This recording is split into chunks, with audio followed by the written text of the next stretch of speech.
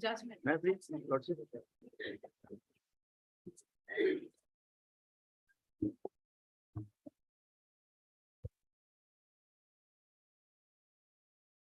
The judgment is partly allowed. The conversion, there is conversion from 302 to 304 part 2. And from life to 10 years. Lordship. And fine the same. As imposed by the trial court.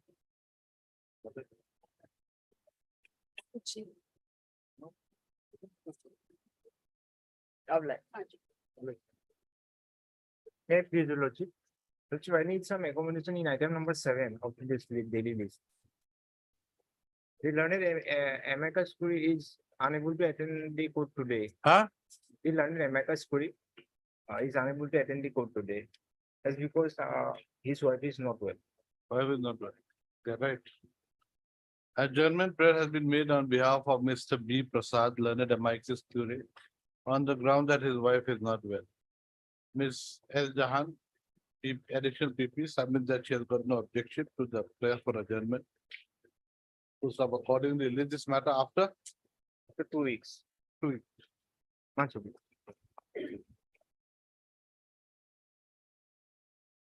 Please, Your Lordship. With the consent of the other party, I'd like to mention item number 2 of the cause, please. That my senior has a case in NIA court today, so he's not able to appear today.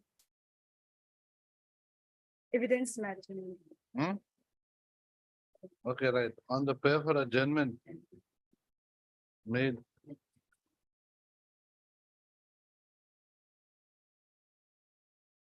Just show me item 2. Item number 2, my lord. I know, I just want to see the 5. This has been pending since long. And it had come up a number of times. Small matter, in fact.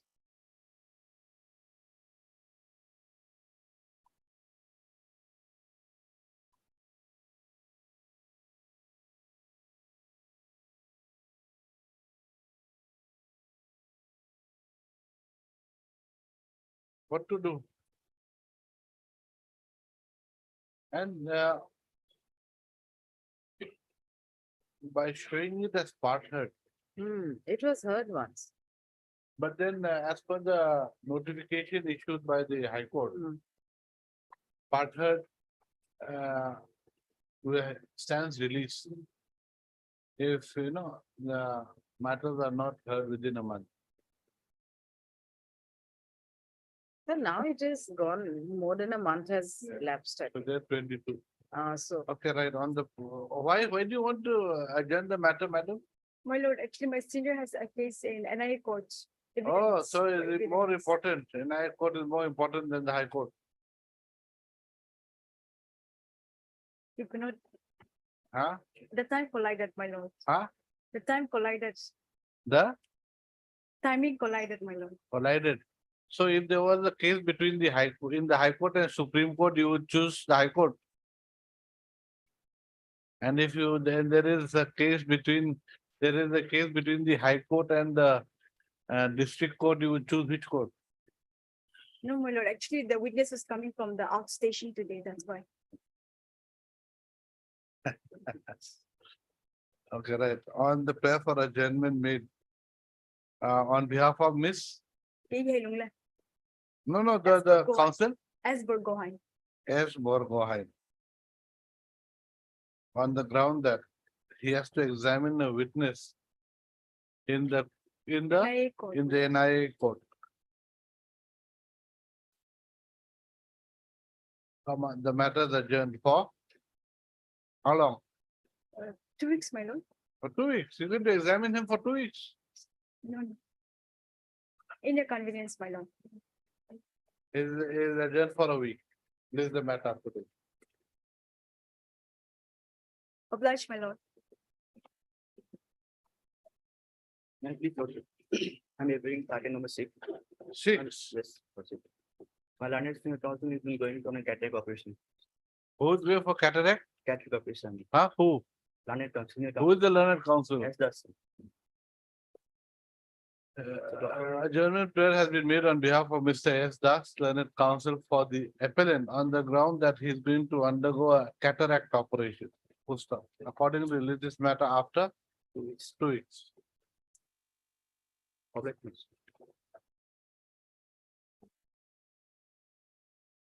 Next, May I please? So I'm praying for listing of a criminal appeal for Moson.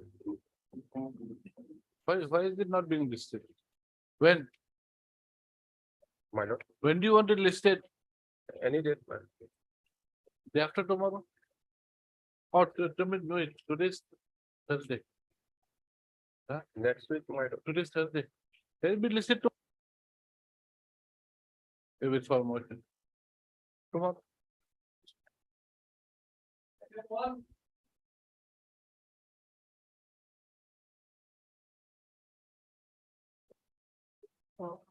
What to do, Mr. Lordship, if I may take a prayer, he is on bail, therefore he is appearing in the court below. Oh, If I can take justice service, Lordship, Uh-huh. if your Lordship will permit. okay, right. Mr. R. K. D. Chaudhary, learned deputy SGI appears for the applicant. This application has been made for postponing the delay of 62 days in filing the appeal. What's up?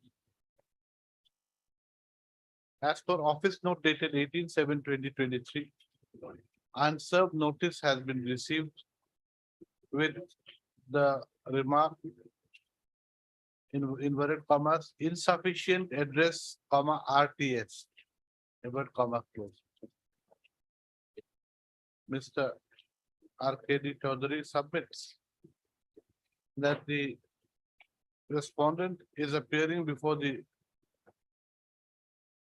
Special court, NIA court. yes, Lordship. NIA court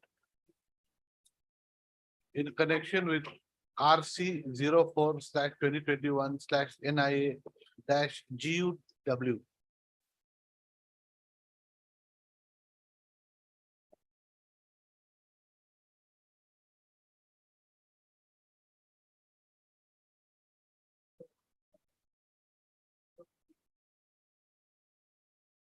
You just say in connection with special NIA case number 3/2021. 3-1. 3/2021 in connection with RC so. He accordingly prays for taking steps upon the respondent by way of dusty service. Prayers allowed. List the matter after. Let it be a bit longish date, Lordship. I do not know when the next date is. List the matter after 4 weeks. after 4 weeks. 4 weeks. Lordship. God bless you.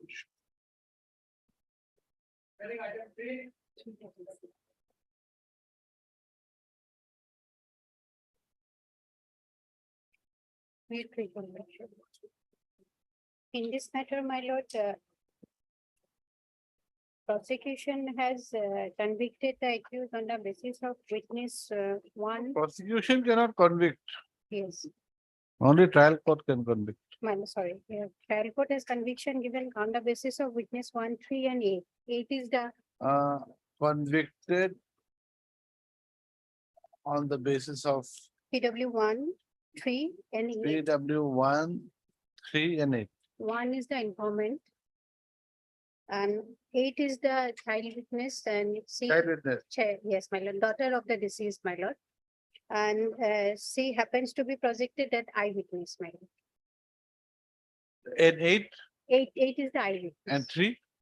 3 is relative to the deceased, my lord. Okay, so PW 1 is the informant. PW 3 is the Relative to deceased, my lord. relative of deceased. And 8 is the daughter, How is she the relative? my lord.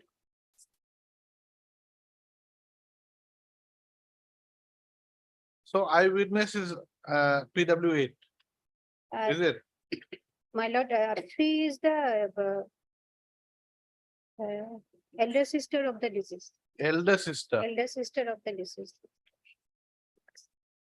Informant, So who is the eyewitness? eyewitness is 8, my lord. 8. The child witness is the Child. eyewitness, my How old? lord.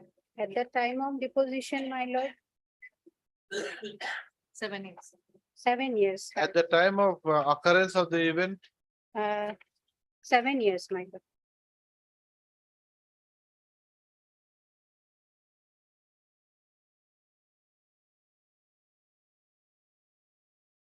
In this matter, my lord, another relevant point that I would like to apprise that there is a dying declaration by the deceased. dying declare, oral or recorded? It is in the form of a register of a hospital, my lord, when that particular lady was taken for it's a burn injury, my lord, kerosene pouring case, my lord. On the basis of, because of quarrel between the husband and wife, my lord, that lady was burned out, my lord, and that Was it an oral dying declaration or was it it recorded, is written by the doctor, my lord.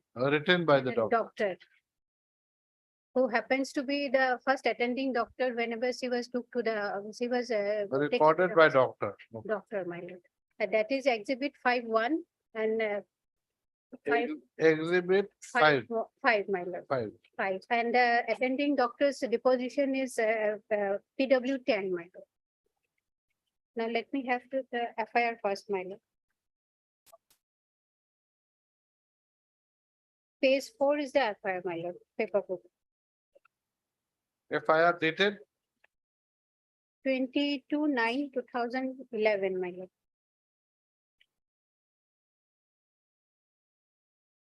yes.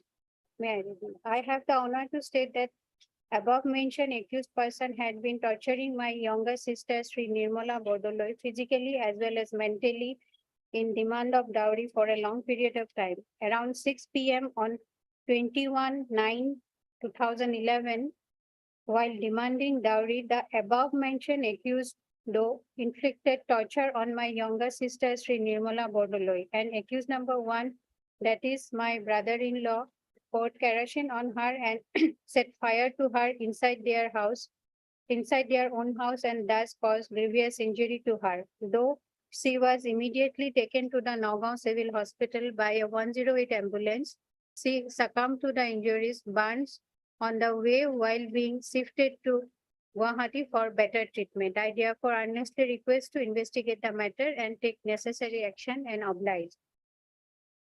Who is number 2? Who is this Sangeeta Bordoloi? That is sister of the deceased, my lord. Sister of the accused, my lord.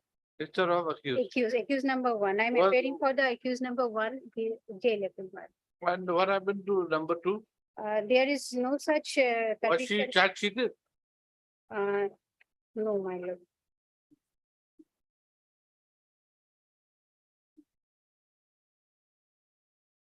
I don't find her name, my lord. Not charge sheeted. No. Only one Deepak Bordoloi was substituted.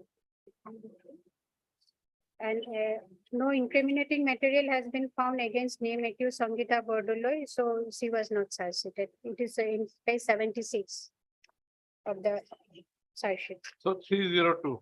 Only 302. That initially, though it was a case was projected on dowry, my lord, but Planet Court below has discarded that 498 dowry thing, my lord. and, Charge framed under? Charge frame under 302, my lord. So what is wrong with the conviction? My lord, though prosecution has amply relied upon the witness of eyewitness, child witness number 8, my lord, there is a declaration of dying declaration, my lord, which doesn't any whisper in the entire judgment, my lord. And learned court below did not relied upon that it was an exhibited document and prosecute on and that court has only relied upon the witness of TWA, who she happens to be the eyewitness, projected an eyewitness, and relying on her evidence, the conviction was given, my lord. So what was the court's finding My lord. on the dying declaration? Any observation? No observation. Even prosecution has in any of the witnesses, no cross-examination was done on the basis of dying declaration, my lord. Not a single whisper in any of the witnesses What? regarding dying declaration, my lord. Exhibit 5. Now let us see the evidence of PW ten. May I read first the evidence 1, 3, and 8? Now my let lord? us go to PW ten My first. Page 28.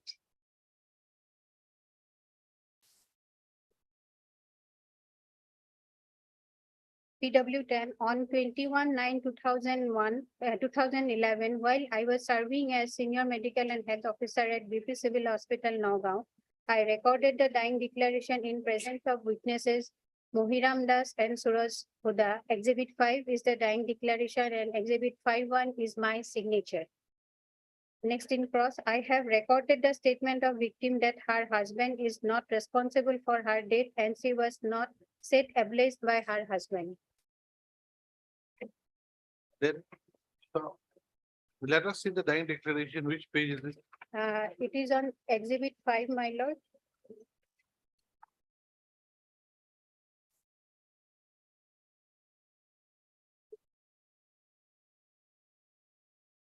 Page 69 of the paper book.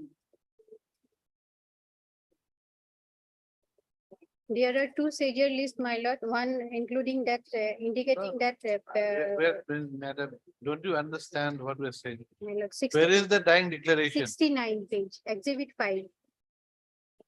69 is the Caesar list. Yes, my lord, that particular record, register record of the hospital, my lord, where this noted, the declaration was noted, it was as says, my lord.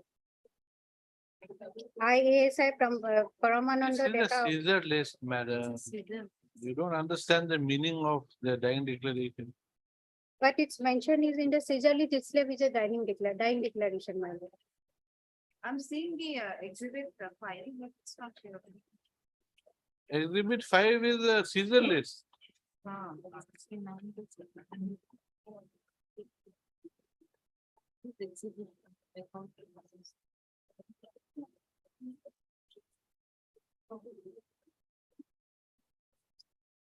It's also numbered as exhibit 5. Ah, I don't have the paper book. Perhaps it is there. It is on Page 54 of the registered count. handbook. Yes, yes, this is what? It is in Assamese, it's the handbook. 6:30 p.m. today, following and body. At about 6:30 p.m. And set fire to my body. Did not set fire. to me, and my set fire. oh, At 6:70 following the fire, my husband had for balancing and set fire. Did not set fire, and my husband set fire, and this fire, and it's also about it.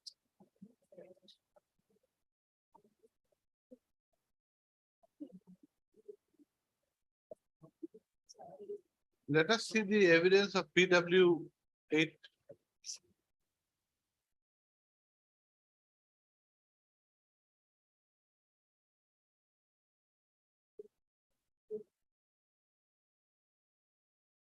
Page 24, my lord. Yes, Her name is Dixita Bordoloi. Page 25. It starts, my lord, after the questioning. I am satisfied that witness Dixita Bordoloi has the understanding capacity and capable of giving rational answers to the questions put to her. Complainant Iramani Bordoloi is my Zethai, mother's elder sister. The accused is my father. This is Nomita Bordoloi was my mother. At the time of incident, I was at home itself. In the evening on the day of incident, a quarrel took place between my father and mother. When my elder brother Rishabh Bordoloi and I were going to inform my grandmother, my father brought us back from the halfway and kept both of us in the house of grandmother. After some time, I came out and peeped into the house through a hole of the door. I saw that my father got my mother seated in on a chair, tied her oil on her, pressed her mouth with a pillow, and then said, fire to her. On seeing it, I raised hue and cry. I went to inform my uncle and forbade me to come. Uncle did not come with me. After some time, my father opened the door and came out weeping. After the case was lost, police brought me to the court. I gave my statement before the magistrate. Exhibit 3 is the statement and exhibit 3 it should be the signature. Now I in cross. Now I stay with my Jethai, mother's elder sister Iramani. I have been staying with her since the death of my mother. Elder brother also lives with my Jethai. Iramani's house is a little away from the house of my father. Houses of my grandmother situated adjacent to that of my father built is separate one. Today, my Jethai Saya has brought me to the court to adduce evidence. My Jethai Saya did not tutor me while we were coming by a vehicle. It is not a fact that today I have deposed the way my Jethai tutored me. There are one headmaster and two lady assistant teacher in our school. I forgot the name of the lady teachers. At the time of the incident, my grandmother was not at home. Uncle Dibjuti, Aunt Moni, Uncle Utpal and Aunt Sangita were present. Uncles, aunts, Rishabh and I were at place of occurrence. I alone came out from the house of my grandmother and went towards our house. I arrived near the door to our house. Having seen the incident, I screamed. I came back and told my uncles and aunts. My uncles and aunts and elder brother Rishabh did not come. It is not a fact that I did not peep into the house through the gap of the door. It is not a fact that I did not see my father getting my mother seated on a chair, pressing her mouth with a pillow, pouring oil on her and then setting fire to her. I did not state to police that when I peeped into the house through a gap, I saw father getting my mother seated on a chair, pressing her mouth with a pillow, pouring oil on her and then setting fire to her. I did not state police that my aunt told uncle not to go, and after some time my father opened the door and came out weeping. My mother loved me much and my father did not love me much. It is not a fact. No, it is not. It is not a fact that I did not witness the incident through a gap of door. My mother was not cooking food while we came out. It is not a fact that I have adduced false evidence.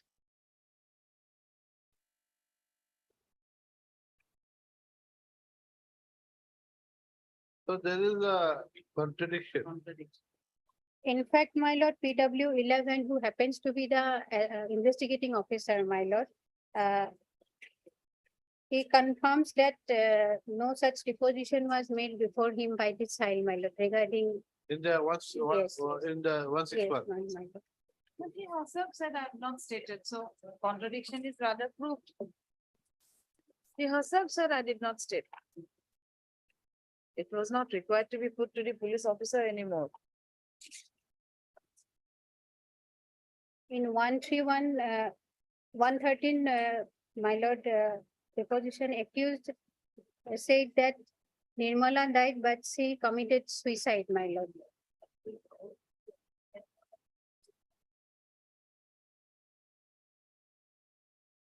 Let us see the Ayub, what does he say? My lord, he is 11.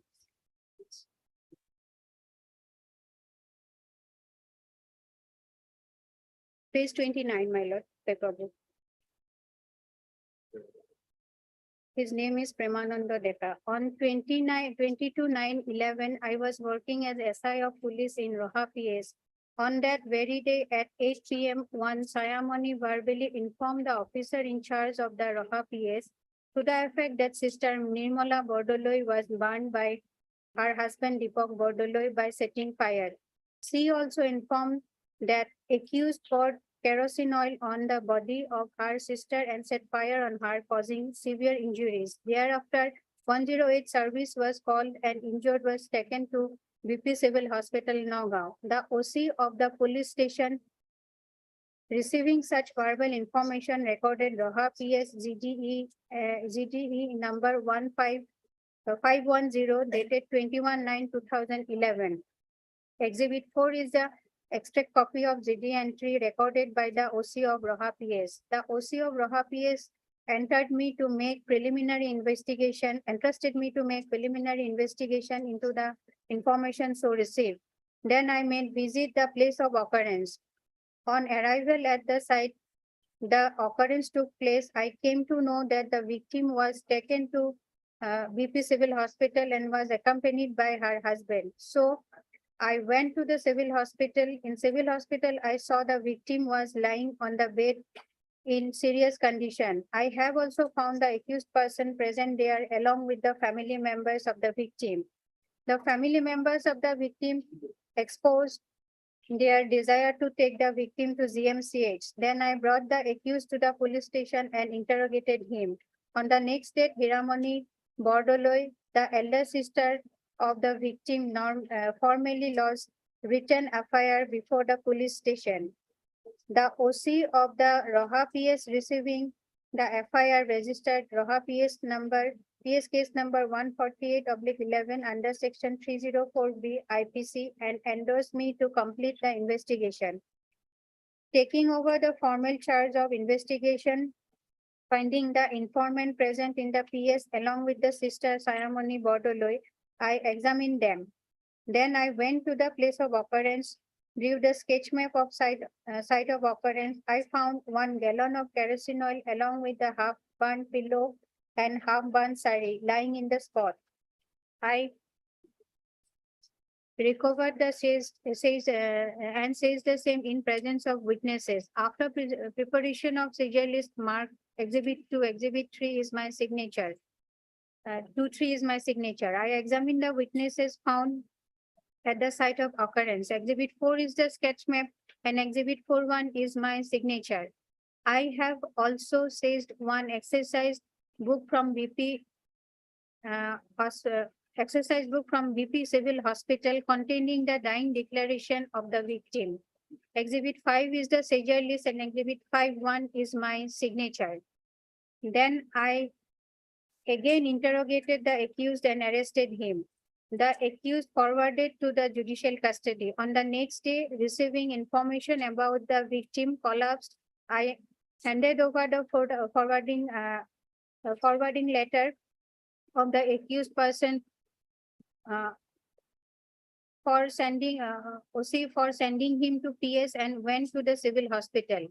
By this time, I informed circle officer for conducting inquest over the dead body of Nirmala Bordoloi. Accordingly, he conducted the inquest. After completion of inquest, I sent the dead body of post-mortem examination. On the next day, I sent Dikshita Bordoloi, the daughter of the victim, to the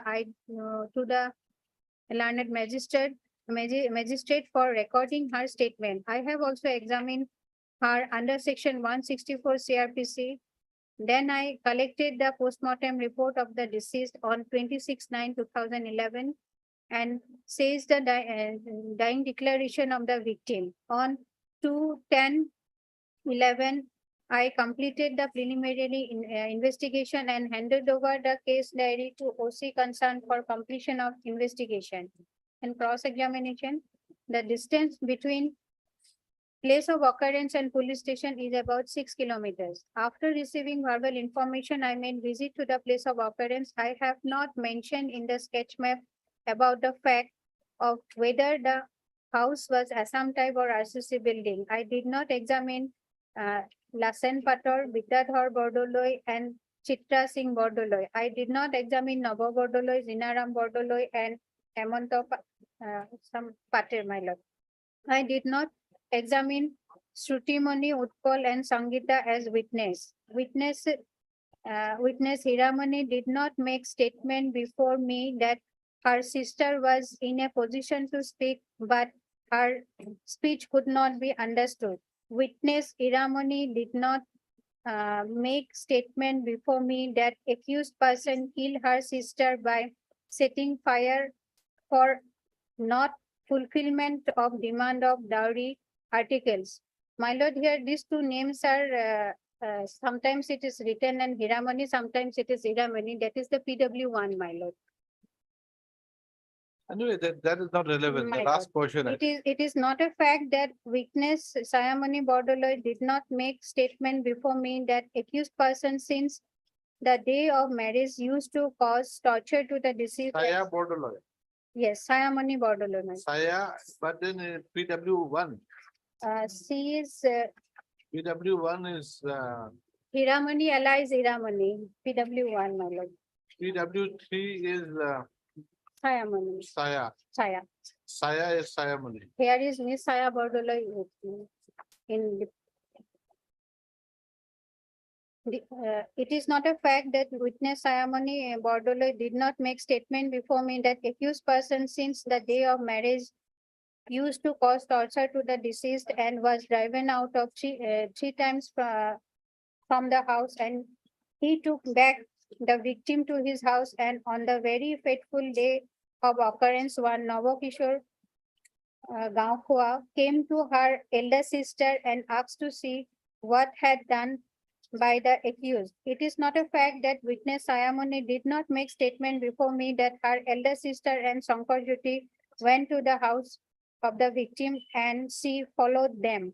Witness Sayamani did not state before me that she found the victim was thrown out from the house with burn injuries. Witness Sayamani did not state before me that the fact of her elder sister asked the accused what he had done. It is not a fact that witness Vinuraji Gaokhua did not make statement that he made visit to the site of occurrence and at that time the victim was in condition to speak. It is not a fact that witness Ganga Patil did not state before me to the effect that she doesn't know how Nomita was died.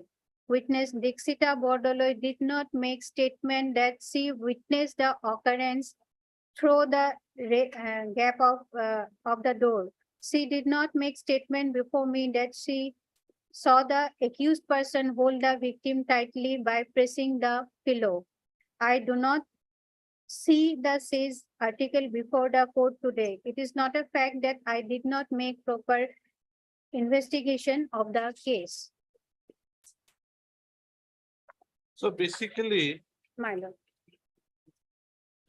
the child witness yes, did not make any statement Before under the section 161. my lord. No, she in fact made.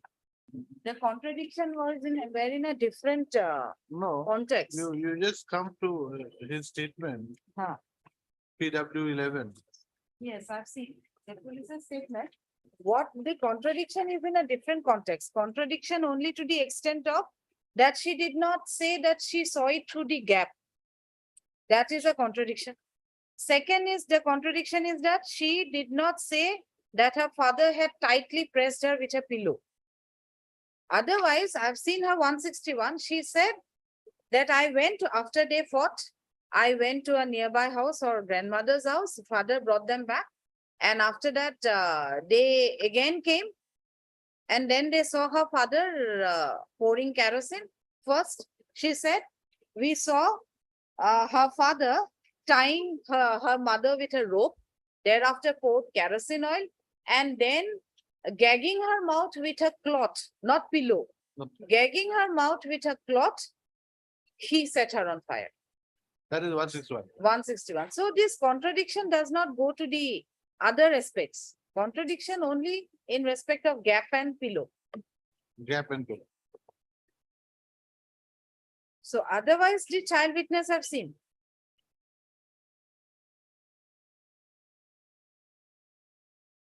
So, but she was the only one who saw, My lord. no one Because else. No, there is one more son, he is not very normal, it he seems. is mentally retarded, so Ah. he did not depose anything. And dying declaration, once I had placed one judgment where Supreme Court said at the first instance in our society, women doesn't like to implicate their husband.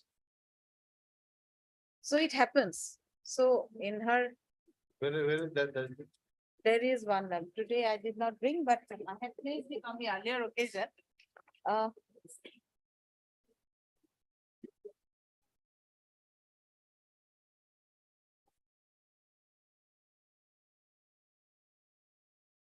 Uh, this is 2010 8 SCC 514. Paragraph 27. They might have here. Rakesh, asani? 2010 8 SCC 514. There is one line, of course, that many women, most women do not accuse their husbands for sentimental and regional religious reasons.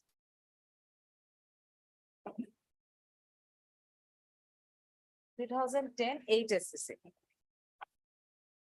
So here otherwise we don't have any other evidence. Everyone had come after they heard the incident and they saw the body lying in the threshold or somewhere, eavesdropped perhaps in the threshold. So only evidence is the child witness. And Juxtaposed with the dying declaration. juxtaposed with the dying declaration, of course, she does not say, I'll take out the paragraph. Only thing is that the dying declaration has not been, elaborated in the evidence. My lord. In the case, Normally, dying declaration should be recorded by a magistrate. And But they there's should, no time. there There's is no no time. hard and She's fast going, rule, my lord. there's no time. if there is no time, of course, they should give some reasons why it was not recorded by the magistrate. This is what Supreme Court said.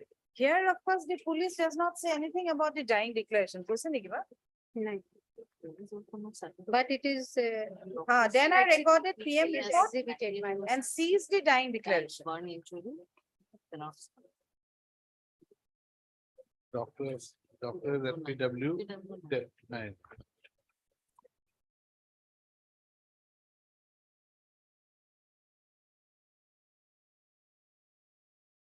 PW 10.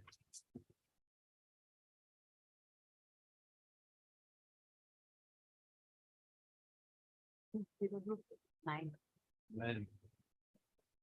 Cross. And then person cannot speak, 90.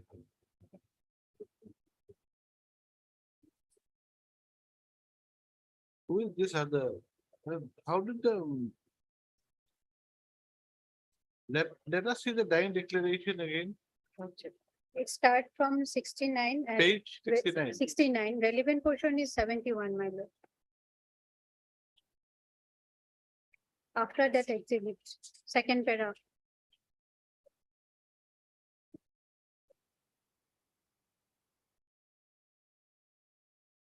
At about 6:30 AM today, that is Who, signed by BK, Dr. BK. Who is Yes. Dr. BK? that is the PW 10, my lord. Visitra Kumar Hazarika. 29. Here name is probably not legible, so in translated version, it is not in full form, my lord.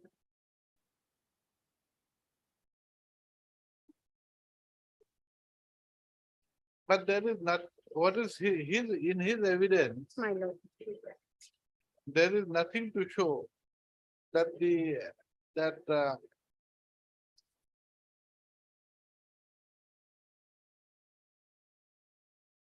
was in a sound mind,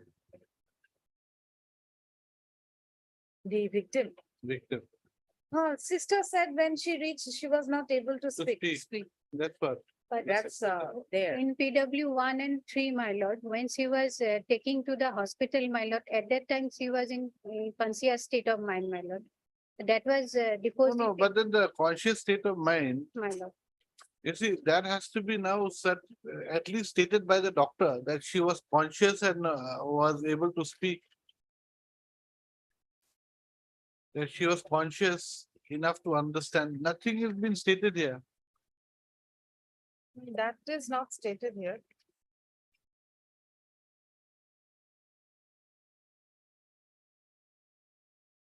That word fit state of mind may not be here, but at least that she was conscious enough to make a statement that should have been here, that declaration. that he is not deposing.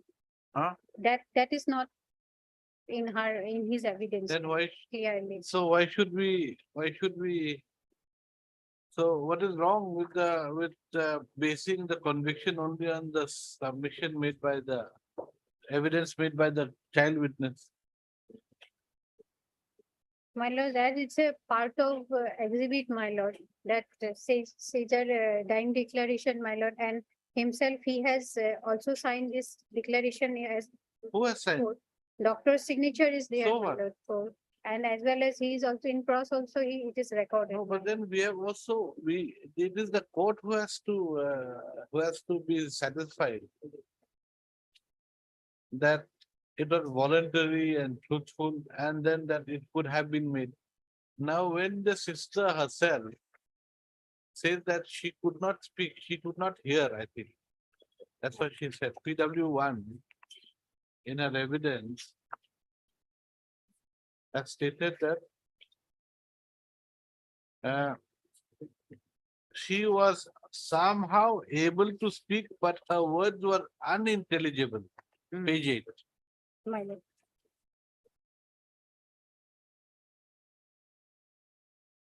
And these Mohiram and Suraj perhaps were not examined They were in not presence examined. of theirs, no, The witnesses to the dying declaration. They were not. Two other. And then when you go to 3, Huh.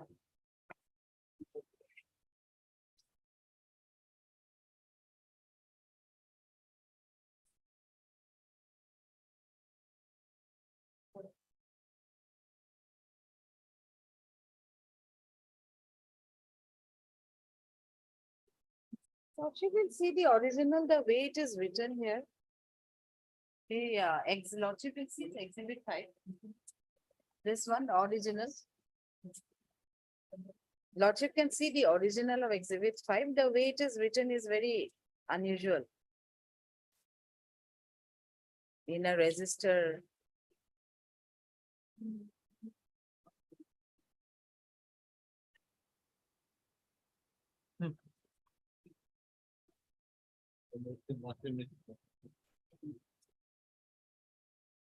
I've read it. Moi Jui Jalai Diyo, herself, she had set herself on fire.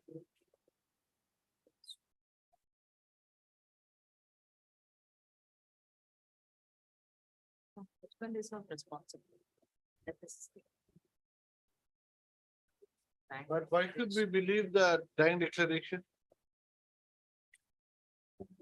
My lord, that witness is of the prosecution witness, my lord. If it is disbelievable, he or favors the accused, my lord, it has to be declared in hostile. Why would the child tell a lie? One sentence only her cross, my lord, that father doesn't like that.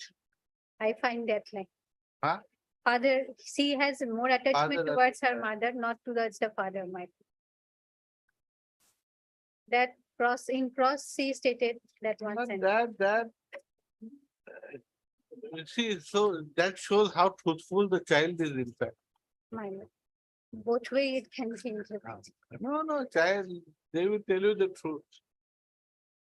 Children will tell you the truth. And there is one because if your lordship convicts only on the child witness, then child witness statement has to be carefully gone into. Here, one part, of course, she is very young. She initially said, I was brought back by father, and then she said, I myself came. That is there in the cross examination. In cross. it is different. I alone came out from the Yes. house of my grandmother and went towards our house in her cross. But in her examination in chief, she said, father brought her back. Father brought us back from halfway. Were the two witnesses to the dying declaration made prosecution witness? No, those No, two my persons are not there. Prosecution, Not made prosecution witness, no. Mohiram and Suraj. right? I'll see their names whether figures out in the chart sheet. I don't have the paper book. The office person couldn't get the paper book. Look, to kill yourself by burning, that is quite drastic. Hmm. Hanging would have been simpler, easy way out. Barney, so you really, I don't. Mohiram and Suraj are not there as a witness even in the charge sheet. Why? They should have been, if they were witnesses to the dying declaration, they should have been witnesses. Perhaps these are ward boys or somebody. Whatever, Hmm. the very purpose of a witness is to certify that something had happened. Lordship, that judgment, Lordship can see paragraph 29, where the victim was taken by her husband and father-in-law to the hospital. Here is also the case. Husband took her. And then paragraph 29, Lordship will see there. And then it is said trial court was right in holding that for religious and other reasons, women do not accuse their husband at the first instance.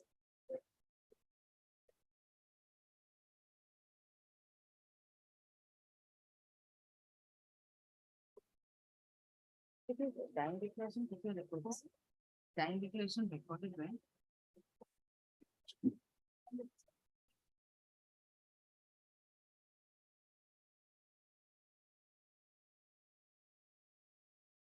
Six thirty. 6:30. 6:30 PM, same day, 21/9. After the incident. Oh. Whenever 21/9, she took the hospital 21/9 is first. the incident. 21/9 is the incident. Postmortem was done next day. Postmortem was done next day, but he is the attending doctor. So it seems without any loss of time, immediately after she was brought to the hospital, that dying declaration was recorded. But she was not able to speak. Ah. I mean, the sister also couldn't understand how can the doctor, who is a complete stranger, be able to But understand. time and again, Supreme Court said that finding may not be there. She is able to speak. The doctor, he is not interested in any way or the other. There's- So there is nothing to disbelieve. And I would even like to place with one 99% burn injury, one can speak. on admissibility, my lord, of time declaration, I would like to place one judgment. So both of you seem to be on the same page. Uh, I'm just placing the case, what can I be. don't know. You're supposed to be the prosecutor. I don't know. I thought you were supposed to. Get people inside. No, actually, it's not that. We are But public. your job as a prosecutor is to do what? To support the conviction or to No, say that? what I feel is we are public prosecutors, so we are not government prosecutors. So we have to say what is there on the records. But would that be going against what your predecessor had said in the trial court? Would your stand be different depending upon the court you are appearing in? What they have said, I'll not, but then what is there on records? Of course, the child witness is definitely there. And it was only inside the house. No other eyewitnesses there to, my lord, ascertain the incident.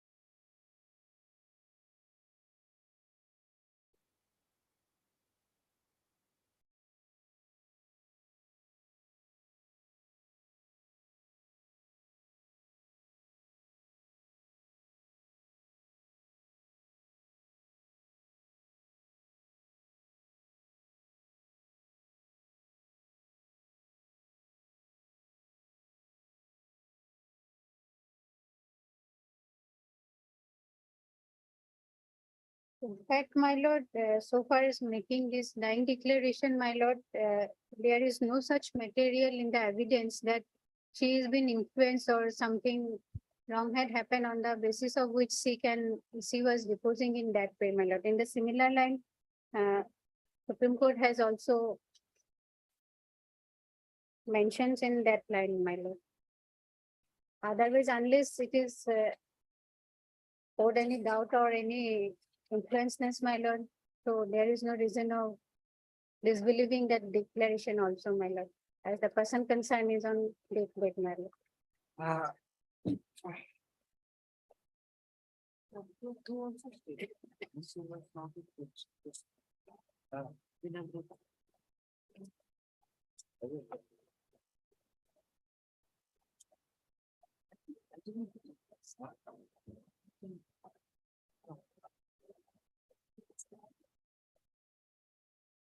Straight away without any reason. No reason given by us to why we have to suddenly take the.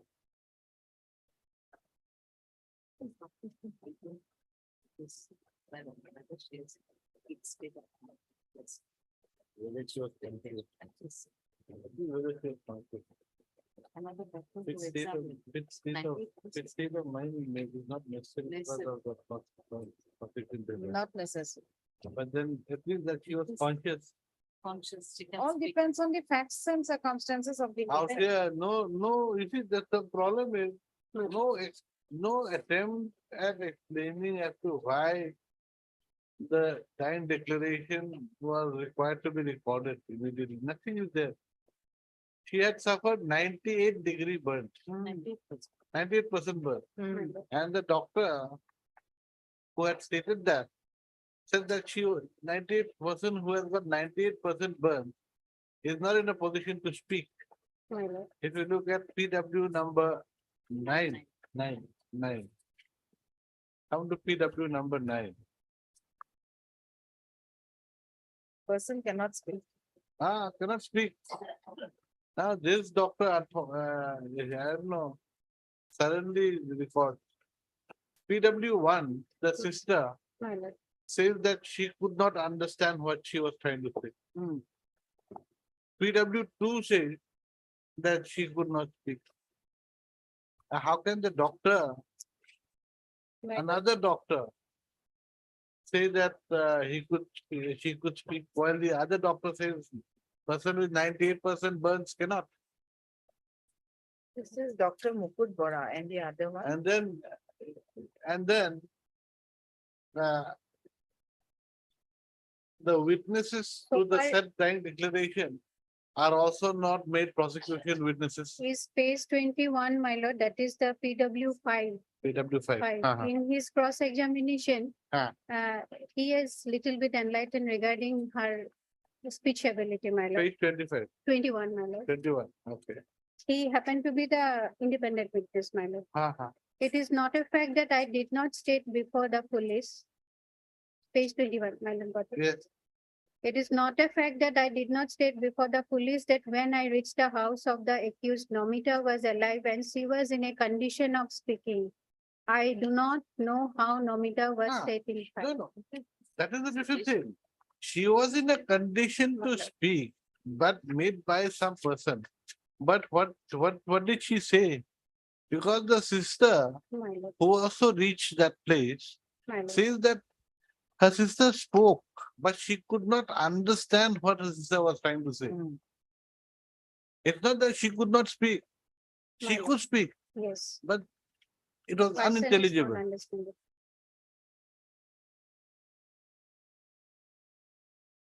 And then when they reached the hospital, My lord, the doctor who attends to that patient my lord. says that she has got 98% burns and is unable, and a person who has got 98% burns is unable to speak.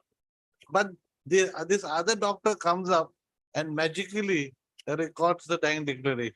No, that probably that PW 10 is the first attending doctor, my lord. Other one is the next. That is what.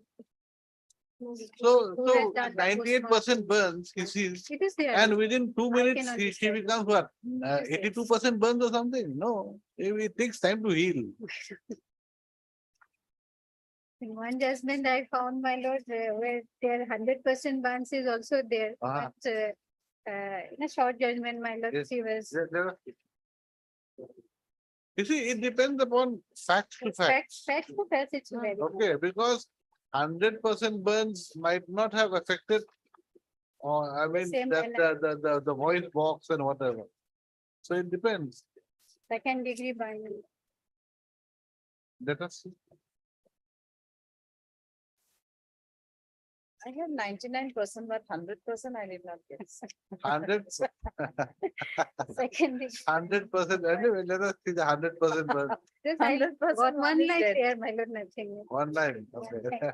It's the one page that I did search, but I could not find it in. But kudos to you for finding out a judgment where it says that 100% burn victim can. Mentioning is there, my lord, in witnesses.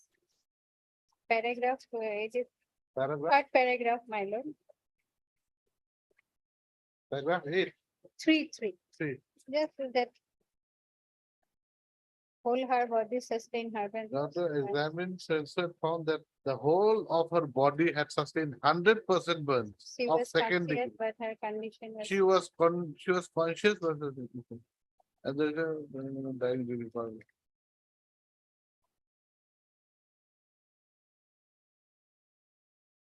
Okay, as per this judgment, 100% burn victim can give us the dying declaration. Maybe, Hmm. and we accept that. But the problem is when the sister herself says My lord. that she could not understand what the person was saying. That how is it possible that the doctor could understand? My lord. But And, yet, and keep in mind the fact my lord, that you've got to be very careful with dying declarations also. my lord. And the witnesses to the dying declaration are not made witnesses. They're not examined by the court. Why? If they're witnesses, they should have been made witnesses. But same TW10 is the prosecution witness, my lord. Huh? TW10 is not the defense witness, this is the prosecution witness, my lord. Maybe. But then we have got to weigh the pros and cons. He has proved the contents of the sentence made in the dying declaration, my lord, by way of giving evidence, my lord. And no cross has been brought into that extent that denying, discarding his statement, my lord, that it's false one. Or it is concocted. my lord. Same thing is also there. Only 2 minutes. my lord.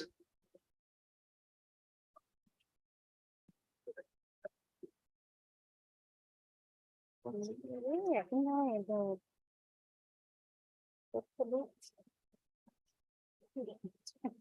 Mention a second. 57.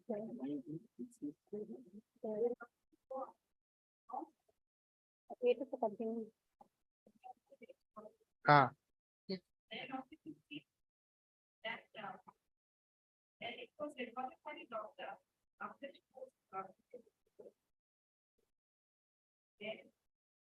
May I read, Mary?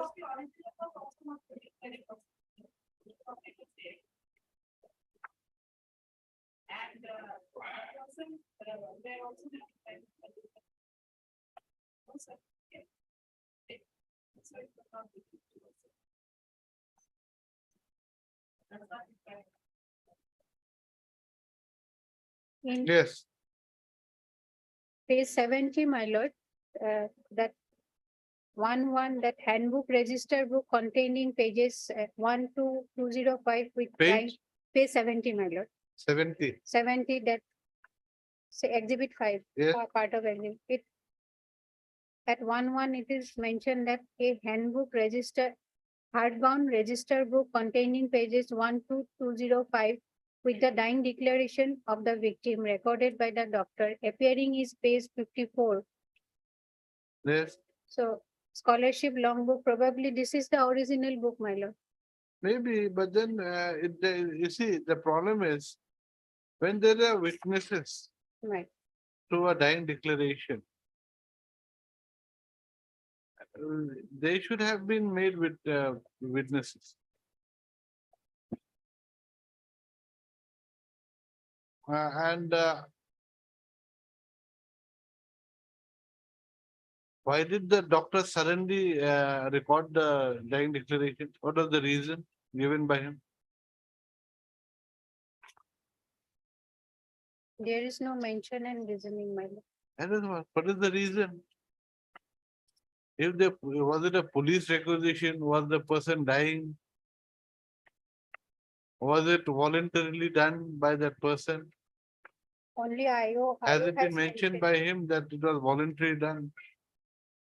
IO has mentioned in his deposition.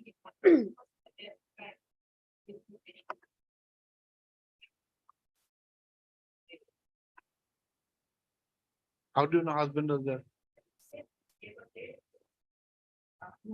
All along, he has accompanied my lord till his arrest by the investigating officer. Signature of accused is there. He was there.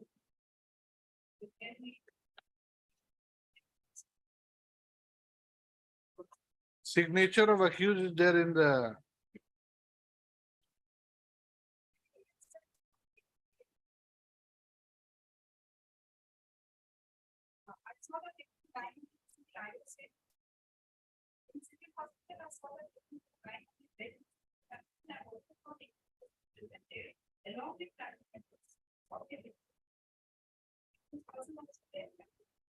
Victims' family members are also there.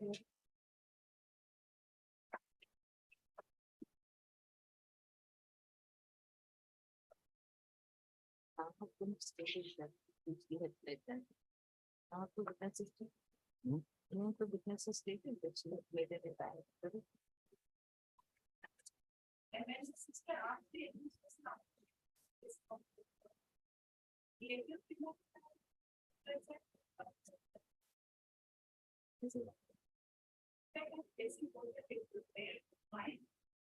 In 3131 sentence is mentioned regarding his her suicide. My lord. One just sentence she has mentioned. She died by committed suicide.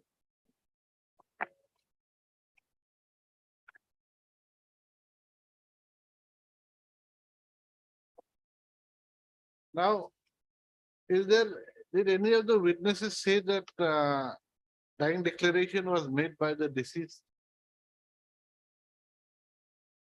If they were all present in the hospital, did any of them say that dying declaration was made? Except 10, no one. Except 10. And 10 is not the doctor who attended the patient also. No, my lord, he may be the first doctor while this incident was happening. Thereafter, second doctor was the next day he done the postmortem, my lord. It's a civil hospital, my lord. On duty doctors may be changing as per timing, my lord. That probability might be also there, my lord. He didn't say. Timings are different. Except that the person didn't say that he examined the paper. And the first. Because investigating officer also not saying that he was not the attending doctor, my lord. No, but then Any of the witnesses- PW9 is the doctor who says that I examined so and so, so and so, so and so. My lord. Now, Postmortem part- PW10 who made who recorded the dying declaration does not say that he examined the patient or so and so. Suddenly he comes and takes the signature. And no one, My lord. not one witness. Consequences Says probably as such, the first instance he attended, my lord, then when the serious From injuries are where there. are you saying that? From where are you saying that? You cannot presume. How can you presume that? While they are intending to shift the patient, my lord, to the GMCH, my lord, it is all along mentioned that they want to shift the patient, my lord, probably. Madam, probably presumption that will not, you see, there has to be certain proof. Now, you It is see, true, my lord, but dying declaration, no, no witness has said that dying declaration has been made by the deceased, except for PW10. and. The evidence does not suggest at all that PW10 was the doctor who attended upon the deceased. Nothing is there. There is nothing given by him as to why he needed to record the dying declaration.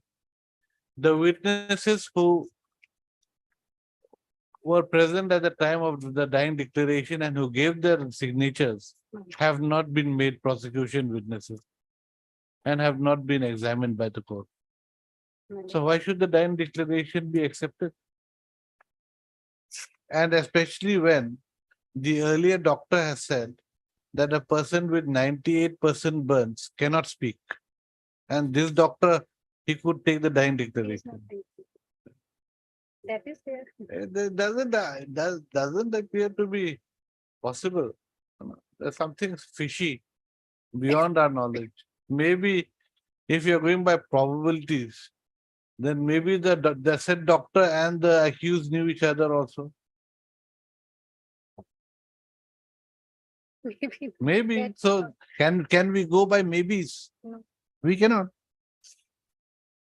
That's what- Interpreting in both ways. It has to be as per the evidence only. But at the same time, he just only a prosecution witness and doesn't declare hostile, did not declare hostile. So that Maybe, part is maybe. clear. But then we have to decide whether it's truthful or not. And then keep in mind that the evidence of the child, It's there It's now. not exhibit. it's exhibited. 164 is also exhibited matter in a similar. Page 28. That's not. That is exhibit. EXT5. Assets. EXT5. EXT5 is kind of, and EXT5 is not. Exhibit 5 scissor list. No, also EXT. Two exhibits.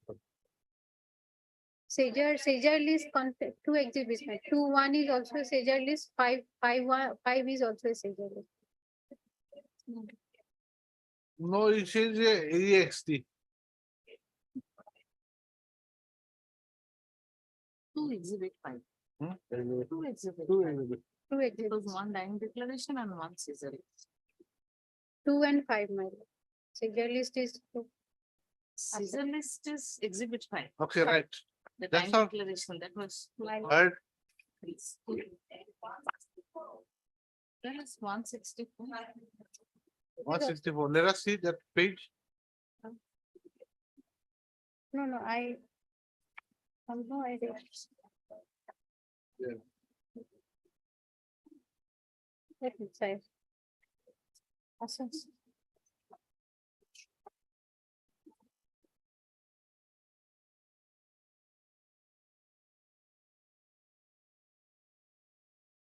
One 64.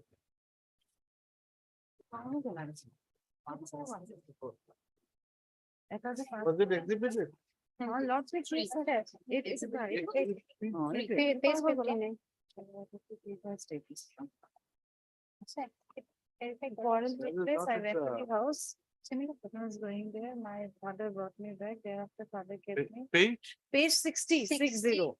Starts from 59, my lord. Exhibit Came 3. out Peeping, I saw my father lying and setting fire. and all sorts of things. Can't come out. My father came out at night. My aunt stayed in the. Page 50. Yes, my lord. 60. 50, it starts 59, exhibit 3, and relevant portion is at 60, my lord. Page 60, paper book.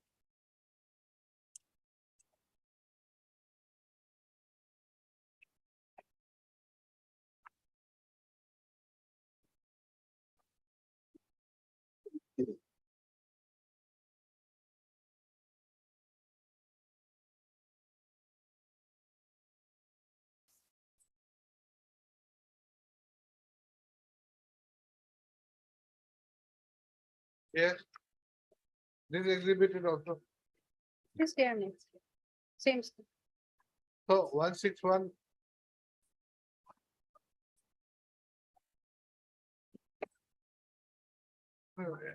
In 161, how did how did she see the uh,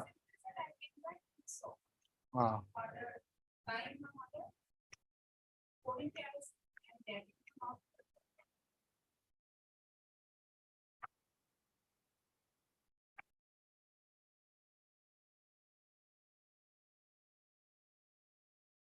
and in 164, it says peeping through uh,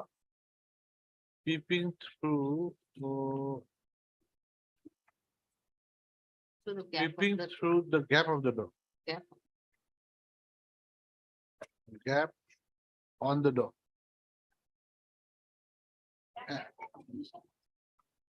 That doesn't matter. And in the evidence, what does she say? Keep peeping through the gap of the door. Okay, right. On dying declaration, my lord, I would like to. Oh, yes, yes.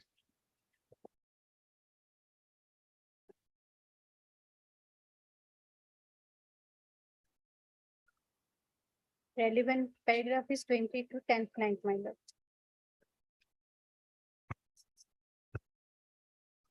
Ara? Para 22, serially from top, it's 10th line, my lord.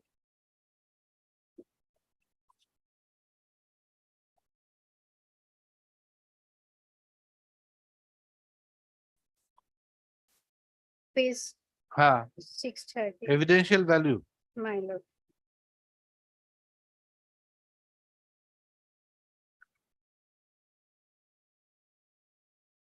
It's parallel to right hand side B, my lord. Yes. Page 630, Yes, my lord, yes. on the principal underlying admissibility. Don't you got it? Ah, On the principle underlying admissibility of dying declaration in evidence that truth sits on the lips of a dying person and court can convict an accused on the basis of such declaration where it inspires where it inspires full full confidence.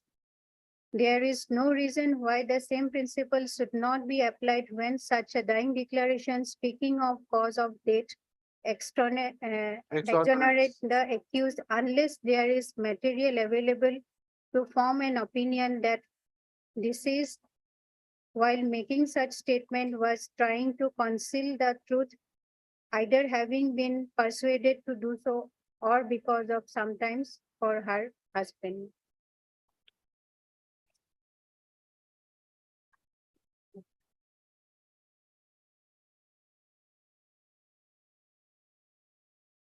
Right.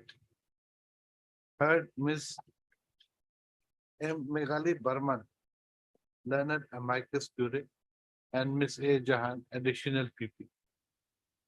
S. Jahan. S, no? Yeah, so I said this. You heard otherwise. Huh? A. So you can imagine when our words are you cannot recognize what I'm trying to say, understand what I'm trying to say. You can imagine a 98% burn victim, which even the sixth cannot recognize or cannot understand, and a stranger My- is able to write a very good dying declaration in the presence of her husband. Other members are also there. I Huh? mean, other family members, her sisters are also there. But none of them have said that dying declaration was written. They did not go there. This, they also did not put their signature on this. No, that accompany part cannot be Their there. presence. They might reach the hospital. They were present. Nobody put their signature. Thereafter, they came to there. Except the accused. Mhm, mhm.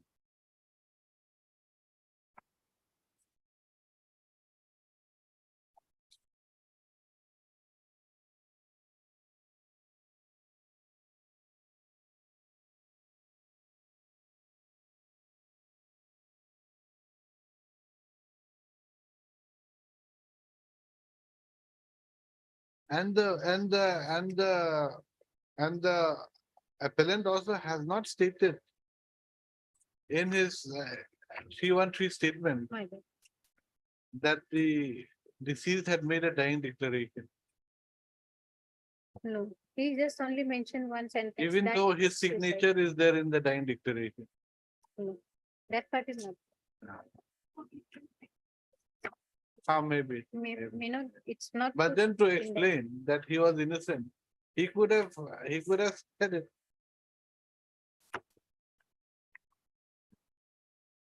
But so input regarding other PWs, my lord, 1, 3, and all this, he is total denial. That is there. Okay, right.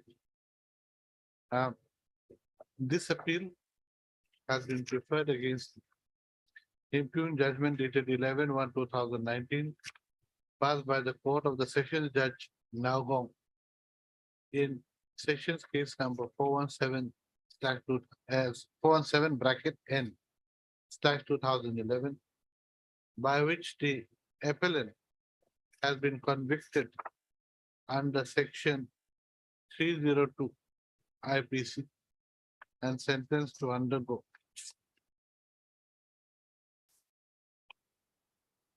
a rigorous imprisonment for life,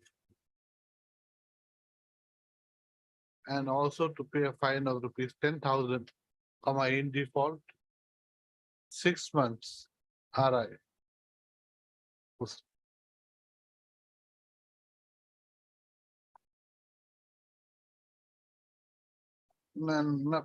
On the ground that he had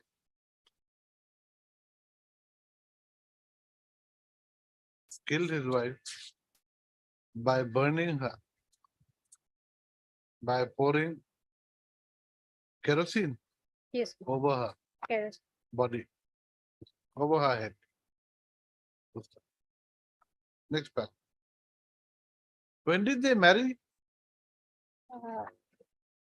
More than 5 years. Simon is around 9 years old, I think.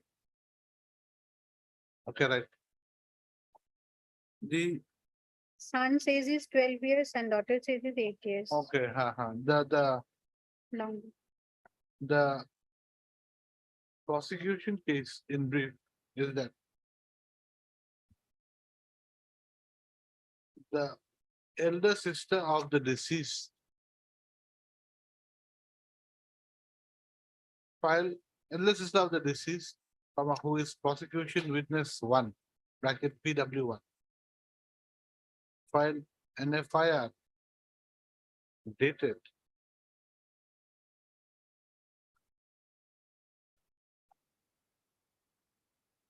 (22/6/2012). No. Dated 22/9/2011. Before the officer in charge, Raha Police Station, stating that the husband of the deceased and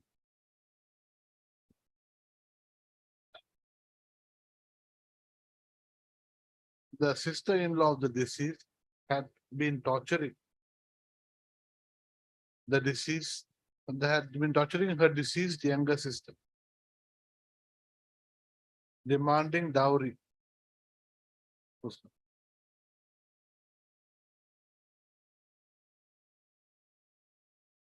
Thereafter, on 21/9/2011 at around 6 p.m., the appellant poured kerosene over her deceased sister and set fire to her inside their house.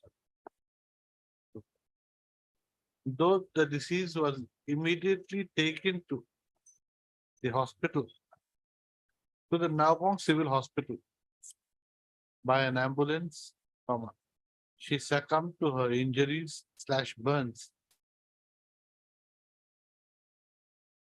No.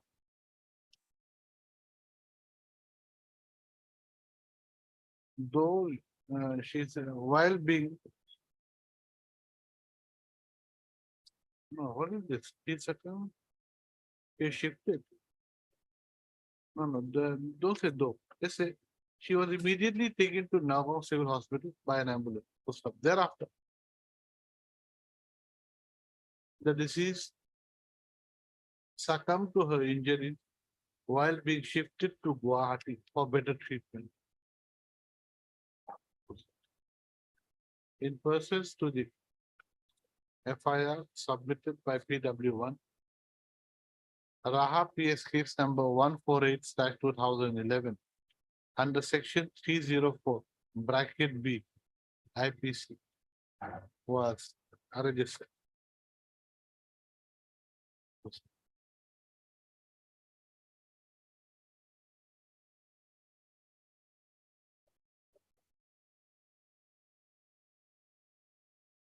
After investigation of the case by the investigating officer, bracket I, charge sheet was filed as a prima facie case had been found against the appellant under section 304B and 302 IPC. Charges were framed against the appellant under section 304B IPC and 302 IPC, to which the appellant pleaded not guilty and claimed to be tried. Next paragraph. Thereafter, 11 prosecution witnesses were examined by the learned trial court, and after examining the appellant under section 313 CRPC, the learned trial court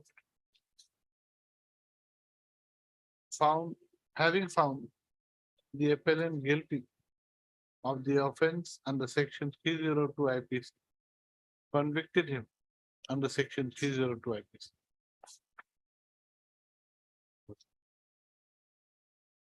The convicted him, okay, next part. The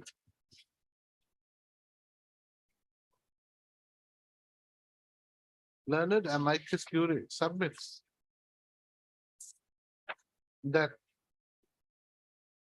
the learned trial court had convicted the appellant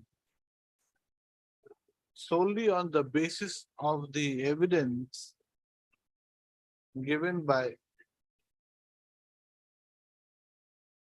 PW1 bracket elder sister of the deceased, comma PW3 elder sister of the deceased, and PW8, comma who was the eyewitness and daughter of the deceased and the appellant.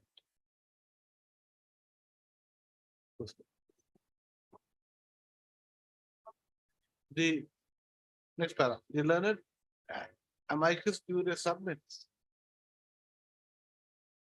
that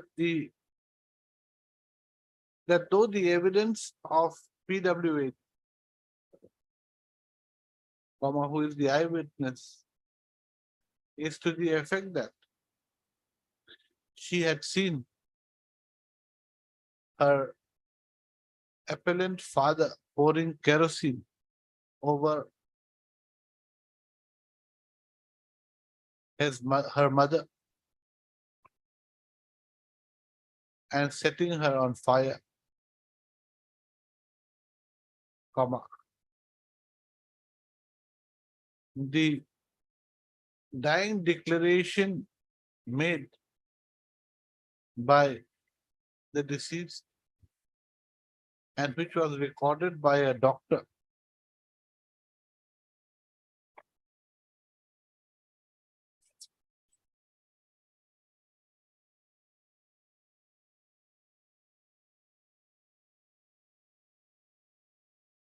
of the Nagaon Civil Hospital. No, at doctor of BP Civil Hospital Nagaon, bracket PW10.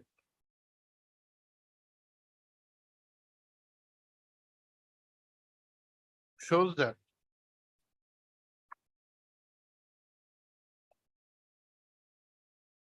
the deceased had admitted to having set herself on fire.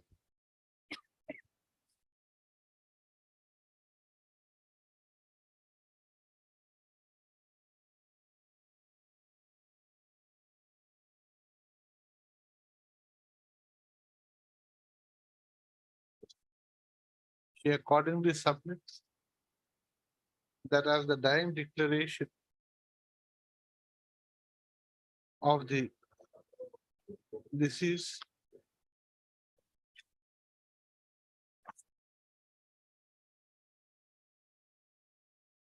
had ruled out the responsibility of setting her on fire, comma, the appellant could not be said to be responsible for the death of the deceased. Full stop. I think that's your main case. That full stop.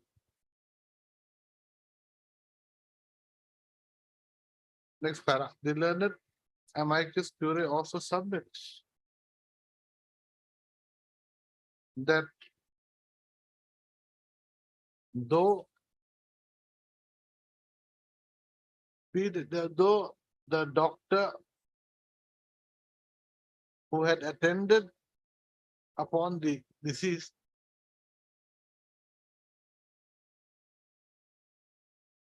in civil hospital Nagaon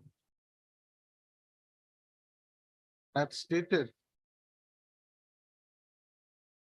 that the deceased suffered about 90% burn injuries.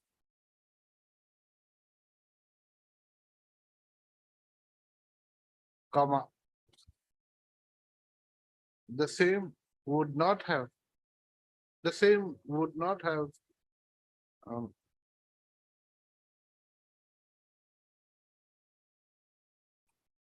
prevented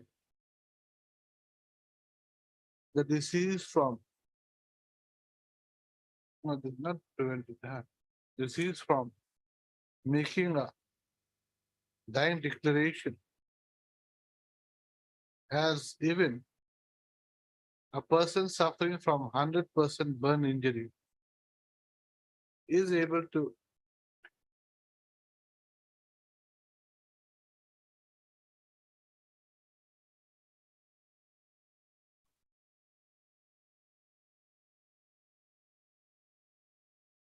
give a dying declaration.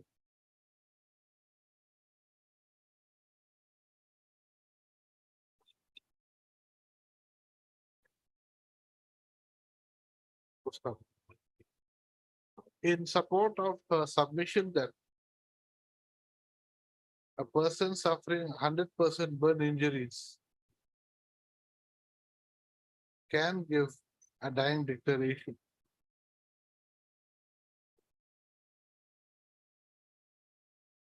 Comma, she has relied upon the judgment of the apex court, the Supreme Court, in Suresh versus State of Madhya Pradesh, reported in reported in 1987, 2 SEC 32.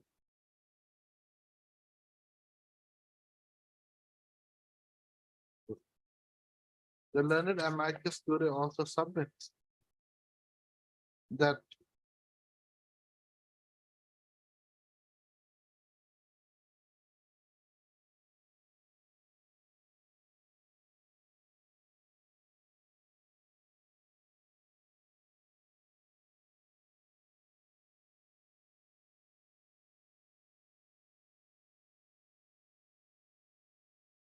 if the court can convict an accused on the basis of a dying declaration where it inspires full confidence of the court, comma, there is no reason why the same principle should not be applied when a dying declaration exonerates an accused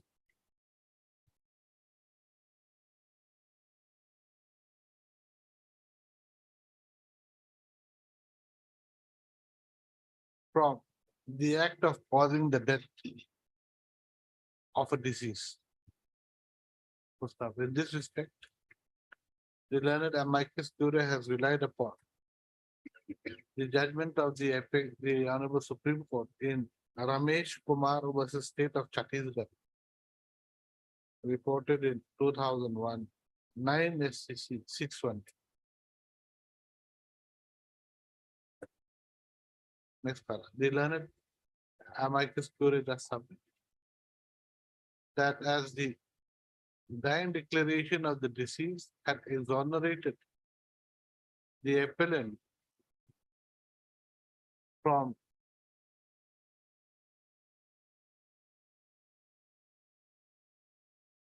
causing the death of the deceased, comma. The learned trial court erred in convicting the appellant under section 302 IPC. He accordingly feels that the impugned judgment of the learned trial court should be set aside and the appellant should be acquitted of the charge under section 302 IPC. Next paragraph. Ms. S. Jahan, the additional PP. Now, madam, you have argued both ways. Now,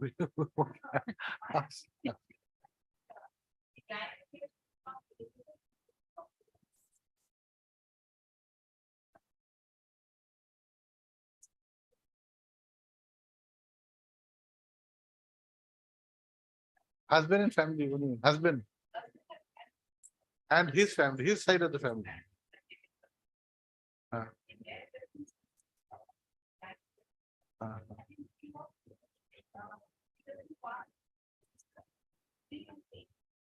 Okay. Submits that in view of the evidence given by the elder sisters of the deceased and the evidence given by the doctor who had attended upon the deceased, comma. The dying declaration made by the deceased is not believable.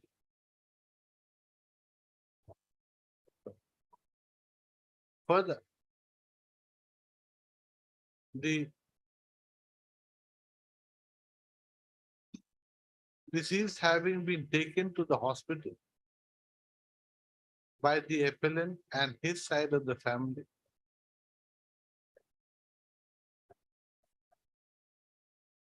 comma, the dying declaration in the presence of the appellant could not have been said to be truthful or voluntary. Huh? What else?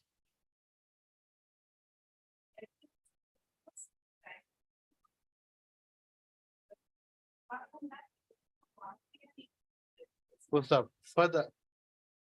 But one, three, how the 1 and 3, where is the one is one, so she doesn't know anything. 3 also. One, okay. 1, 3. But that is neither here nor there. Further the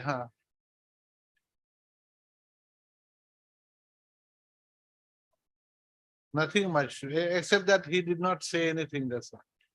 Further, the evidence of the eyewitness,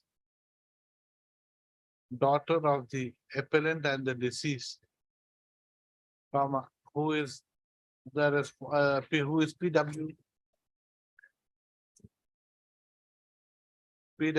8, comma, coupled with the evidence given by PW 1 and 3, which is to the effect that the appellant did not make any reply to their queries.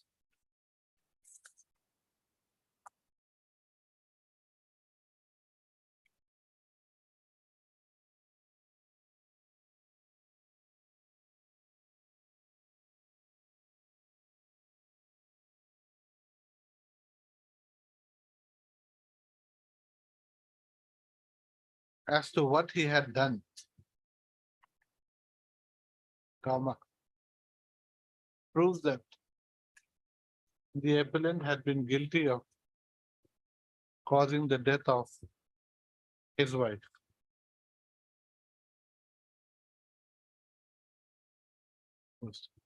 First, she accordingly submits that there being no reason to interfere with the impugned judgment passed by the learned trial court, comma, the learned, the impugned judgment should not be disturbed. What? No?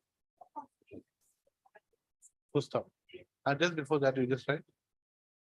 The additional PP also submits that there is no contradiction in the statement made by the child witness bracket PW8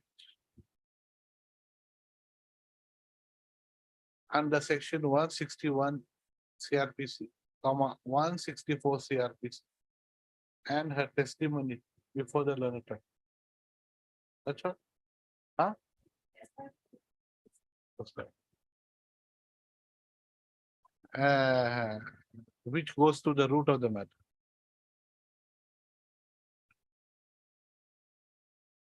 Next paragraph. We have heard the learned counsel for the parties. Full stop.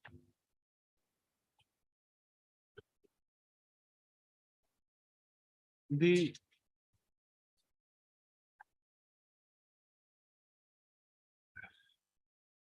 PW1, who is the elder sister of the deceased, has stated that when she heard that something had been done to her younger sister by by the appellant, comma, she went with her son to the house of the appellant and saw her younger sister completely burned. In the eavesdrop? What do you mean in the eavesdrop?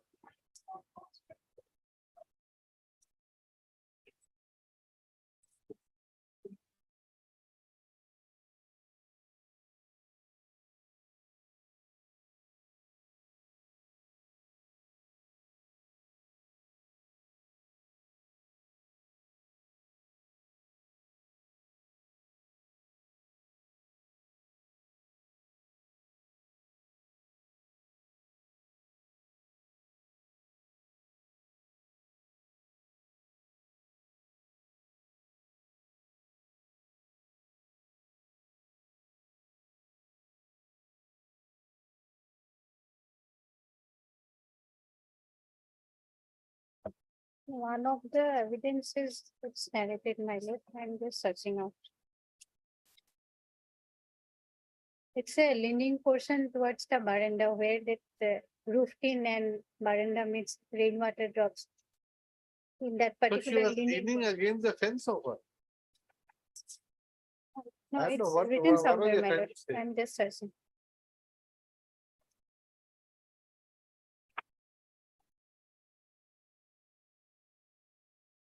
Gustav. The deceased was somehow able to speak, but her words were unintelligible.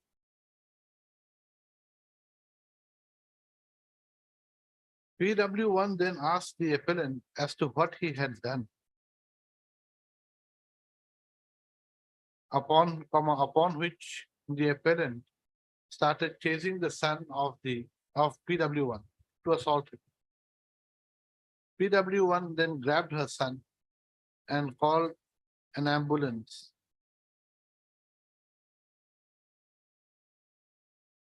Through the phone.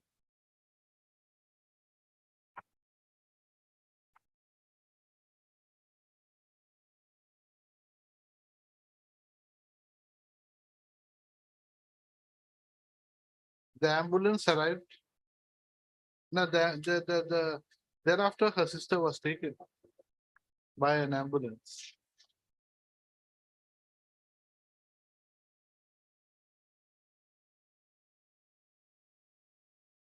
By the appellant along with the son of PW1.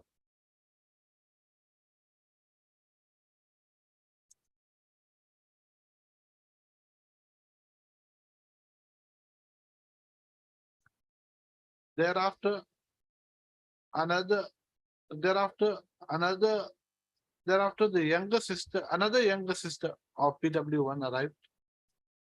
And when they were told that the deceased could not be treated at Nagaon Hospital, they were taking the deceased to Guwahati, but the deceased breathed her last on the way to Guwahati.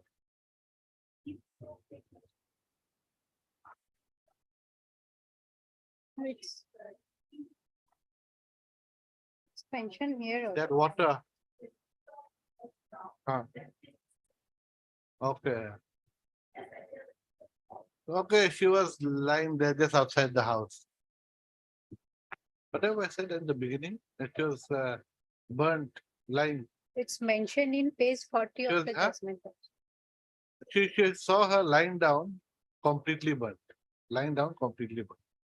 Page 40 of the judgment, it is mentioned. The burned body of Nomita was found lying under the roof where the water falls. Within bracket, How it's- does it matter if water falls or water does not fall? How does it that lying down? meaning is there. No? That is an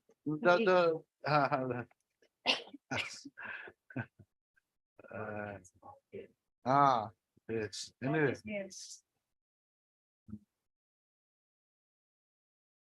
PW1 also stated that the appellant used to torture the deceased mentally as well as physically, demanding dowry, and threatened her that he would remarry.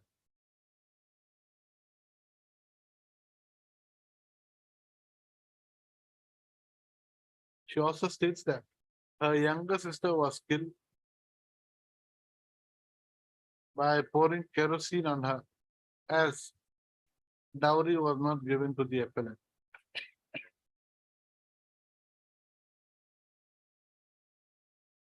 PW1 also states that two young children had been left behind by her deceased sister, who were staying with her. One son, aged 12 years, who was physically weak, and one daughter who was 8 years old and studying in class 4.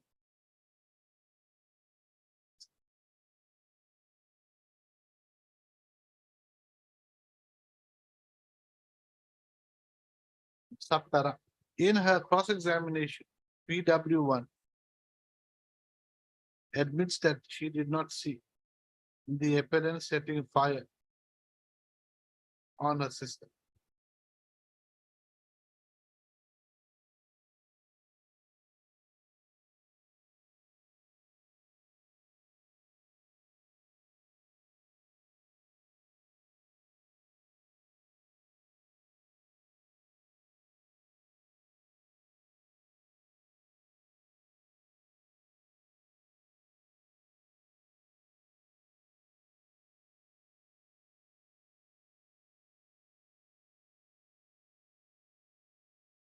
Huh? Who's come? Oh, no, no, left, wait. I'll just finish this evidence.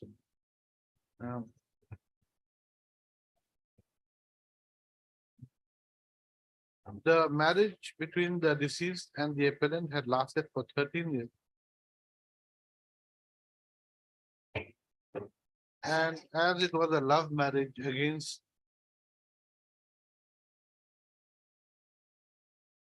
their consent, they were not present in the marriage, and they had no relation with them for 5 years after the marriage.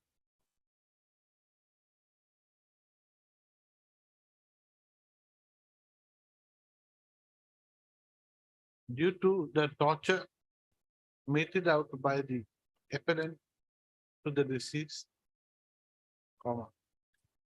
PW1 had taken her deceased sister twice to her own house but the appellant had taken her back.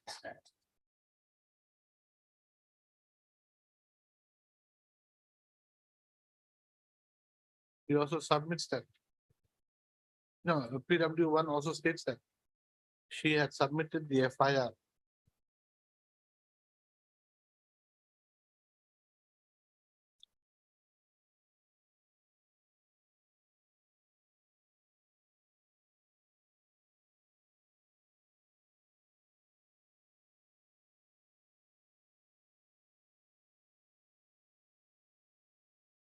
Full stop. Next one. Okay. Up.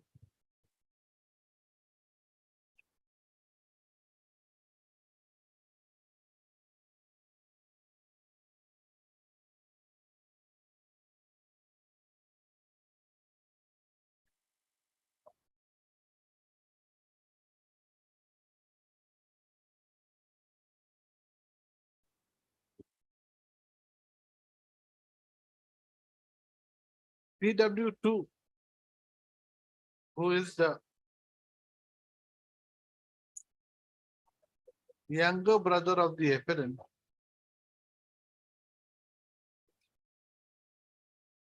has stated in his evidence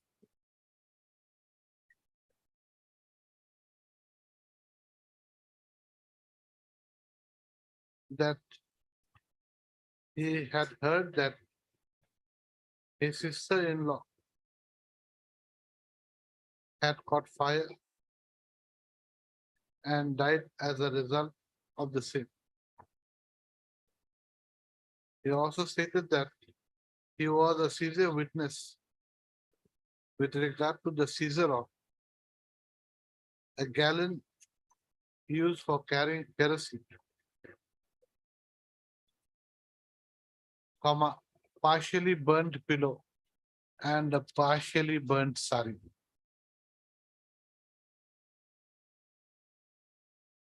PW2 also states that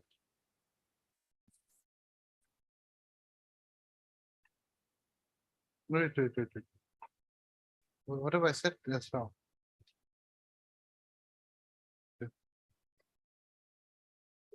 No, before that, just start from the beginning.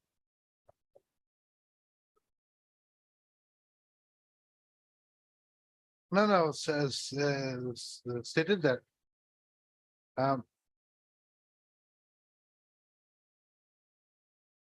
he had heard that his sister-in-law sustained burns. Huh?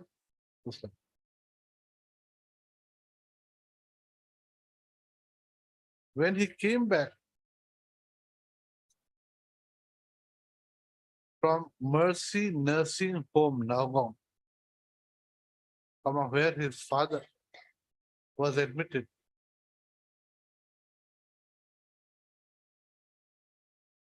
when he came back home, when he came back home, come on.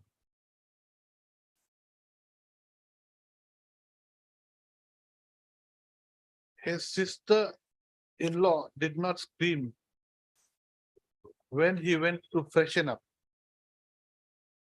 Gustav. Having seen his sister-in-law on fire, he screamed.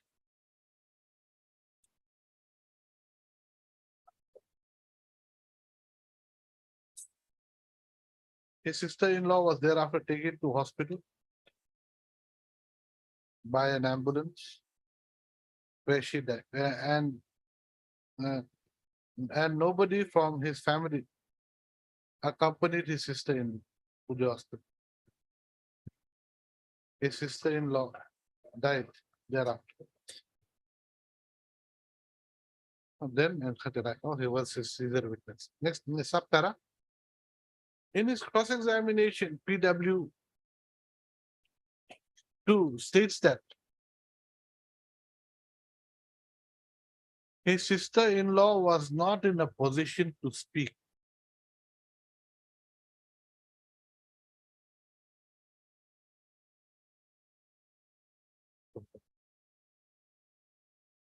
Next para. The evidence of PW3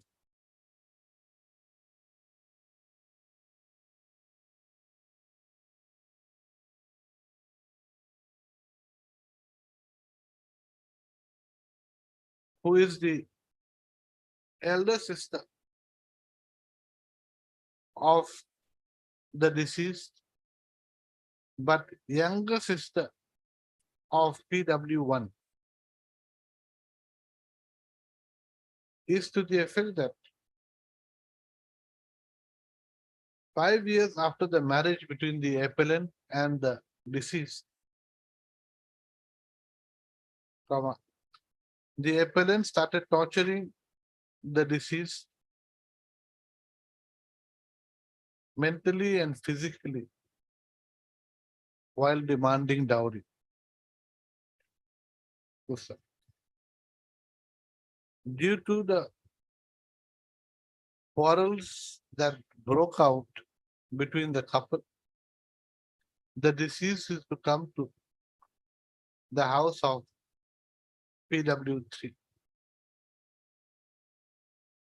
So, however, the appellant is to take back the deceased to his house. PW3 also states that the elder son of the deceased cannot speak properly, but the daughter was a normal child.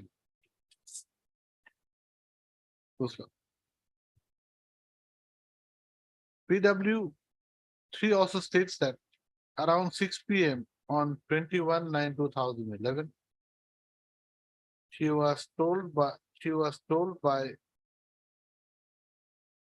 one Naba Kumar Gaon Khoa, that is at page 14, second last line.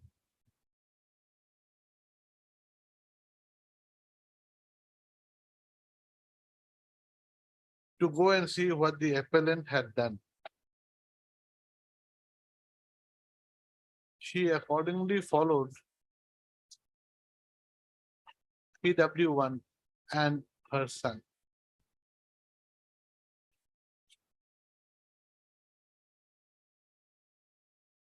He saw the burned body of her sister lying down.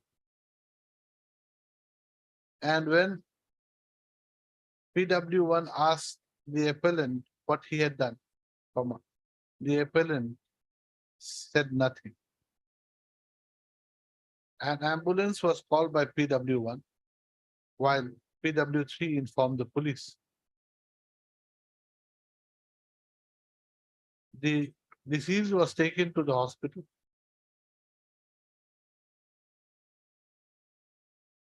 And PW1 lodged the FIR.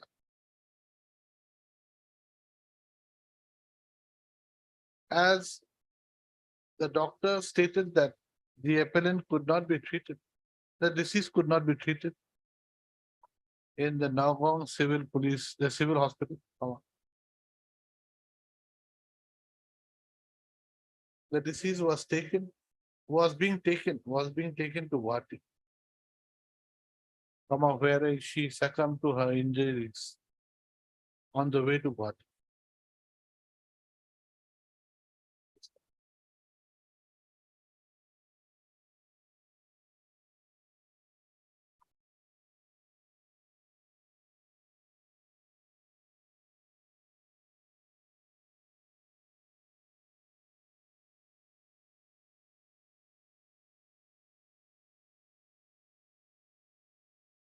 Next paragraph. The evidence of PW4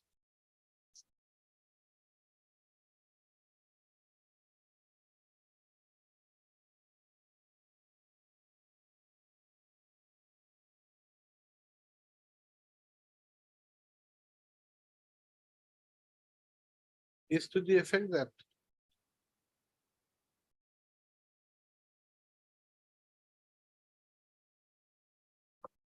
he saw the deceased lying in the courtyard with burns.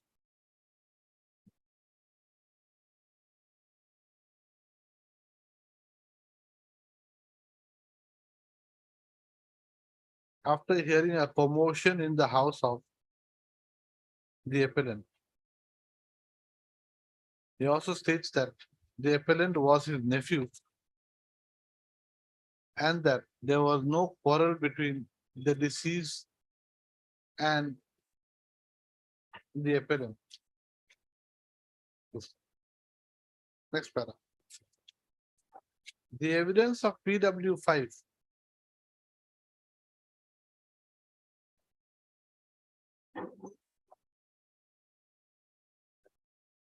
is to the effect that she knew both the appellant and the deceased. She had heard that the deceased had been set on fire. And she also saw the burning body of the deceased.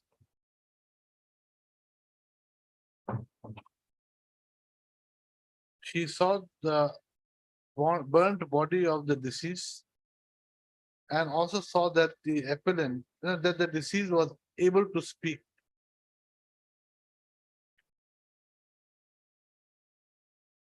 She also states that she did not inquire as to how the deceased caught fire.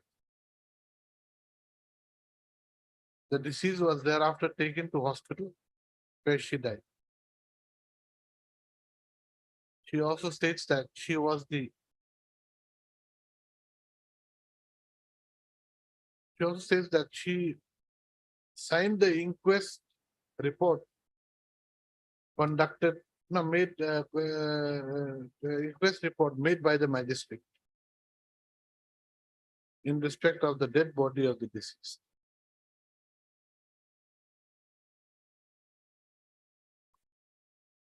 Next part. The evidence of PW 6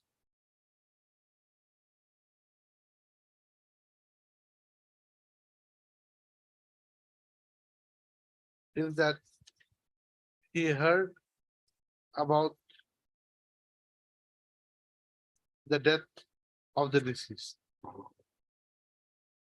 Next para. The evidence of PW 7 is to the effect that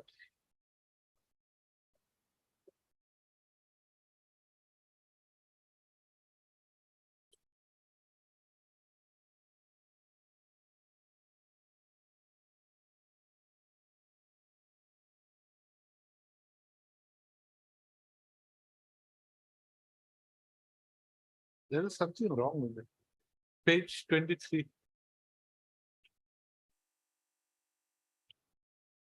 I know Hara Moni Bordoloi accused Deepak Bordoloi is known to me. He is the son-in-law of Hara Moni Bordoloi. Acha, acha, okay.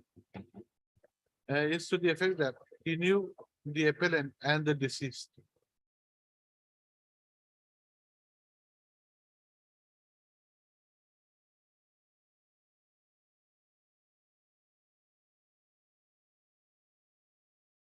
He heard that the deceased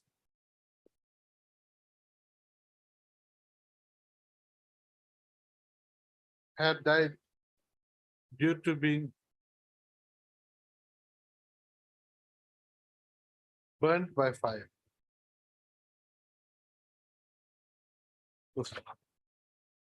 Next para, the evidence of PW 8, who is the daughter, who is the daughter of the appellant and the deceased, is to the effect that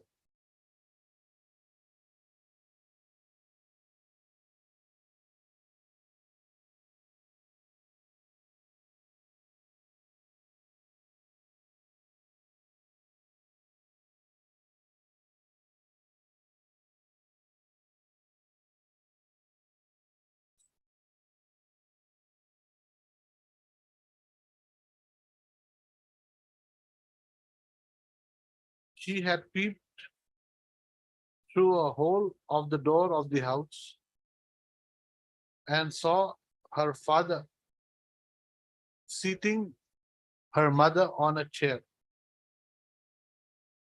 He thereafter tied her and poured oil on her. He pressed her mouth with a pillow and then set fire to her. On seeing the scene, PW8 raised a hue and cry and went to inform her uncle. Her aunt forbade him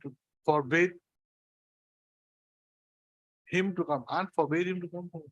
Forget that. Cut that. After some time, her father opened the door and came out weeping.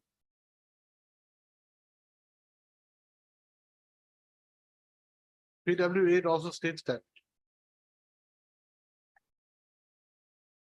police brought her to court where she gave a statement before the magistrate. Next subpara, in her cross-examination, she states that she now lives with PW1.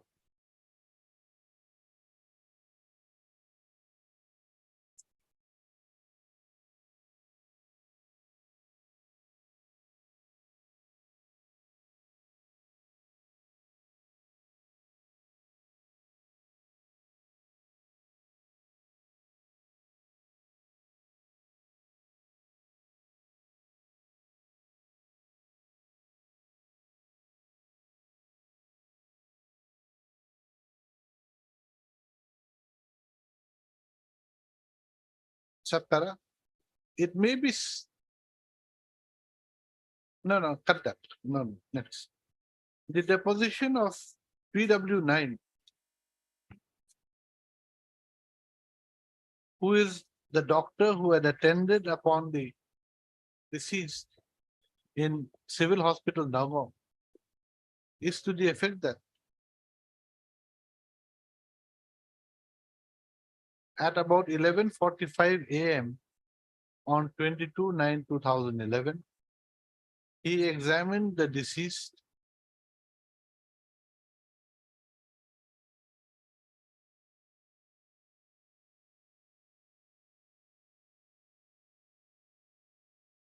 and noted the same.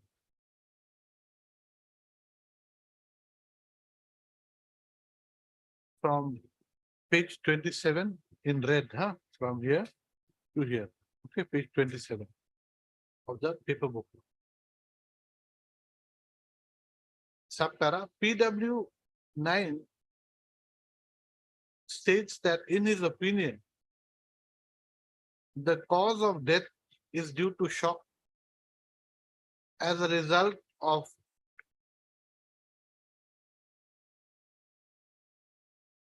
about 98% burns, deep burns to the whole body of the deceased. In his cross-examination, he states that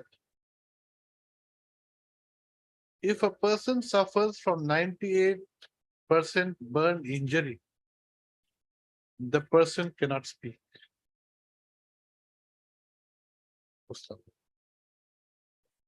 Next para. The evidence of PW10 who is to the effect that on 21/9/2011, while he was working as senior medical and health officer at BP Civil Hospital, Nagaon, he recorded the dying declaration of the deceased in the presence of witnesses Mohiram Das and Suraj Huda, HUDA. He also identified the dying declaration. He also exhibited the dying declaration, not identified, exhibited the dying declaration as EXT5 and exhibited his and identified his signature as EXT5(1).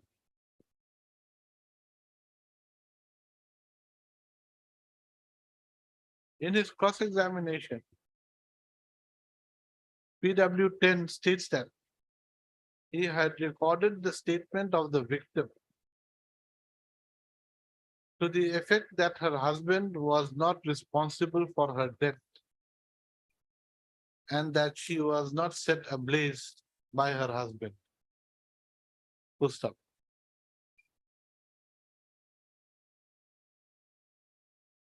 The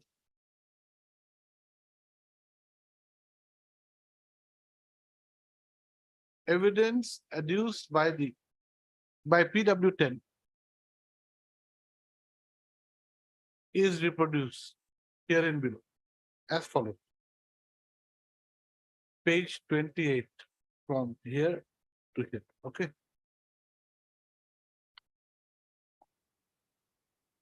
Next, the evidence of PW 11, who is the investigating officer / IO, is to the effect that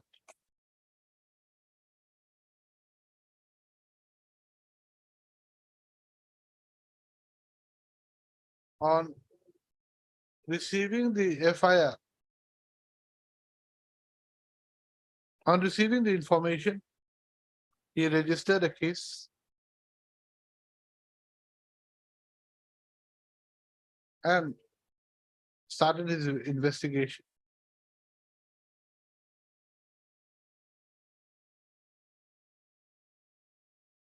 On coming to learn that the victim had been taken to BP Civil Hospital, our Nagaon, he went to the hospital and saw the victim lying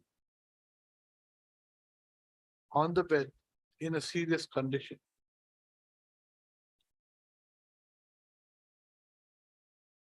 He also found the appellant in the hospital along with family members of the victim.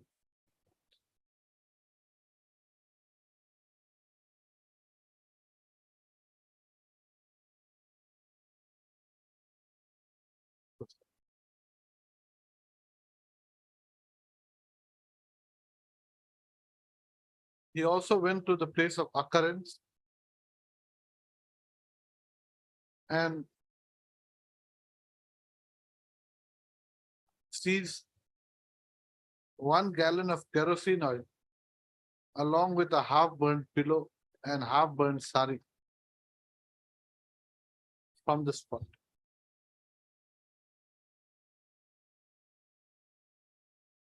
He also sees 1 exercise book from BP Civil Hospital containing the dying declaration of the victim, which was exhibited as exhibit EXT5.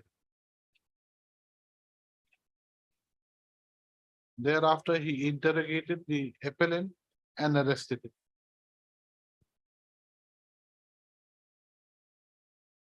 He also states that he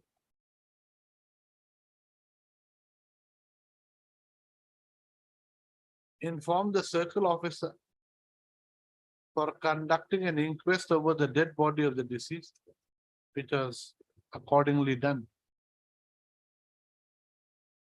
The body was also sent for post-mortem examination,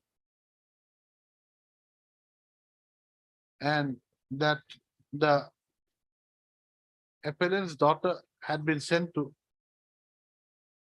the learned magistrate for recording her statement.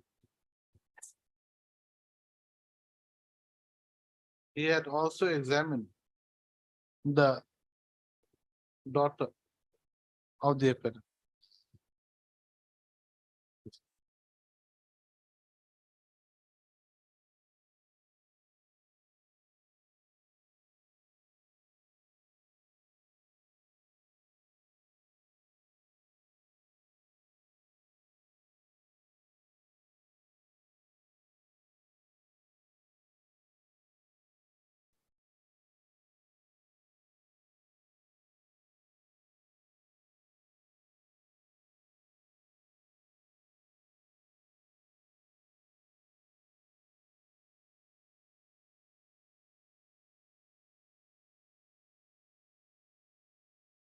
In his cross-examination, PW 11 has denied that has stated that PW 8 did not make any statement before him that she saw the appellant holding the victim tightly by pressing a pillow.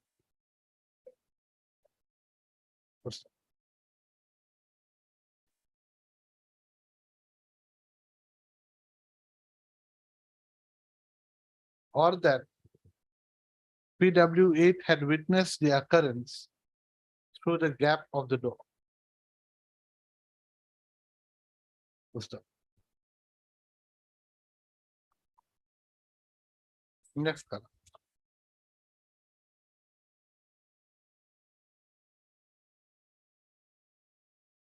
As can be seen from the evidence recorded by the learned trial court,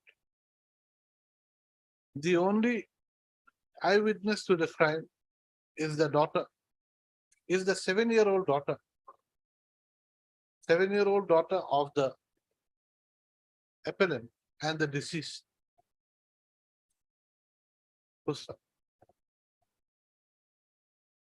There are certain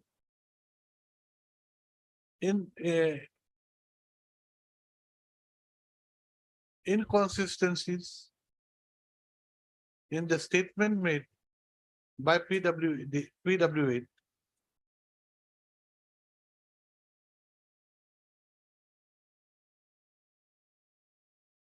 in her in a statement made under section 161 CRPC vis-a-vis her statement made under section 164 CRPC and testimony recorded before the learned trial court. In her statement made under section 161 CRPC, PW8 did not mention that she was peeping in through the gap in the door while watching her father set fire to her mother. However, in her statement made under section 164 CRPC and in her evidence from a PW8 had stated that she was peeping through a gap in the door while watching her father set fire to her mother. What about the pillow?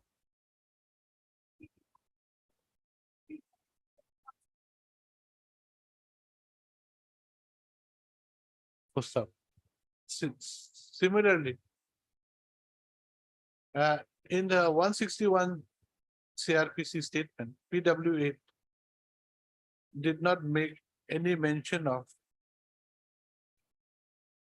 the appellant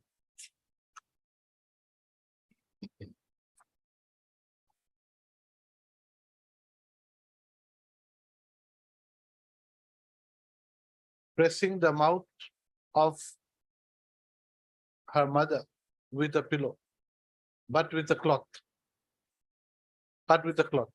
piece of cloth. However, in her statement made under section 164 CRPC and her evidence from a PW8 has stated that her father had been pressing her mother's mouth with a pillow.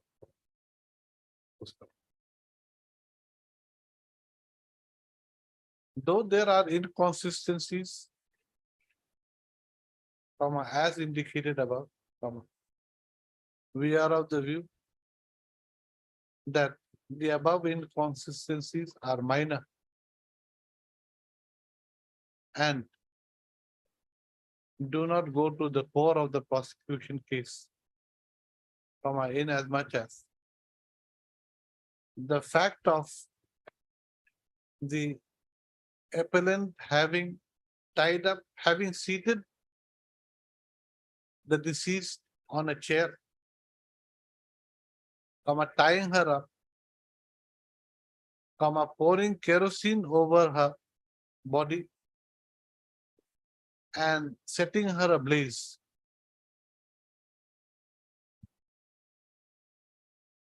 Is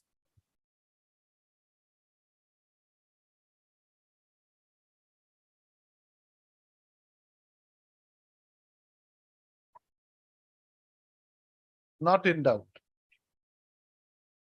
in all the above three statements made by PW8.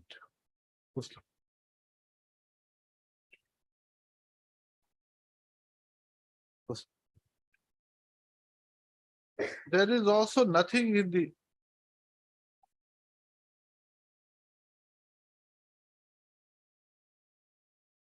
cross-examination of PW8 to indicate that the child eyewitness was tutored or that her statement was not believable. Next para. The above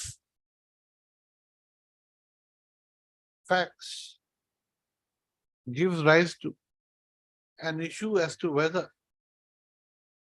the dying declaration of the deceased exonerating the appellant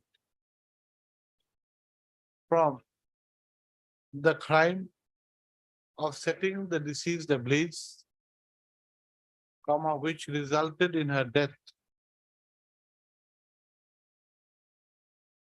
And share of the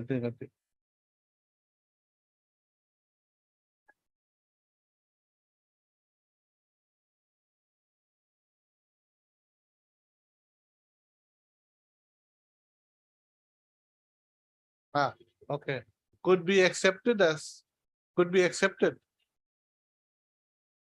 being truthful and voluntary. Has been truthful. First up. As can be seen from the deposition of PW1 and 2.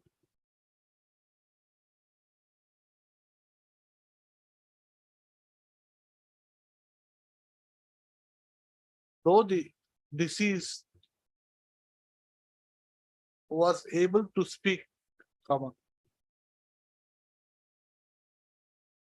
the words were unintelligible.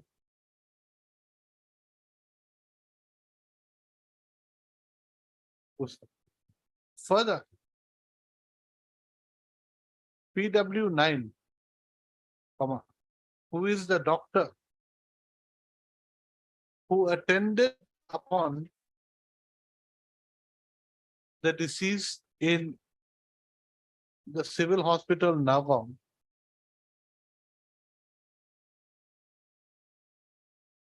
had stated that there was 98% deep burns all over the body of the victim, and that such a person could not be able to speak. Interestingly, PW10, who is another doctor in civil hospital Nagaon, had recorded the dying declaration of the deceased, which exonerated the appellant from the crime. The question is whether the dying declaration recorded by PW10 has been made on the what was the register? On the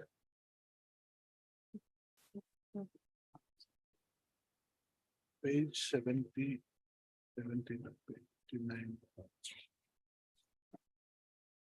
Had been made in the hardbound register book of the hospital, which had been witnessed by one Barnali Das and Ajib Bhattacharjee. Pustak. However, Barnali Das and Ajib Bhattacharjee have not been made prosecution witnesses, and neither have they been examined by the learned trial court. They were not the witness of this time. They were not witnesses, but it's here. They are the witnesses. Oh, what are the when witnesses? Caesar, No, but here, only Caesar. but are not here. Caesar, when the document was seized, they were present, Okay, not here. not at the time. Oh, okay.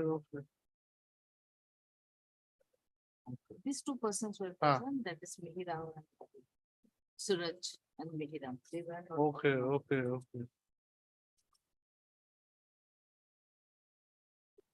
What have I said? No, before that.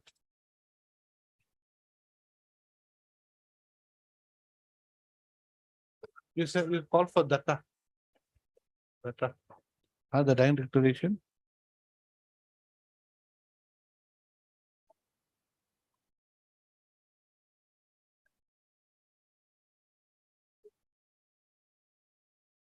No. Had bound register book of the hospital. First stop.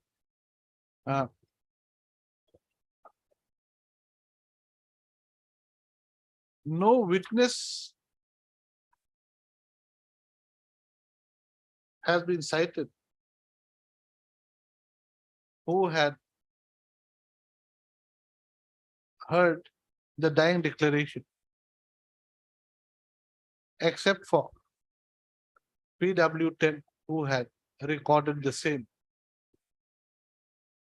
Full stop. It is surprising that PW10 had recorded the dying declaration of the victim without any requisition being made by the police or any reasoning given by him as to why it was necessary to record the dying declaration. So sorry. There is nothing stated by PW10 in his evidence as to whether the victim was fully conscious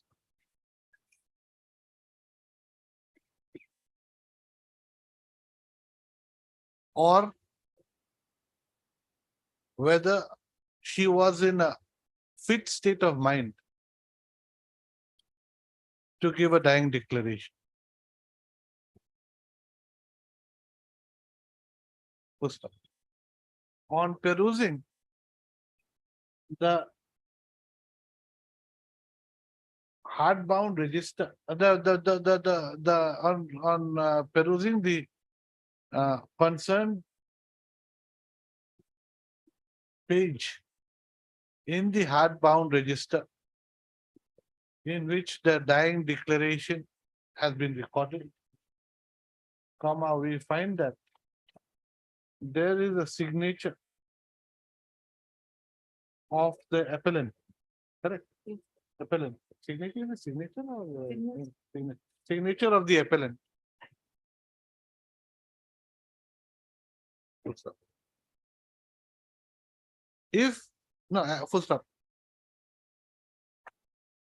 It is surprising that while the evidence of the prosecution witnesses, including the evidence of the IO, having clearly stated that the family members of the appellant, that while the family members of the appellant and the deceased were present in the hospital, comma,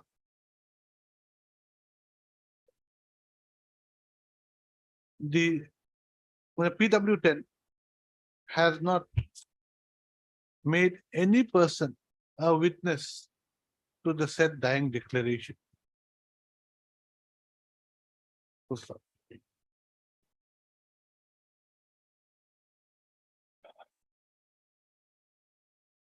On perusing the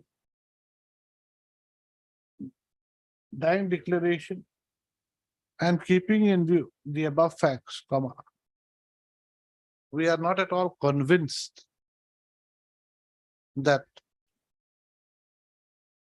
the deceased could have made a dying declaration.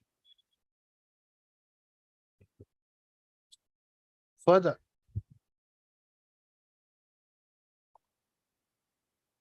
there is nothing to show that the same was voluntary or truthful, comma, even if it had been miraculously made. Despite the opinion of PW9, comma, that is the doctor who had attended upon the victim and stated that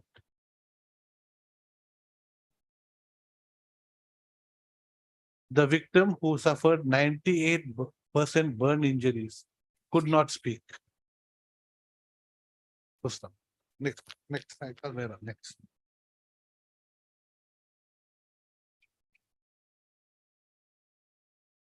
That's all. What else we need? Anything else we need?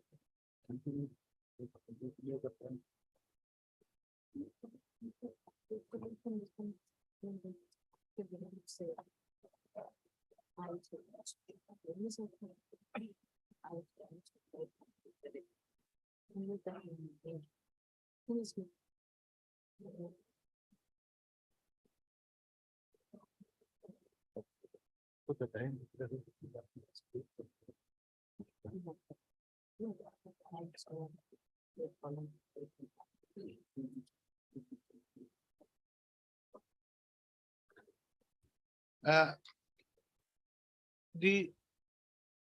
It may also, you put it there, in the dying declaration where Marfa. A perusal of the dying declaration recorded by PW10 also does not indicate who had made the dying declaration, as there is nothing stated therein as to the maker of the dying declaration and before whom it was made. It's all in Assamese, so it is not, there's nothing there. My sister has just confirmed that. Next paragraph. That's all. Next paragraph.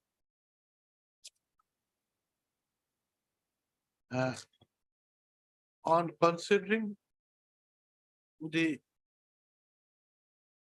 fact that there is no contradiction, or no, considering the fact that there is no contradiction in the statement made by PW8 in her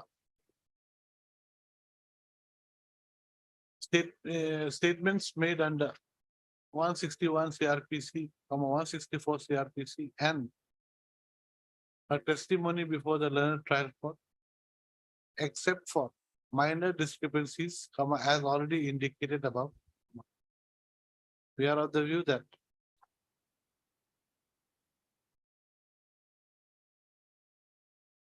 there is no infirmity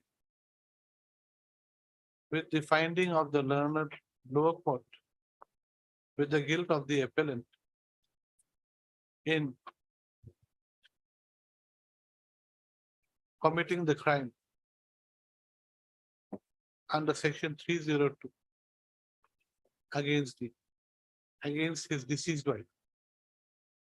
Consequently, we do not find any grounds to interfere with the impugned judgment. The appeal is accordingly dismissed. Send back the LCR. Then in appreciation, that fee part. Okay. Fee part. Acha, one thing you write somewhere.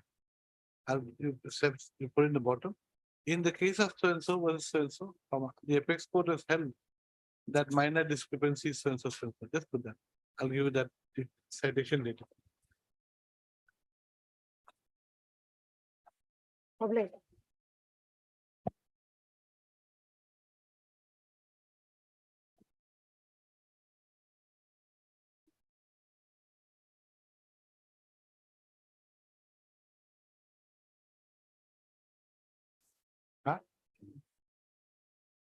What? Why should it be fixed? We have not fixed it. I have not fixed it. What is that fixed it? How can they just fix it? Why should they fix it? Huh? Let me see the order.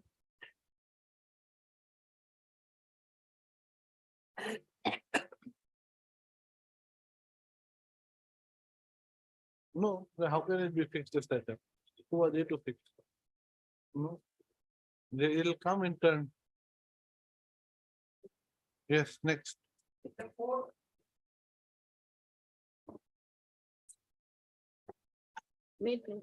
Lordship, the engaged counsel N.K. Borwa, he is out of station. He's supposed to appear in this matter, but he just informed over the phone that he won't be able to appear. Okay, right. What to do, madam? Yeah, because you see, you could have made the prayer in the morning, Yes, I was informed just now. yes, sir. Do you know the notification issued by the High Court? Yes, sir. Then, you see, we are quite accommodating, but you cannot surprise us in the middle of the session like this. Lordship, humble prayer, matter may be fixed on the Monday.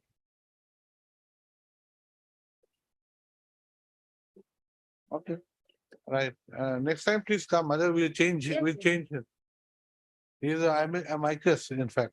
Yes, Where Lordship. is he? In district court? No, Lordship, Where? he's out of station. Out of station doing what? Nagaland, he's in, Nagaland court. yes, High Court. Lordship, yes. High court or district court? Bail. He's In High Court, Dimapur. right? Huh?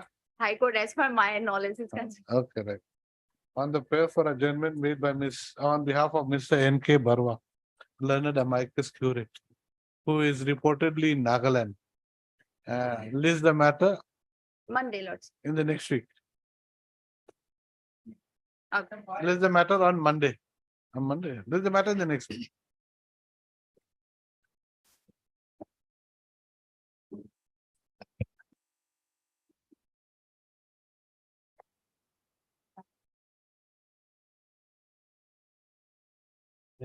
Difficult. Lordship, yes, I didn't have the paperwork. I've gone through from the records. Lordship, Trimugh Marty Kirtan, please. Huh? It appears so. It appears where informant is the father. Yes. Father. No, I. Naturally, no eyewitness, but then it's happened inside. Why should the Yes, he was father? found sitting. Why But- should but- the father? Why should the father blame his son? But Malad, there is Basically. no. You government has cannot to see every. Quarrel, Malad, there was no quarrel indicated by any witnesses. Because Malad, the nature of injuries caused, that reflects that there must be some quarrel. No. And It could be a pent up emotion suddenly. How do you know? Just because you have not heard a quarrel, witnesses. It's inside the house and the father sketch map has. reveals, Malad, 3 witnesses, Malad, they have not narrated anything about quarrel. PW 3, 4 and 7. They were nearby the house. Let us hear you. Malad. Are you ready? I'll go through something. Lordship, let him complete. Yes, citation between them. Feminine witness, I don't think they are material except PW1, who has reported the other witnesses, I mean, few of our official witnesses, my lord. Subhas Mura is the one, is the father, your lordship, PW1. I will start with the evidence of PW1. Let us see the FIR. FIR Right. submitted by whom? FIR by father, my lord, at page 4. Page 4. FIR is FIR dated 29/10/17. 9, 10, 17, my lord. PW PW1, 1. 1. He's the father. He is the father, my lord. Okay. He says, my son killed my daughter-in-law. My daughter-in-law. Okay. At around 4:30 AM, seeing her lying on the bed inside the. I informed the I neighbors. informed the neighbors. And my lord, at the time of the incident, my lord, the wife of the informant was also present in the house along with the 3-year-old daughter. But she kept She quiet. was not examined at all. The Sometimes son can do no wrong in the eyes of the mother. And similarly, maybe daughter can do no wrong in the eyes of the father. I do not know this. my lord, in case of the Anyway. circumstantial evidence, my lord, it should be the guilt should only point out towards the accused. My lord. Here, if the mother is not examined, there may be incident, my lord, father may have killed. Very So, likely. so there was some enmity between father and mother, father and son. Was there some enmity? There is no such indication as to that fact. Okay, yes. Let us go. Evidence, My lord, PW1, PW1 page. page 8, my lord. The accused Shri Pulai Mura is my son. The occurrence had taken place about 3 months back in a night. My son, the accused Shri Pulai Mura, at the time of occurrence had been living separately from me in the other part of the same house. At the time of occurrence, the accused had his wife and a minor daughter, aged about 3 years. On the night of the occurrence in the early morning, I rose up from my bed and found the front door of the room of the accused, Shri Pulai Mura, was open. I lighted the light of my room and found the accused Shri Pulai Mura had been seated in a corner of my room in a sullen face. Then I went to the room of my son and found his wife Parvati Mura, who has been lying dead in the bed. I have 3 other sons, namely Sanju, Chitaram, and Somaru, who at the time of the occurrence were living separately from me at a little distance from my house. Then I went to the house of the aforesaid son and narrated them about the incident. Then my aforesaid sons came to my house along with me and tried to apprehend Shri Pulaimura, but the accused Shri Pulaimura somehow fell away from our grab. Then my aforesaid sons followed the accused Shri Pulaimura and caught him in a village resident of Nepali people and brought him again to my house. Then the president of our tea garden laborers informed about the incident to Ghilamara police station. Then the police came from Ghilamara police station. Then the police from Ghilamara police station came. The police recovered the dead body of Parvati Mura from her room and took dead body along with them for postmortem examination. The police also arrested the accused Shri Pulai Mura and took him at police station from my house. I came along with the dead body of Parvati Mura at North Lakhimpur Civil Hospital. After postmortem examination, the dead body of Parvati Mura was handed over to me and I took the dead body in my house and accordingly funeral was followed. I lodged the Izahar with Gilamara police station regarding the incident. When the accused was seated in a corner of my house, I asked him how his wife was passed away, but the accused did not give any answer. On the night of occurrence, the accused, along with my wife, Parvati Mura, had been in their room and their minor daughter had been in my room. Now, my lord, in cross-examination, he stated, I am an illiterate person, so I do not know what had been written in the Izhar. The accused and his wife were habitual drunkards.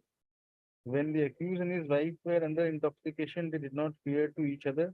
I do not know whose fault Parvati Mura was passed away.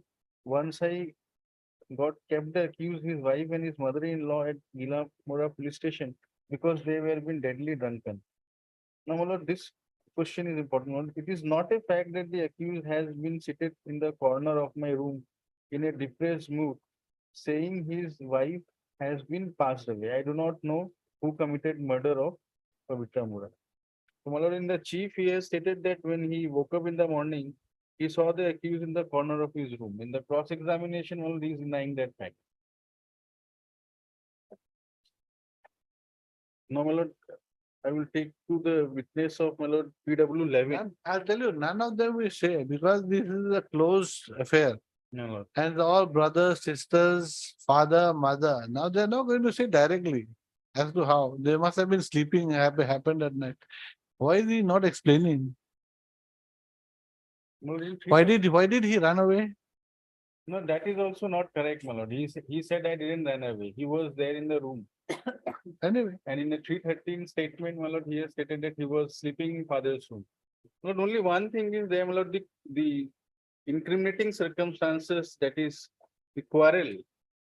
My lord, because the nature of injuries caused, that definitely there must have been a quarrel and a little bit of hue and cry. None of the witnesses have said so. you see, probably they're all the drunkards also, you don't know. My lord. And all of them having sound sleep.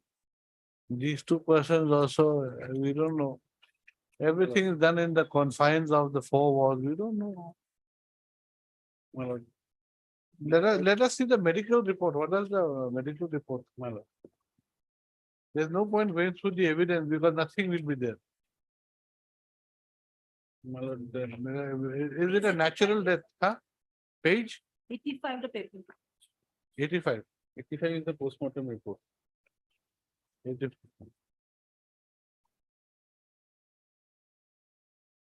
Page 86, my lord. One lacerated injury present on the right head. Size of injury is 1.5 cm into 1 cm, right parietal and frontal bone fractured. Blood clot present in the brain. Brain. My lord. He died due to coma. And then, my lord, walls, ribs and Multiple bruises multiple present. bruises present on the chest wall, ribs and cartilage healthy. Then, my lord, Yes, In the okay. page I 88. think we'll sit at 2. my lord. Lordship, I have parted matter in court number 5. I'll just come back from there. My lord, may I take your lordship's indulgence? Now, our matter, the 10-11, that has been fixed at 2. I am told the lordship is in the midst of. Yes, we are in the midst of one appeal. It won't Appeal. take long. But Yes. And I am also told that the other side has some difficulty. Mr. Chaudhary is not there.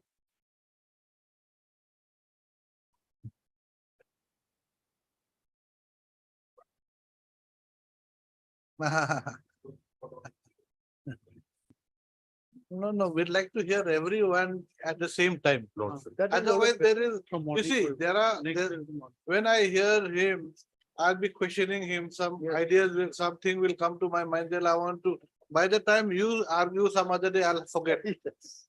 It has So to be. it peaceful has to hearing be- should be avoided to the extent possible. Yes, otherwise it becomes difficult for us. That It's is why, a- my lord, may I suggest lordship may fix a date, wherein the matter may be posted as the top first item, part of matter, so that it can be taken up if necessary for 1-2 hours, it will be finished. At a stress, that will be. No, you see, today, 2 o'clock, I don't know, we did not fix today 2 o'clock. Wherever we have fixed the time, we have adhered to the time. But this, the fixing of today's matter at 2 o'clock was not to our knowledge and not with our knowledge. So, we are taking up the matters as it comes serially. So we can take it up at 2 o'clock. That is not a problem. We can leave time. Different date, from morning. Yeah, lordship may fix it on a date, considering your lordship's vote, so that it matter is posted on that day at the top of the list, so that we can, right from morning, we will take up. And Right from morning, if you take up, you will take the whole day. That's what I. if necessary also, then it will be finished on the same day. That will be easier. matter will come to an end. This is the bench constituted for us only. Especially the bench was constituted with that matter, but because of so many reasons, Not like that. All the bench are constituted for all matters. that is. You cannot say one matter is more important than the other. I don't believe in that. True, Malad, that way it is true. That way, you will have assembly matters, defection matters. You cannot say this one is more important than. True. All matters are important. They out here, there people are punished for life. Yes. Isn't that very important? This True. is only a matter of promotion. That way, importance wise, I think these are more important. Malad, I have no dispute to that. Hmm. I have no dispute to that. Those people are in jail. Yes, years yes, together. yes, They need yes, this. For life, they are in jail. Yes. And some of them have been jailed from more than 10-15 years. Yes. And who needs to maybe acquitted also in some cases. Everything. But it happened, my lord. We found people who are ultimately acquitted, but meanwhile they have suffered 5-6 years. there. Correct, correct. That has happened. Here though, what happened? Nothing much. Only that he loses, he goes from a little bit up, he goes down. That's all. Well, No liberty. so lordship may fix a date conveniently, whenever it is fixed. You all tell me when. First August.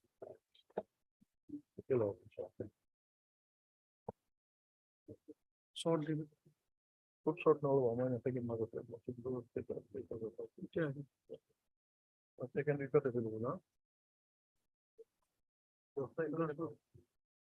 দশরা August Dussehra নহব এইটো সপ্তাহত Which of that it taken, which of quarter by one night, well it's from week commencing from 24th Milad.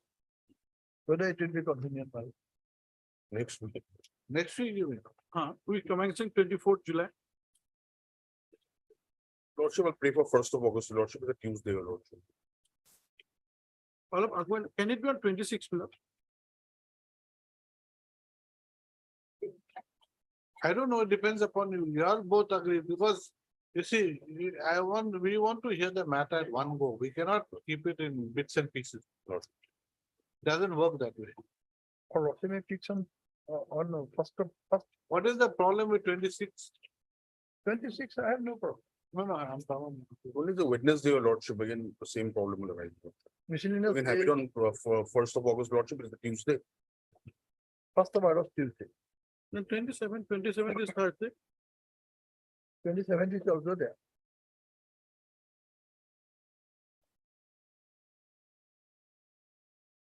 I don't know, you all decide. You all fix. 27th, First of August. first of August, 27th of, first of August. Okay, on the prayer of the parties. I'll list the matter on 1/8. At 2. Not necessarily, but.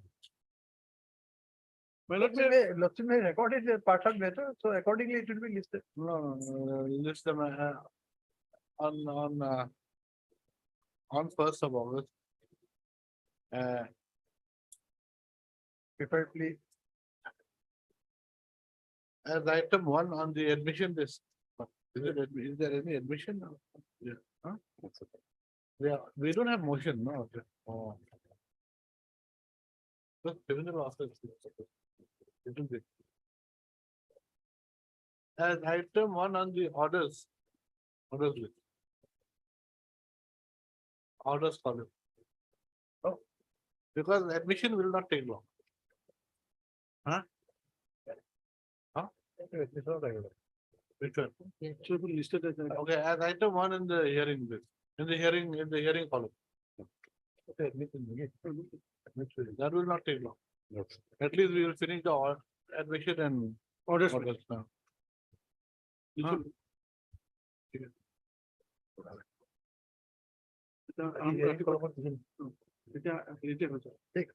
Apply.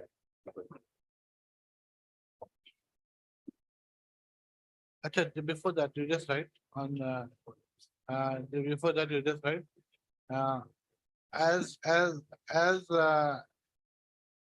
No, the adjournment prayer has been made on behalf of Mr. K. N. Chaudhary, Learned Senior Counsel. And then this is the matter on Thursday, on the consent of the parties, as as at item 1 at in the hearing column. As the first item in the hearing column. Okay, I'll give you the order later.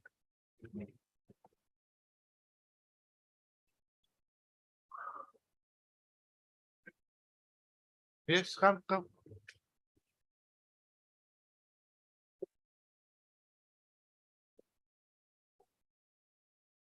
Lord, I have just read the evidence, Huh? PW one I have read, my lord, already. So, my lord, my basic contention would be, my lord, because in cases of circumstantial evidence, my lord, the motive assumes, my lord, considerable significance, and it is settled law that, my lord, in the cases of circumstantial evidence, my lord, the prosecution must prove the motive. You know, similarly, what happened in the, my lord, the Arushi murder case, my lord, when Allahabad High Court has acquitted the accused, although the matter is now pending for the Supreme Court, appeal is admitted. There also, my lord, exactly same thing has happened, my lord. And the motive was not proved. Two persons were killed, the servant and the daughter. And the theory was that there must be some relationship between them, and the father must have seen and in the fit of anger killed both. That was also refuted, and my lord, that led to acquittal. So, my lord, I will come to few judgments, my lord. So your basic case is that in the case of circumstantial evidence, motive must be proved. There must be a motive. Yes, my lord. Here, my lord, seeing the nature of injuries, several injuries on the body. So definitely there must be fight. He must be beating his wife, and nearby neighbors, none of them informed quarrel. Father, all of a sudden, he woke up in the morning and he saw his son sitting in the room. He went to the room and saw the dead body. And son was quietly sitting, not doing anything with his dead wife beside him. No, that is what is stated by the father, but the son in 313 statement, he said that he slept in father's room. In the night, he was watching TV and he slept. Morning, he woke up, he also didn't know how things had happened. This is, my lord, the position. my lord. So the relevant witnesses, my lord, PW1 I have read, my lord. Now we'll go to PW11. PW11 is the brother. PW1 is only the eyewitness, my lord, and the wife of the informant, she was not examined. PW11, page 29, Sanjog Murra. My lord, he is the younger brother of the accused. Page Yes. 29. I have been working as garden laborer of Madhupur Tea Estate, Bhilamara district, Lakhimpur. I know the accused Shri Kulai Mura, who has been present in the accused talk. The accused is my younger brother. The informant Shri Subhash Mura is my father. The victim Srimati Parvati Mura was the wife of the accused Shri Kulai Mura. The accused Shri Kulai Mura was living at the time of occurrence in a separate homestead of me. The occurrence had taken place more than 6 to 7 months back. The occurrence had taken place in the night. On the night of the occurrence, I was in the house. On the following morning of the occurrence at about 4 a.m., my father Shri Subhash Mura went to my house and stated that Parvati Mura has been murdered by her husband, Shri Kulai Mura, in his house. Then I came to the house of Shri Kulai Mura and found the dead body of his wife, Parvati Mura, has been lying in the house on the ground. I found accused Shri Kulai Mura in his house. He was in his house, my lord, as per him, when the father informed him. Thereafter, Kulai Mura fled away from his house, and then I, along with some other person, apprehended the accused Shri Kulai Mura and caught him at Nepali Gaon, which is situated a bit away from our village. At the time of occurrence, the accused Kulai Mura was living along with his wife in a part of my father, house of my father Shri Subhash Mura. On the other part of the house, my father Shri Subhash Mura was living along with my mother. At the time of occurrence, the accused Shri Kulai Mura was living separately from my father Subhash Mura. At the time of occurrence, the deceased Parvati Mura has a daughter whose age at the time of occurrence was about 2 years. I do not know whether at the time of the occurrence, the daughter of Parvati Mura was with her in the house of the accused or not. On the day at about 8 AM, the police came and I handed over the accused Shri Kulai Mura to the police. The police had taken away the dead body of Parvati Mura from the house of the accused. The dead body of Parvati Mura was taken to Lord Hakimpur Civil Hospital where postmortem examination on the dead body of Parvati Mura was done. After the postmortem examination, the dead body was taken to the house of my father and her funeral was followed. I had given my statement before the court under section 164. Exhibit 1 is my statement recorded. I gave my thumb impression. Cross-examination. I do not know how the occurrence had taken place in the house of the accused person. What I have stated in my evidence today has been stated in my statement recorded in section 164. I had not given the statement before the police. It is not a fact that I had not stated anything regarding the occurrence of the case in my statement recorded in the 164. It is not a fact that I have been deposing falsely in the case. Now, my lord, he was re-examined by the prosecution side. When I came to the house of the accused, Kulai Mura, I found dead body of his wife, Parvati Mura, has been lying on the ground in his house. I had not gone near the dead body to see in which part of the body Parvati Mura sustained injuries. So I could not say in which part of the body Parvati Mura sustained injuries. I have not come to know from other person in which part of the body sustained injuries.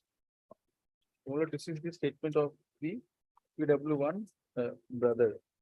Now, my lord, we'll take the statement of PW15, Sunil Mora. He is the elder brother of the accused. Page 39.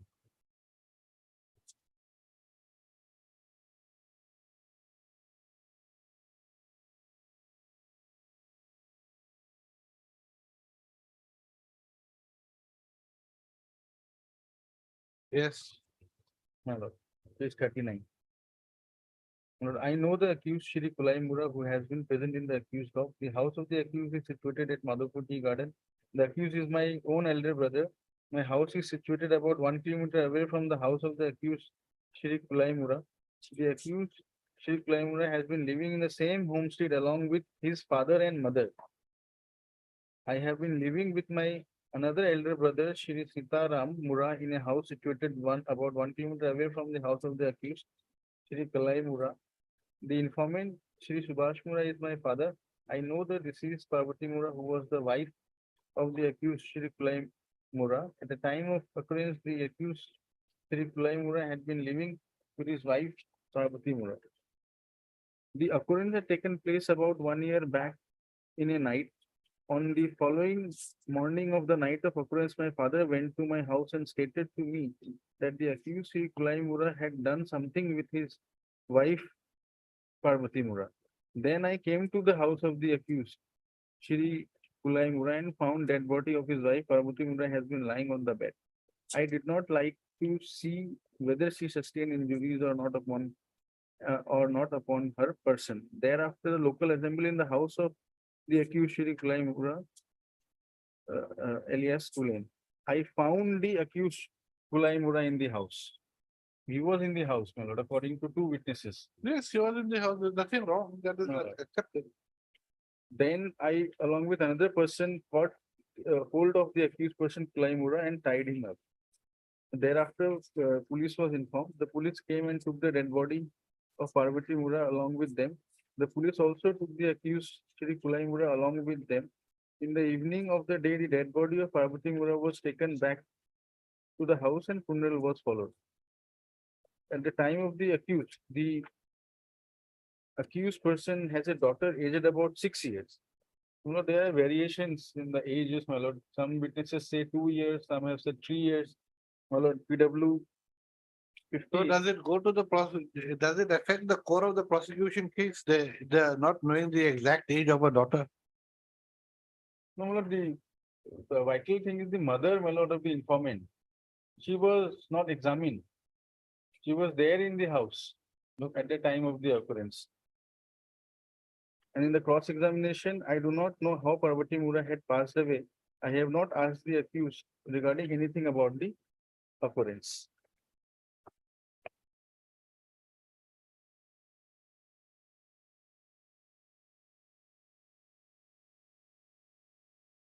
Now, my lord, I will take two.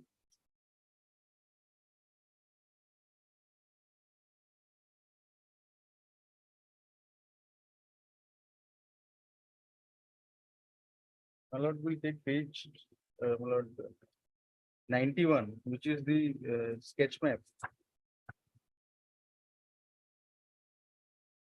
Yes. And my lord, page 92 is the description of the sketch map. Where, my lord, the capital letters C, F, and G, my lord, indicates that near the place of occurrence, there were houses of three persons, Srimati Nimai, and F, my lord, Akun Razovar, and in G is Darpat Bhakti. My lord, these three persons were witnesses number PW 3, 4, and 7. Huh? These persons, my lord, whose houses were near the place of occurrence, We don't know how near they were. were witnesses number PW 3, 4, and 7. Maybe, but how And they near, have how, not what stated is the about the distance? quarrel, my What is the distance? What was the distance between the houses? My lord, it is nearby, my lord, as per the IO, the sketch map. Nearby in the villages, have you gone? How near the houses are? My lord. When you sleep at night, do you hear the trucks or the vehicles moving outside the house? In city, it is there, my lord, but in villages, it is very quiet. So, my lord, my only contention That is, is, no, you see, that is what, you can't say everything, it depends. Now, in the villages, houses are not, and in the fields, the houses are not so near. my lord, Some of them are pretty far off. So you cannot say, my lord. unless it is specifically stated that it was 50 meters away, 10 meters away, 10 feet away. How near or far, we do not know. Because We cannot speculate. what is surprising is the motive is completely missing, my lord. The incident of quarrel, my lord, the nature of injuries caused on the body, Lord, that is completely stated by none of the witnesses, that I heard hue and cry at night. That is, my lord, completely missing, and my lord, to substantiate my point, what I would like to rely on the few judgments. 2022. 229. Give all three.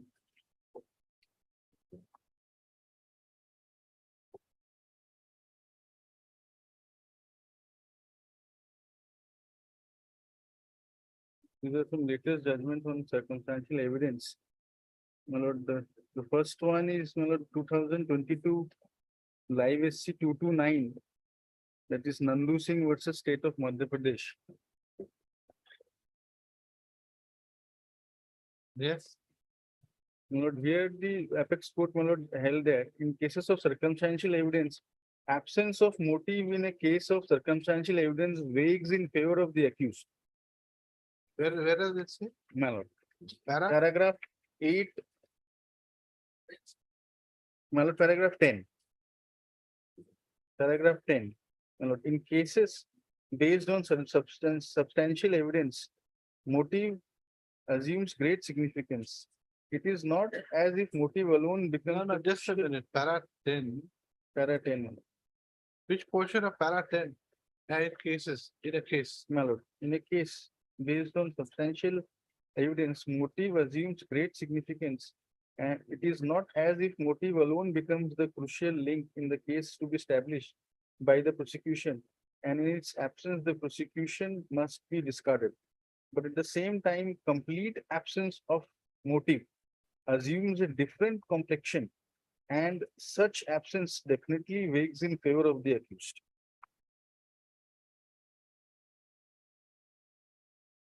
My lord, then in paragraph 12. In the subsequent decision in Shivaji Chintapa Patil versus State of Maharashtra 2021 5 SCC 626, the apex court observed as under. Though in a case of direct evidence, motive will not be. Paragraph 12, my lord. 12. Ah. My lord, it has quoted another judgment. Yes, yes. Though in a case of direct evidence, motive would not be relevant.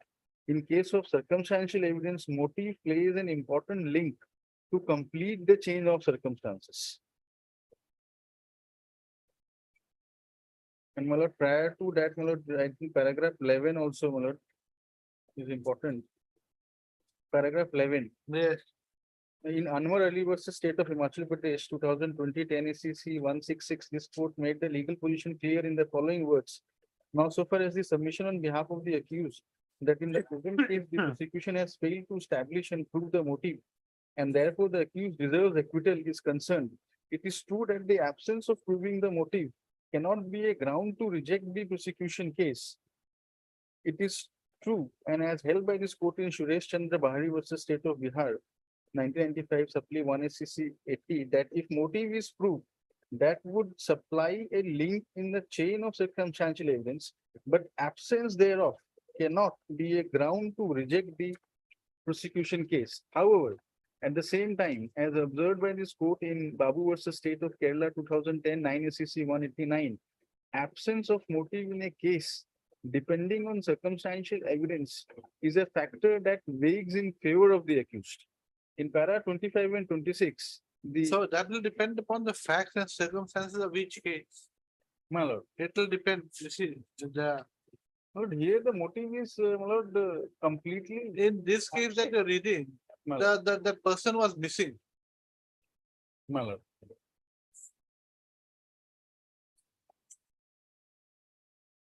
Because, my lord, in cases of second, the hypothesis of, my lord, another person being involved should not be there. My lord, here, it can be anyone, the father can also, maybe, may have killed, my lord.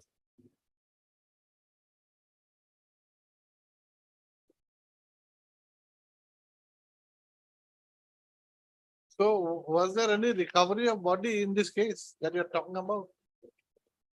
My lord, the-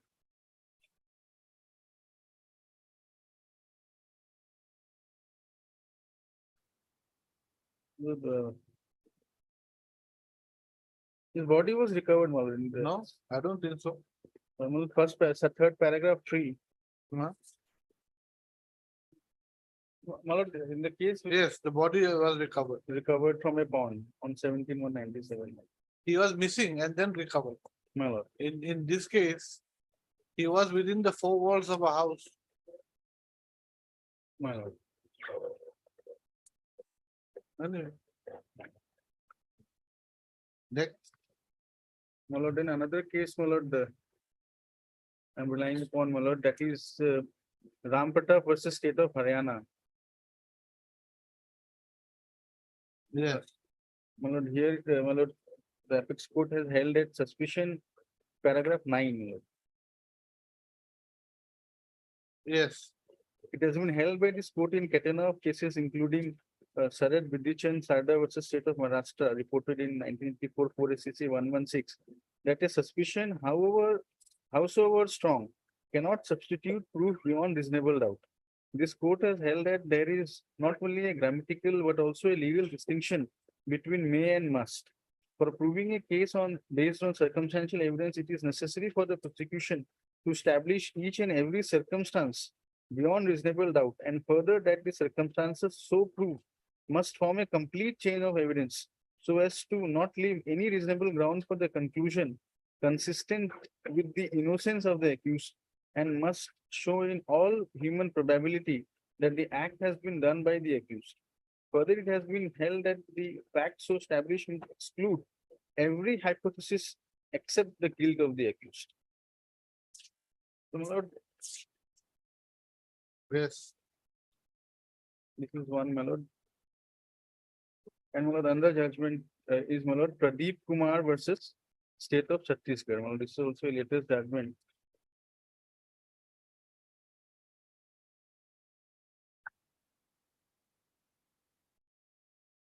Paragraph.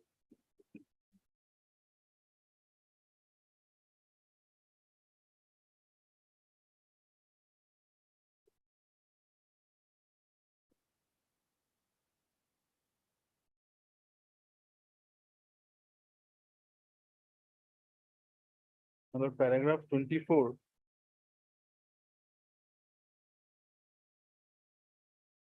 And 25.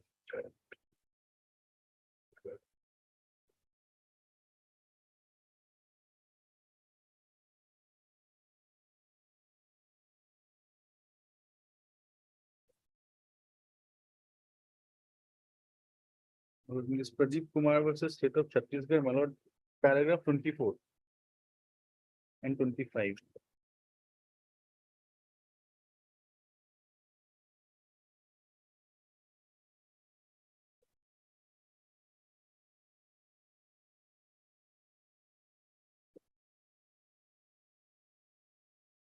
Yes. Very good.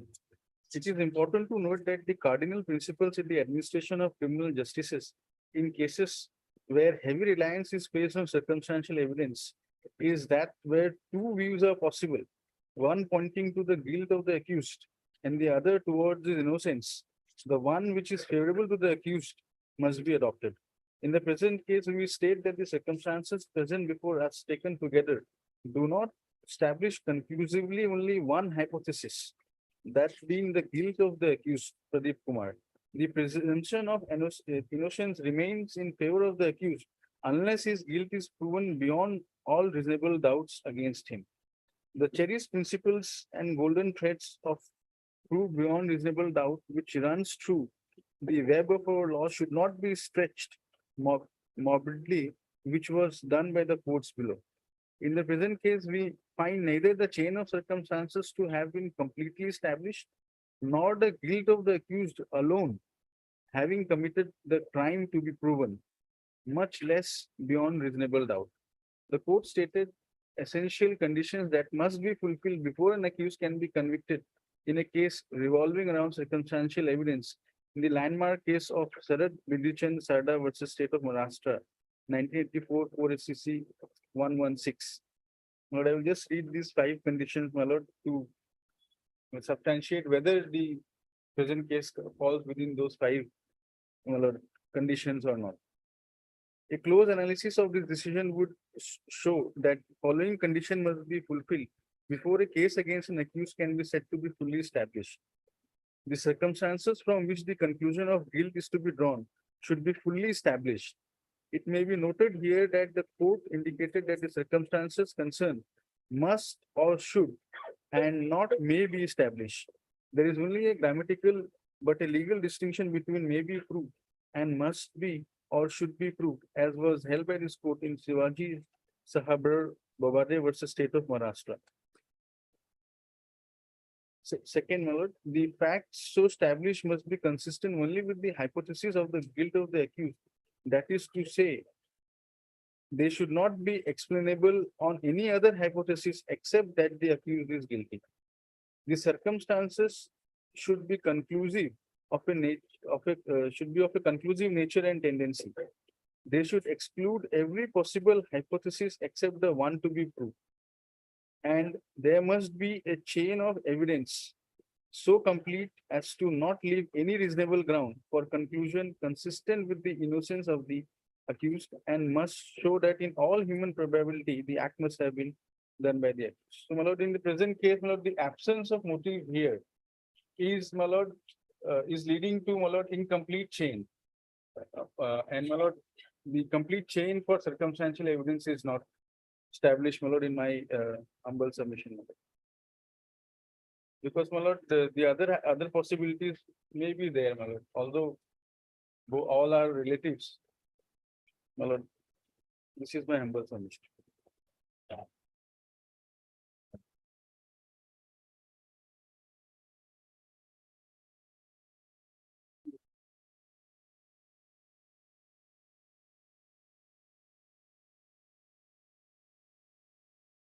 Yes.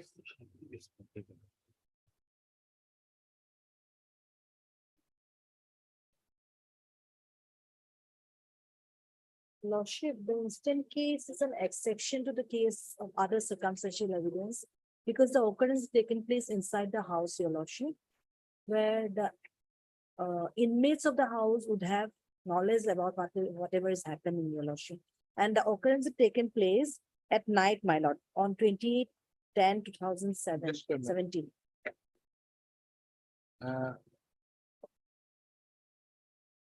Night of, 28/10/2017. yes. Your lordship, here PW1, who is the informant of the case, is the father of the accused person and father-in-law of the victim, your lordship. He has deposed, your lordship, that on the day of occurrence, when he rose in the morning, the next day, he found the accused person, and accused person on lordship, may I take your lordship straight to the evidence part of PW1? PW1, your lordship, the accused Kalaimura is my son. I'm holding only the LCR, lordship, don't need the paper book. Why don't you all come with the paper book? Lordship, The reason that we Office. give the PPs also the paper book is that our that we are office, all on the same page. they misplaced, I don't know. How come they misplaced it? They, I don't know. Government office, my lord. Your lordship is there, how they function. I don't know. Lordship, government offices of India, they I- function. I thought they were, very competent and everything. Okay, anyway, yeah. The accused Kalaimura is my son. The occurrence had taken place about 3 months back in a night. My son, the accused Kalaimura, at the time of occurrence had been living separately from me in the other part of the same house. At the time of occurrence, the accused had his wife and a minor daughter, aged about 3 years. On the night of occurrence, in the early morning, I rose up from my bed and found the front door of the room of the accused Kalaimura was open. I lighted the light of my own room and found the accused Kalaimura and had been seated in a corner of my own room in a sullen face. Then I went to the room of my son and found his wife Parvati Mura, who had been lying dead in the bed. I have 3 other sons, namely Sonju, Sitaram, and Somaru, who at the time of occurrence were living separately from me at a little distance from my house. Then I went to the house of aforesaid sons and narrated them about the incident. That my aforesaid sons came to my house along with me and tried to apprehend Kalaimura, but the accused Kalaimura somehow fled away from our grave. Then my aforesaid sons followed the accused Sri Kalaimura and caught him in a village, resident of Nepali people, and brought him again to my house. And the president of our tea garden laborers informed the incident to the Kilamora police station. When the police from Kilamora police station came, the police recovered the dead body of Parvati Mura from her room and took dead body of along with them for post-mortem examination. The police also arrested the accused, Sri Kalaimura, and took him at police station from my house. I came along with the dead body of Parvati Mura at North Lakhimpur Civil Hospital. After post-mortem examination, the dead body of Parvati Mura was handed over to me, and I took the dead body in my house, and accordingly funeral was followed. I lodged a Zahar with Kilamora police station regarding the incident, and the accused was seated in a corner of my house. I asked him how his wife was passed away, but the accused did not give any answer. On the night of occurrence, the accused, along with his wife Parvati Mura, had been in their room, and their minor daughter had been in my room. Cross-examination. I am an illiterate person, so I do not know what had been written in the Azahar. The accused and his wife were habitual drunkard. When the accused and his wife were under intoxication, they did not fear to each other. So, lordship, they used to consume liquor, your lordship. And when they're under intoxication, they did not fear to each other. I do not know on whose call so-and-so Mura was passed away. Once I kept the accused, his wife and his mother-in-law at Kilamara police station because of their being deadly drunken. So, lordship, they are habitual drunkard, dear lordship. It is not a fact the accused had been seated in the corner of my room in depressed mood, saying his wife had been passed away. I did not know who had committed the murder of Pavitra Mura. So, lordship, here the evidence of PW1, who happens to be the father of the accused person, is intact. The accused person was at the relevant point of time was in his residence along with his wife. Lordship, in chief, he has stated, on the night of occurrence, the accused along with his wife Parvati Mura had been in their room, and their minor daughter had been in my room. So they were together, your lordship, and it was not broken down in cross-examination. No question was put to this PW1 as regards whether they were living together or living separately, my lord. And in 313 statement, may I straightway take, because other witnesses are reported witnesses, my lord. PW1 has reported his other 2 sons, my lord. In 313 also, accused is admitted, your lordship. If she wants, 313 statement who of the accused person, Okay, page, page, lordship, page, I don't know. you don't know. 313, yes. 313 page 47 of the paper book. Question number 7 and 15.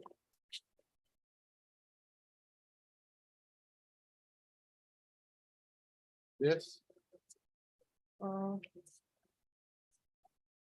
Lordship, question, answer to question number 7.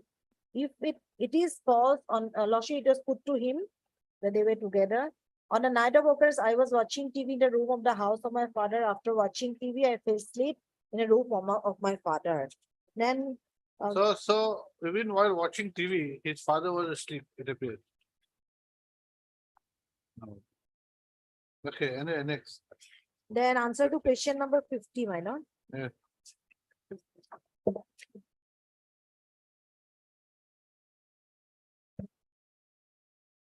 I had not fled away. My lord. I had not fled away. No, my lord. I did not murder my wife. On the night of occurrence, I was watching TV in the room of my father. Thereafter, I fell asleep while watching TV and slept in the room of my father on the night of the occurrence. That is 7. Question number 50. 5 Answer to 0. question number 50.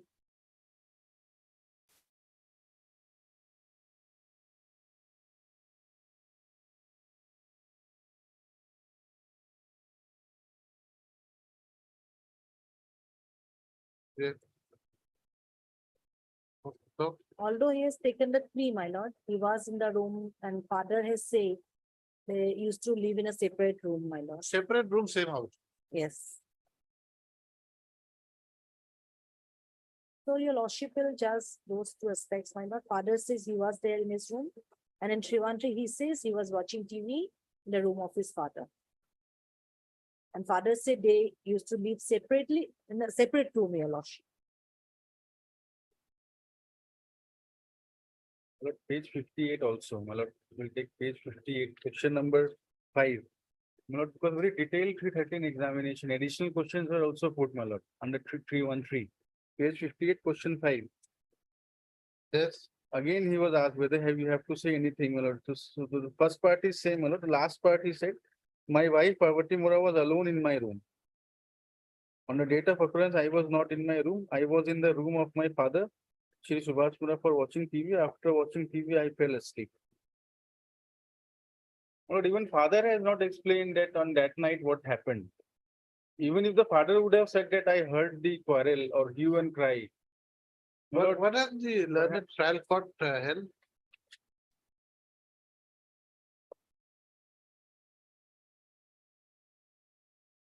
trial court at page 62, my lord, it's stated that it is a case, no eyewitness is there. It is a case purely on basis of circumstantial evidence. And my lord, the decision part. yeah. Page 74, my lord. Page 74, the findings on the careful scrutiny of the evidence. Adduced by the. Lordship, that 106 of the Evidence Act. Para 33, from the aforesaid circumstances, it can be inferred that it is the only accused who had the special knowledge how his wife Parvati Mura was passed away, and these are the strong circumstances against him.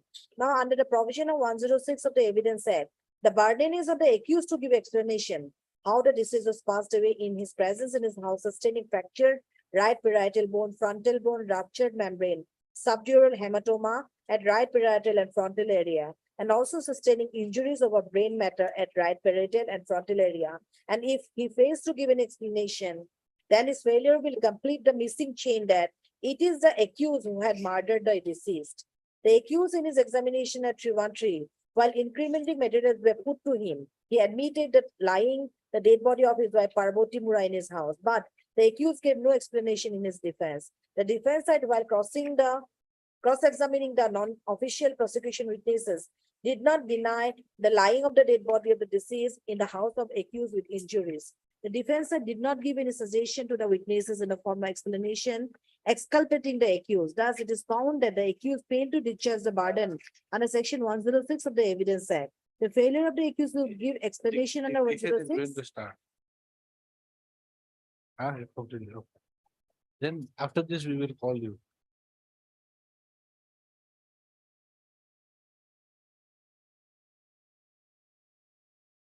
No explanation from the side of the accused. And the failure of the accused to give explanation under 106 is a strong circumstance against the accused, and the court can consider it as an additional link to complete the chain.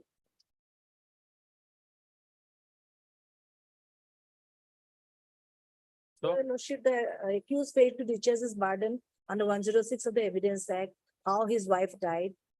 They were together at a place, although he has taken the plea that he was watching TV, but it was not Lordship backed by any proof.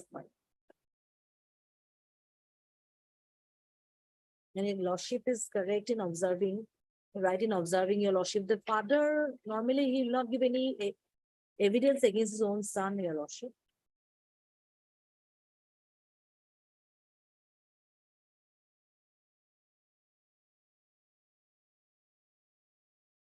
That's all.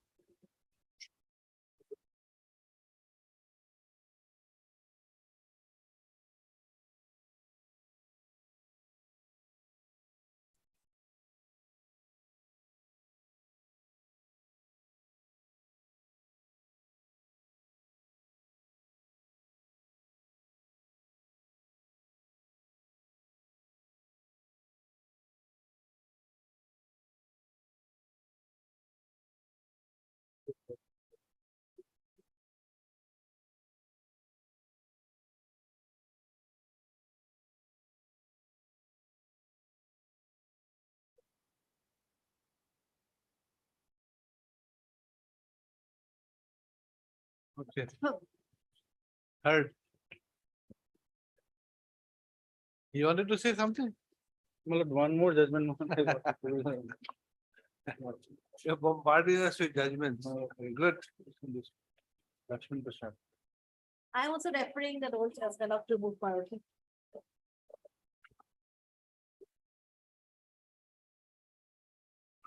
Movie Dias, already 2006. My lord, this judgment, my lord, the apex court has held it, my lord, all the chain has to be there, my lord. The motive, last scene, 2006. recovery of weapon of assault. Now, in this case, one of the chain was not there, so my lord, if the High Court found one of the links to be missing and not proved, in view of the law settled on the point, the conviction ought to have been interfered with.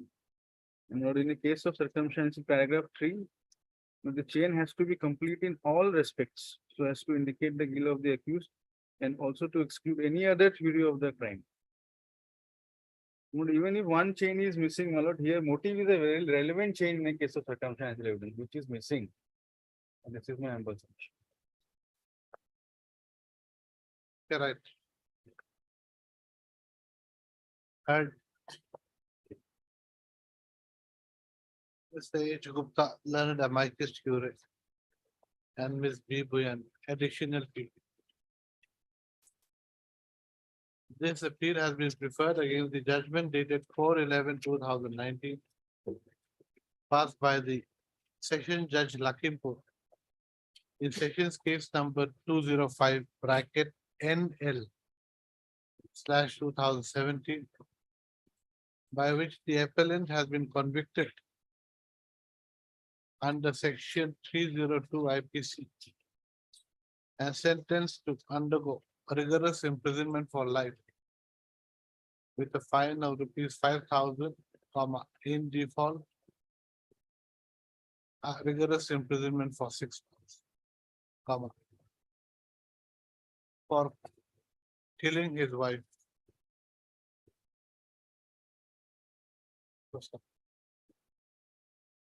The prosecution case in brief is that the father of the appellant / prosecution witness number 1 bracket PW1 submitted an FIR dated 29/10/2017 to the officer in charge of the Gilamara police station, stating that on the night of 28/10/2017, his son, the appellant, had killed his daughter-in-law by assaulting her. On seeing the dead body of his daughter-in-law around 4:30 AM, he informed the neighbors. In pursuance to the FIR submitted by PW1, GMR PS case number 130/2017 and the section 302 IPC was registered. After investigation of the case, the IO filed the charge sheet, having found a prima facie case against the appellant under section 302 IPC. Next paragraph. Charge under section 302 IPC was framed against the appellant, to which he pleaded not guilty and claimed to be tried. Thereafter, 16 prosecution witnesses were examined by the learned trial court.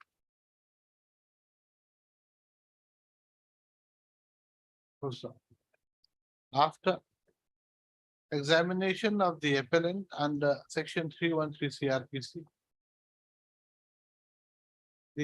and hearing the parties, the learned trial court came to a finding that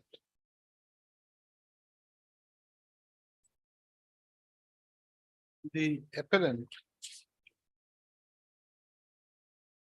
was guilty of having killed his wife and in view of, in terms of section 106 of the Evidence Act.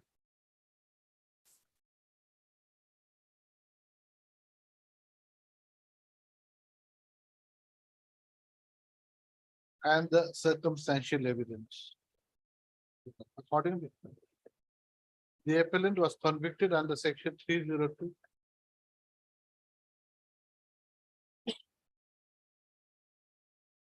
IPC for having committed the offense of murder under section 300 IPC. He was accordingly convicted and sentenced by the learned trial. Next paragraph.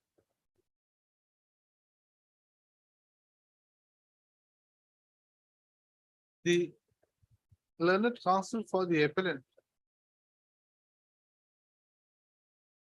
submits that the entire case of the prosecution is based on circumstantial evidence, as there is no eyewitness to the crime. He submits that in a case of circumstantial evidence, the motive for the crime has to be present and proved by the prosecution. However, in the present case, the prosecution had not been able to show the presence of any motive for the appellant to have murdered his wife.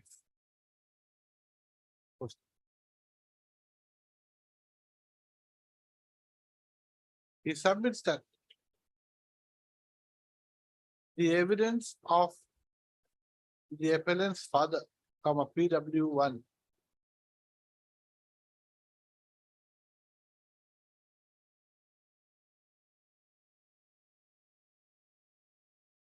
no, he doesn't say that. He submits that the evidence adduced by the prosecution witnesses do not show the involvement of the petitioner in the death of his wife.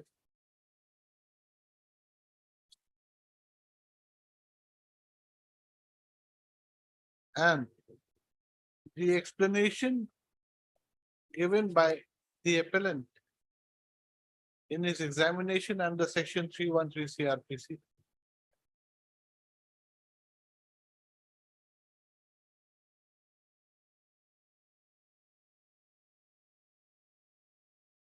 proves that, comma, wherein he has stated that he had slept in his father's room and not in his own room with his wife, comma, prove that the appellant could not have been the perpetrator of the crime.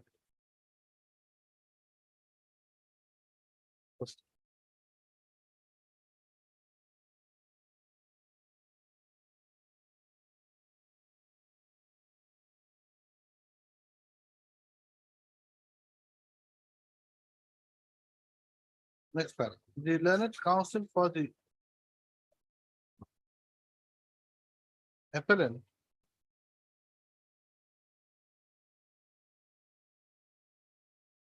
submits that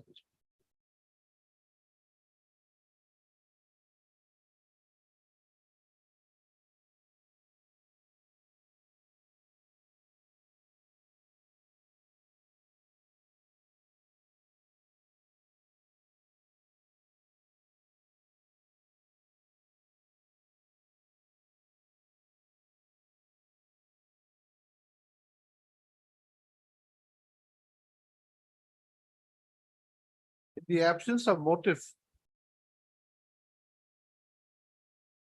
the case of the prosecution has to be discarded. And in this respect, he has relied upon the judgment of the Honorable Supreme Court in the case of Nandu Singh versus State of Madhya Pradesh, bracket now Chhattisgarh, right, Lord? 2022 live law, bracket SC 229.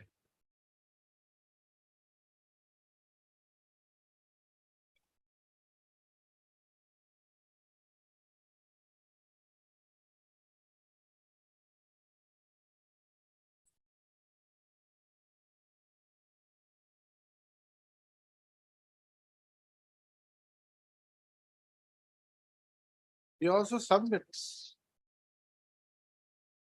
that as there is no evidence to show the involvement of the appellant in causing the death of his wife, comma,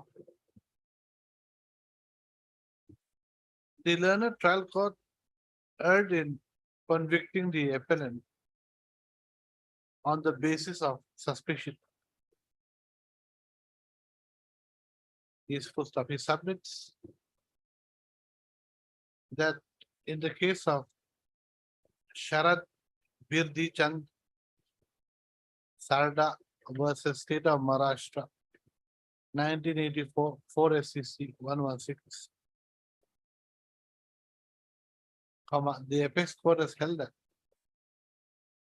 suspicion, howsoever strong, comma, cannot substitute proof beyond reasonable doubt.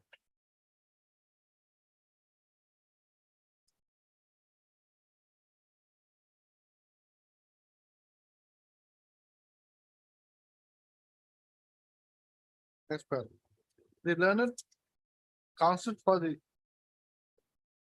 appellant also submits that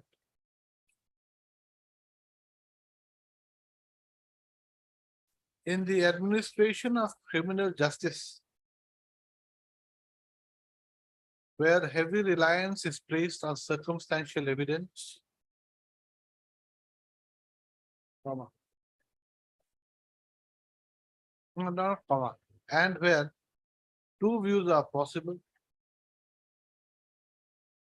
comma, one pointing to the guilt of the accused and another towards his innocence, comma. the one which is favorable to the accused must be adopted. He further submits that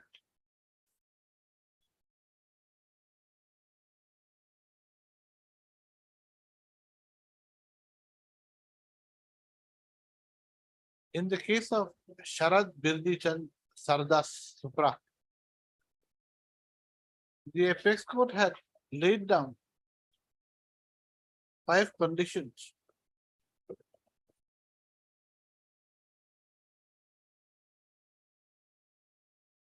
to be fulfilled before a case against an accused could be fully established on the basis of circumstantial evidence.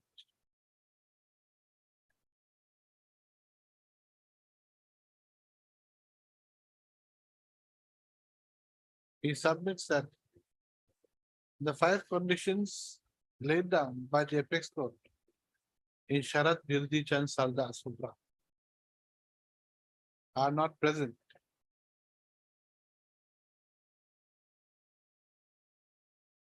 in the present case.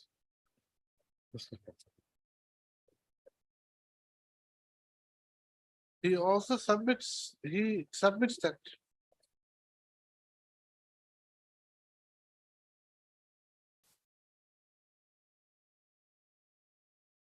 there has been no recovery of the weapon of assault in the present case, and as such, there is nothing to link the injuries sustained by the deceased with the appellant.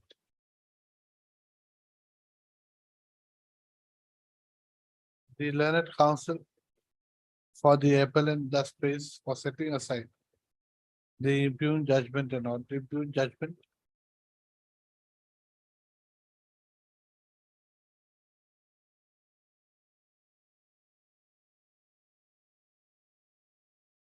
and for acquittal of the appellant from the charges framed against him. Yes. Next paragraph. The learned additional PP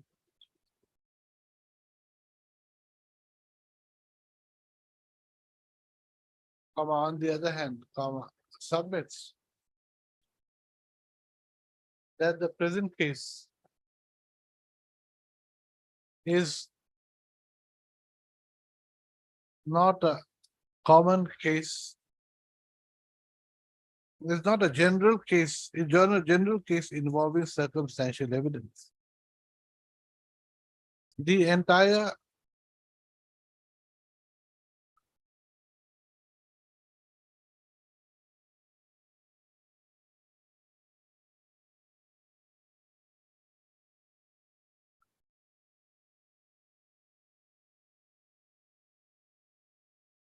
no,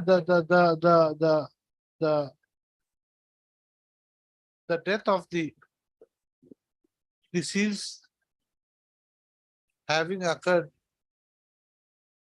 within the 4 walls, within the secrecy of the 4 walls of a house occupied by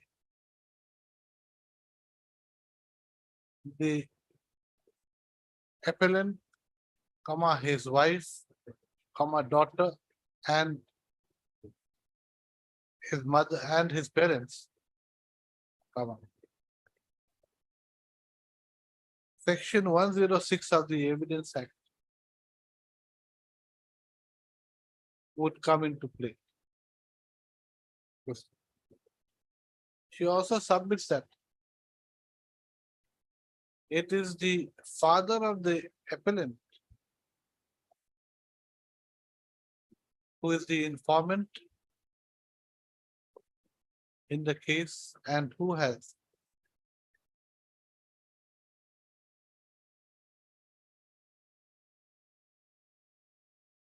stated that the appellant killed his wife. She also submits that the evidence adduced by the brothers of the appellant also show that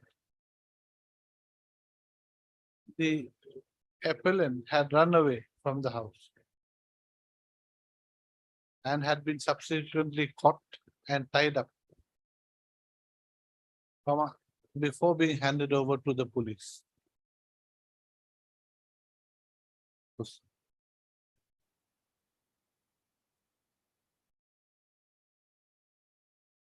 The additional PP also submits that there is no evidence adduced or suggestions made to the prosecution witnesses to the effect that other persons had entered the house of the deceased who could have been involved in the killing of the deceased. Anything else, madam? No explanation. Full stop. Further, no explanation has been forthcoming by the appellant as to how his wife had died. As to how his wife could have died.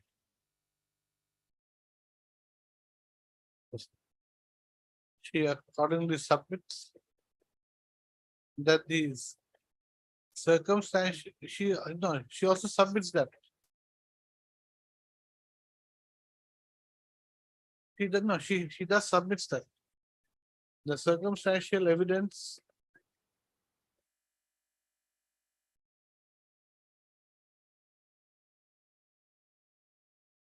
points to the guilt of the appellant in having caused the death of his wife. And as such, this court should not. As such, this court should uphold the impugned judgment passed by the And London Tribunal. motive is not an integral part of this Full kind of stop. Okay, circumstantial one thing before evidence.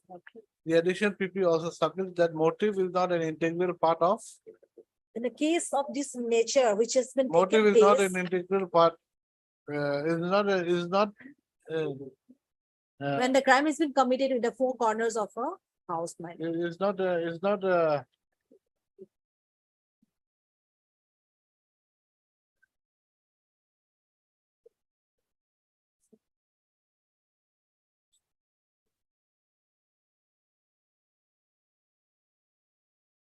a ground to reject the prosecution case. Absence of motive is not a ground to reject the prosecution case. When the crime has been committed within the four corners of a private house. And the prosecution could leave the evidence that accused was very much present on the day when the Huh? prosecution could leave the evidence that accused was very much present at the First place of occurrence. She further submits that that there is no dispute with regard to the fact that the prosecution, that the appellant was present in the house where the deceased died at the relevant point of time. We have heard the learned counsels for the parties. Okay, after 2 minutes.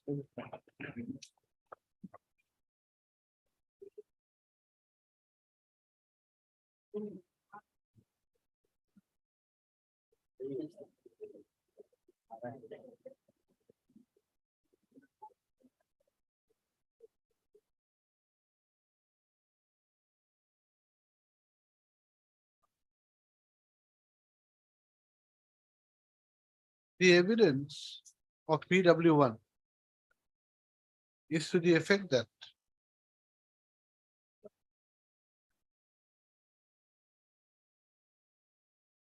he and his wife are living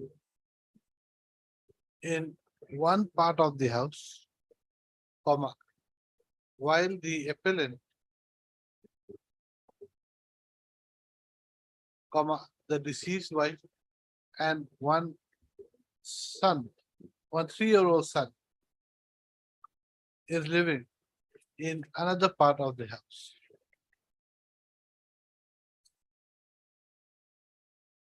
When he rose up early morning, he found the door to the room occupied by the appellant open.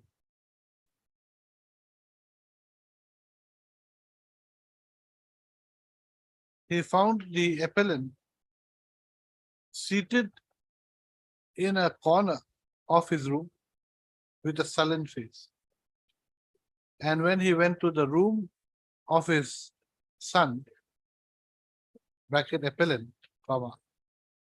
he found his daughter-in-law lying dead on the bed.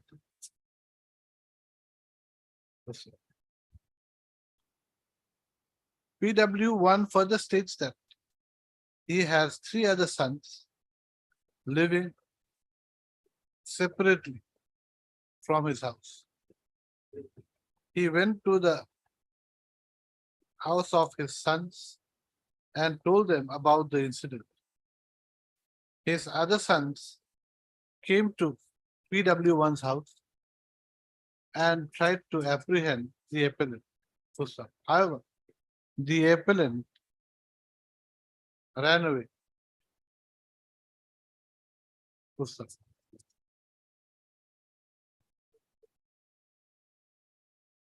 The other sons of PW1 followed the appellant and caught him in a village in which the residents were made up of Nepali people. The appellant was then brought into the house of PW1. The president of the tea garden laborers thereafter informed the police, who came and took the dead body for post-mortem examination.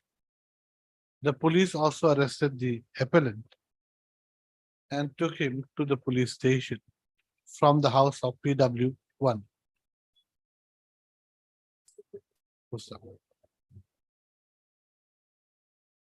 PW1 also states in his evidence that when he had asked the appellant as to how his wife had passed away, the appellant did not give any answer.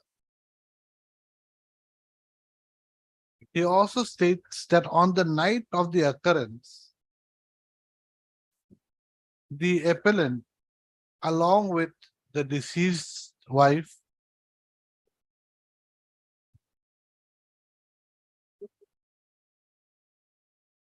had been in their room, while their minor daughter had been in his room.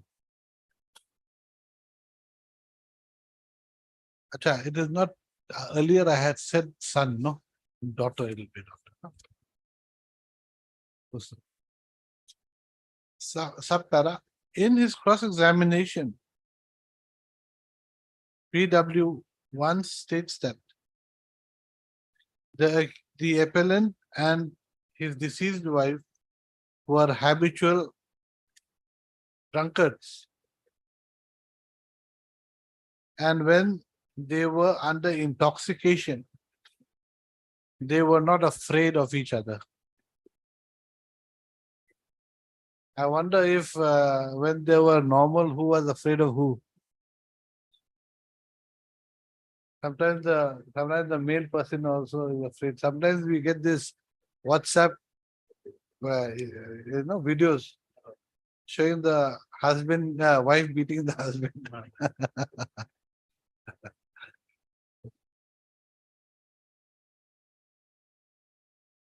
PW1 also states that he does not know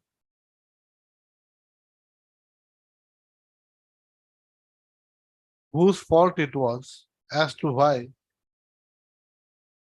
No, whose fault was with regard to the passing away of the deceased.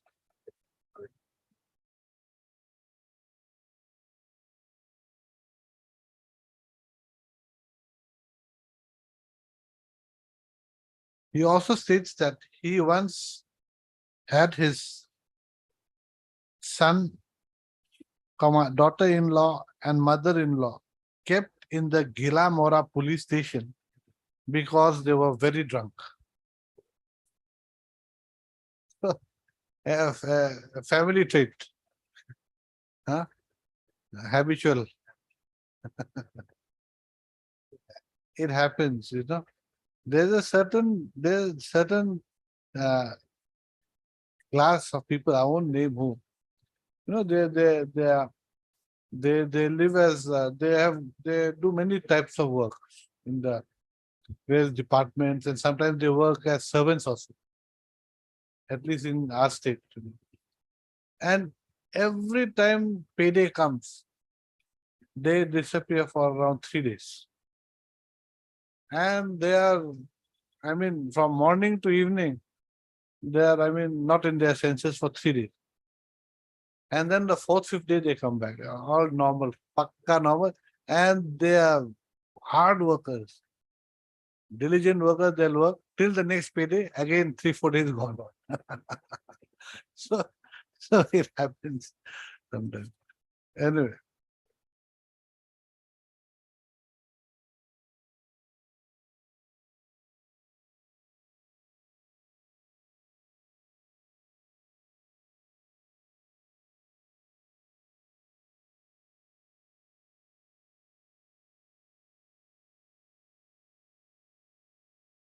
He also states that he did not know who had committed the murder of his daughter-in-law.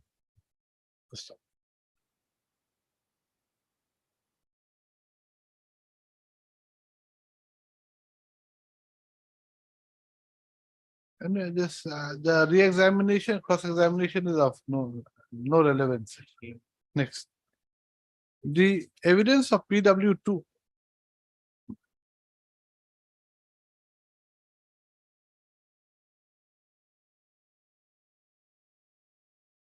who is the secretary of the laborers of Madhupur Tea Garden,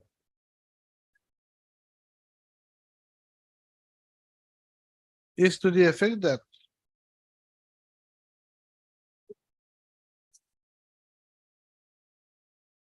the brother of the appellant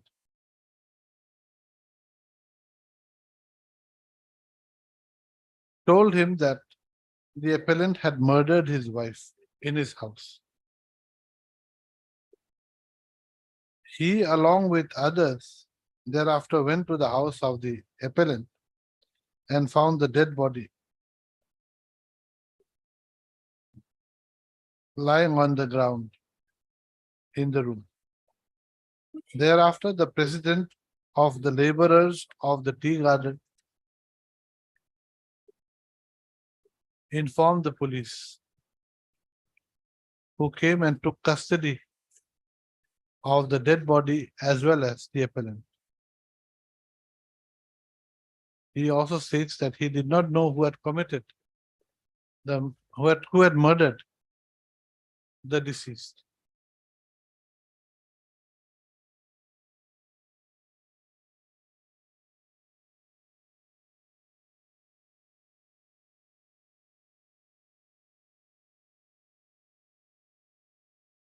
In his cross-examination, Sapkara, PW2 states that he did not state before the police that he came to know the occurrence of the crime from the brother of the appellant.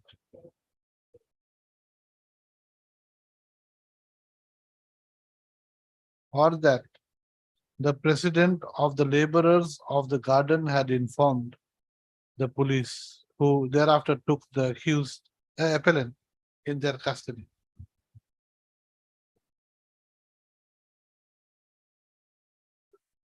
Next paragraph. The evidence of PW3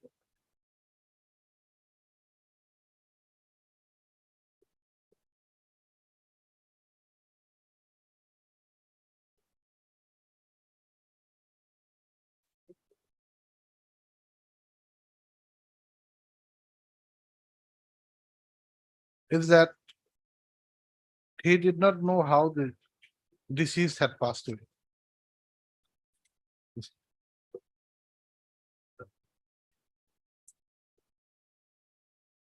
The evidence of PW4 is to the effect that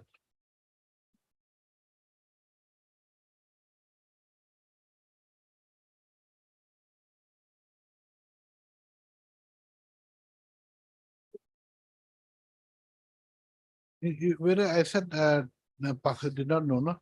You make it 3 and 4, huh? 3 and 4, the early one, 3 and 4.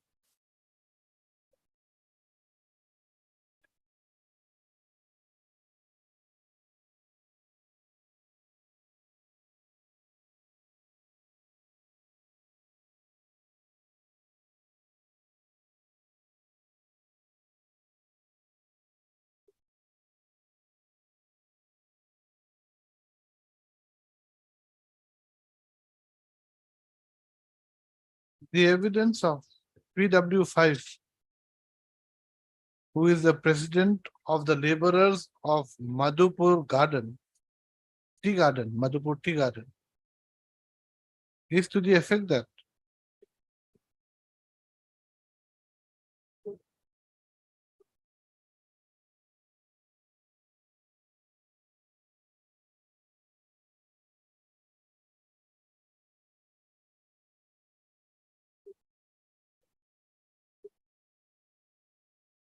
when he heard that the wife of the appellant had passed away, he went to the house of PW1 and saw the dead body lying in the kitchen.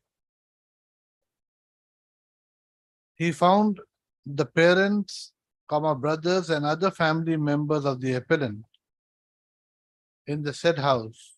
Full stop. However, he did not find the appellant in the said house.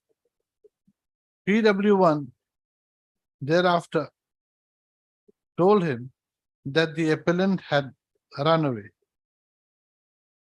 Full stop. Thereafter, the brothers of the appellant apprehended the appellant and brought him into the house and tied him to a tree. Full stop. The police came and took the dead body and also took custody of the appellant.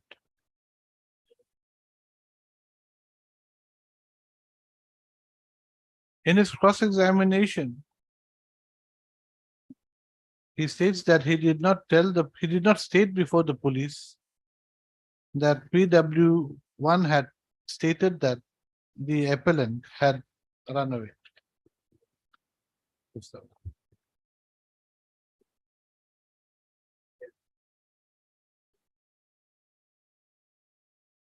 Why is this re-examination on the injury part all the time? You've got no relevance. No relevance at all. I don't know why they're so interested. Next. Acha, we had said 3, 4, no? We had. No. The earlier one, 2 and 3, who did not know how he had died.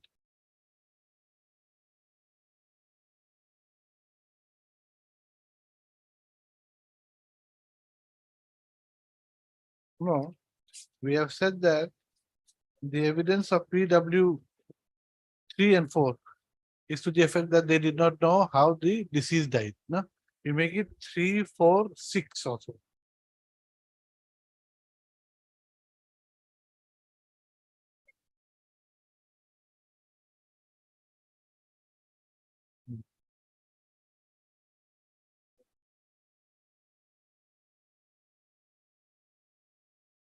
Six, 3, 4, 6, 7 also. Then 7, 8 also. 9 also.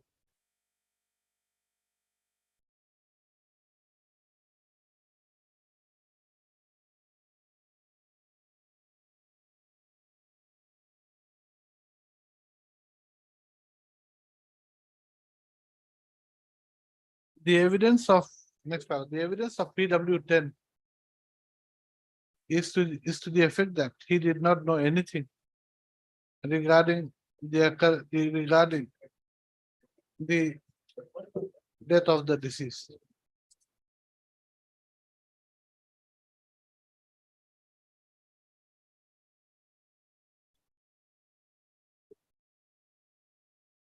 Next para. I think you should speak slightly softly, madam. I think your voices should be slightly softer. Yes, madam, at the back. Back at your back. Please lower your volume. Otherwise, please go out.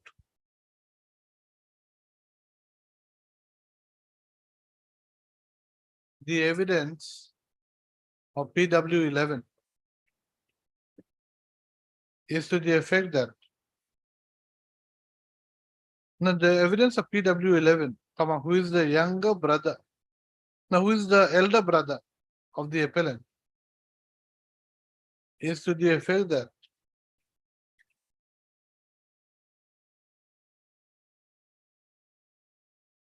Younger brother only. PW 11 is younger brother. Huh? Younger brother, my lord. 11 is younger brother. 11 is elder brother. The accused is my younger Yes. brother. Sorry. The evidence of PW11, who is the elder brother of the appellant, is to the effect that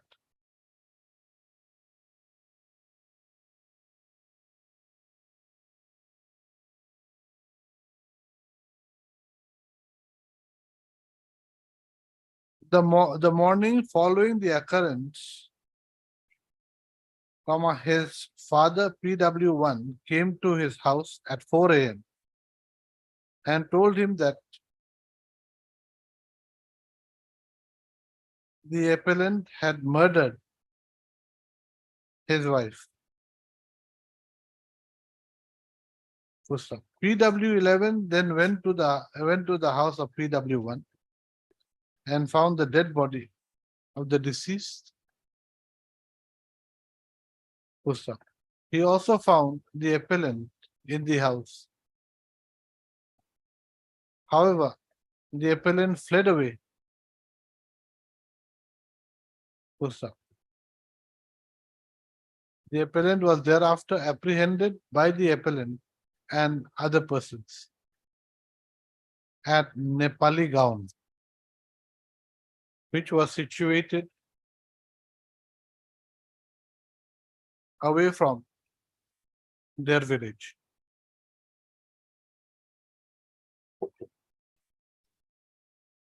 PW11, next para, subpara, PW11 also states that the appellant was living with his wife in the part of the house of his father and mother.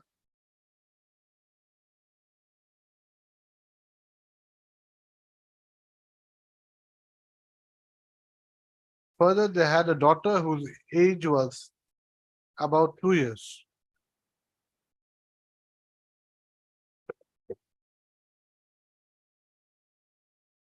When the police came to the house of PW1 at around 8 a.m., PW11 handed over the appellant to the police. So the police also took away the dead body.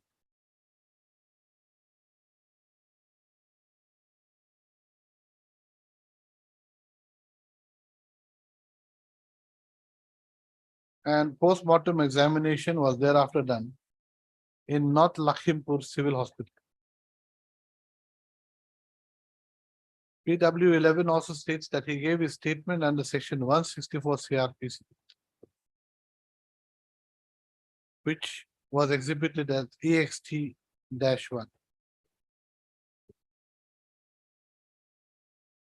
Subpara, in his cross-examination, PW11 states that he did not know how the deceased had died.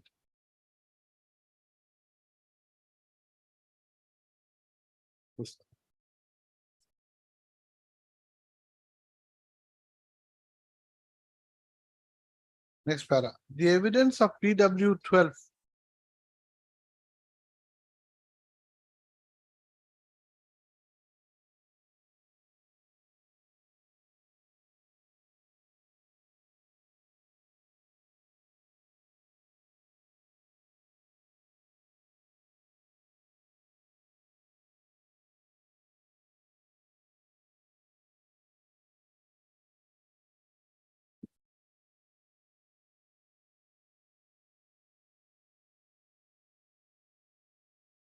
is that when he went to the house of the appellant, he found the dead body of the deceased lying on the ground of the house with severe injuries upon the face and other parts of the body of the deceased.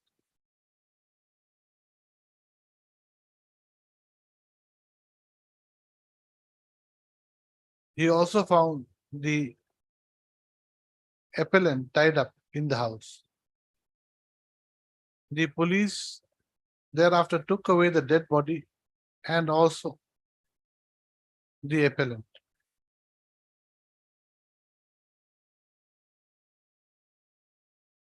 In his cross-examination, the appellant, PW 12 states that he had not stated before the police that he went to the house of the appellant and found the dead body of his wife lying within the house on the ground, having injuries upon her face and other parts of her body.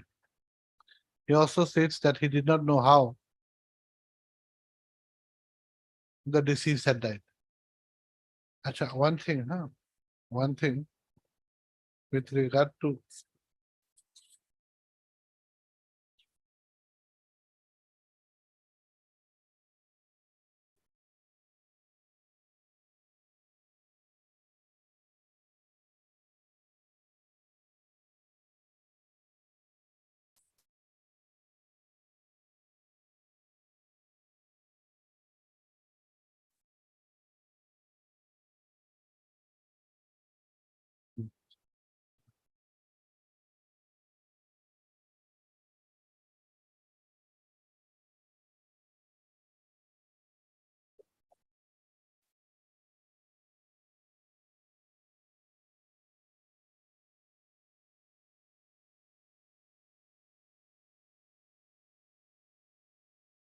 the evidence of PW 12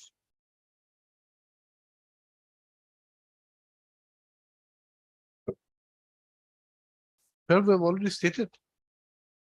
No. The evidence of PW, they say 11 and 12, same actually. 11 and 12, I think is same.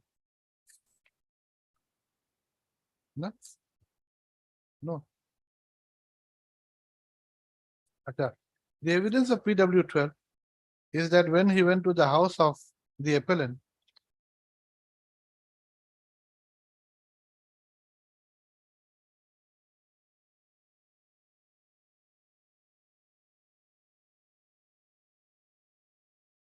he found the police therein.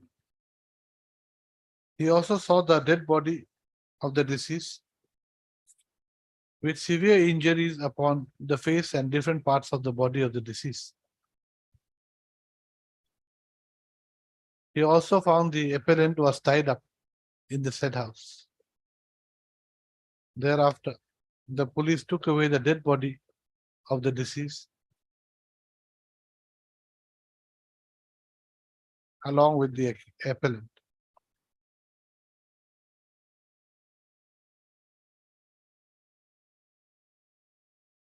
In his cross-examination, PW 12 states that he did not state before the police that he went to the house of the appellant and found the dead body of the deceased within the house with injuries upon her face and other parts of the body. He also states that he did not know how the deceased died. Mr.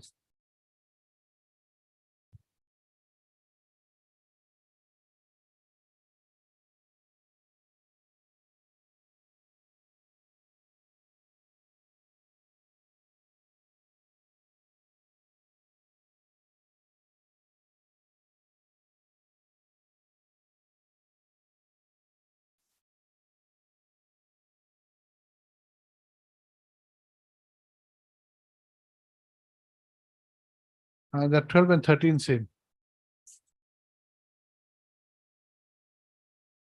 Next para. The evidence of PW 14, who was working as the medical and health officer -1 at North Lakhimpur Civil Hospital, is to the effect that he conducted post-mortem examination upon the dead body and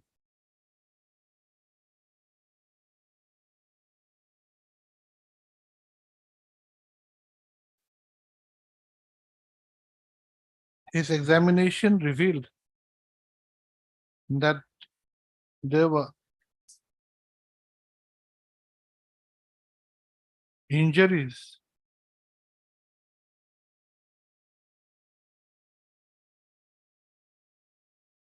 to the scalp and skull,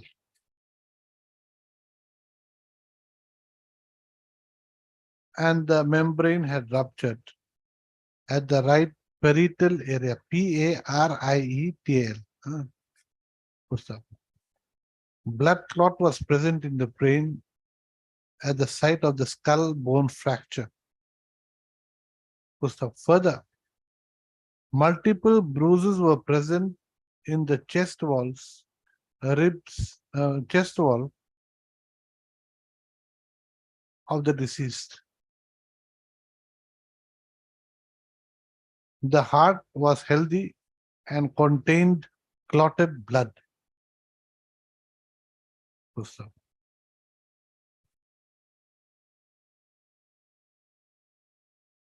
There were multiple bruises on the right buttock.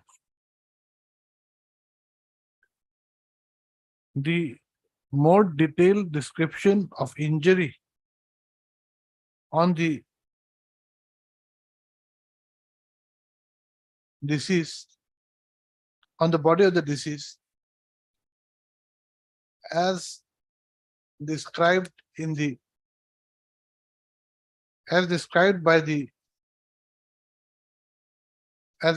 PW 14, is reproduced below as follows. Page 37 in red.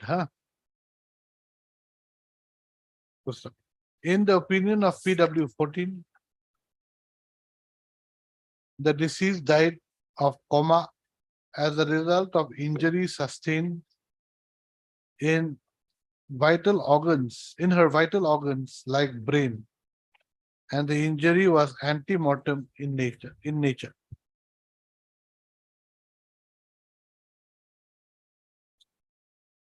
In his cross-examination, PW 14 has stated that he did not mention the time of conducting the post-mortem examination upon the dead body of the deceased.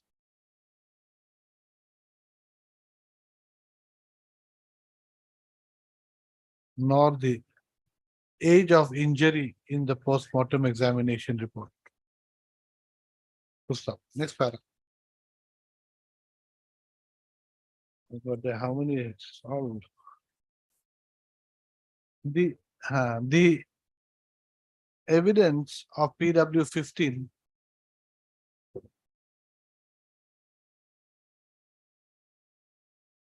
who is the younger brother of the appellant, is to the effect that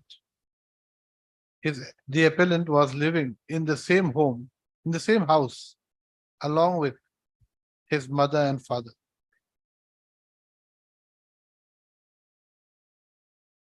PW 15 further states that he was living with another elder brother, that is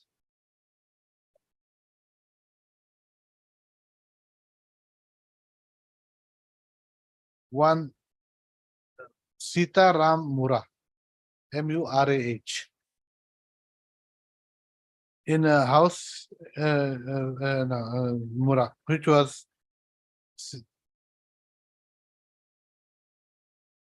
at a distance from the house of his father. His father, PW1,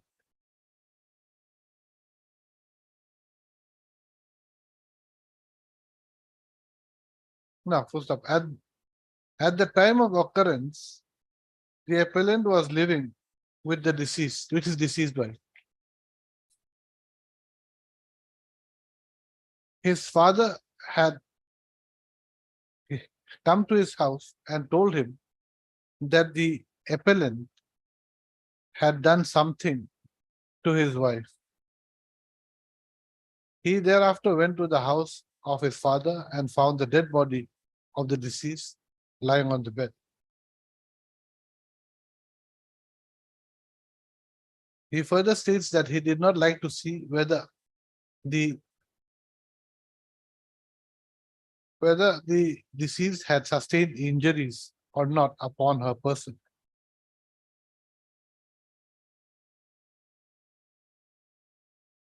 He also saw the appellant in the house. Thereafter, he, along with another person, caught hold of the appellant and tied him up. The police were informed, who came and took the dead body of the deceased along with the appellant.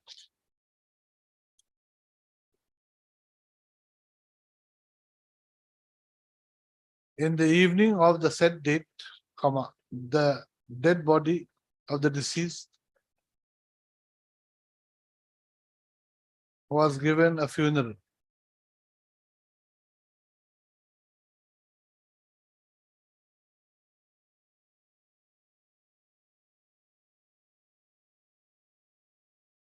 He also states that at the time of occurrence, the daughter of the appellant used to stay at night with her grandfather and grandmother. Grandfather is a bracket PW1, and grandmother.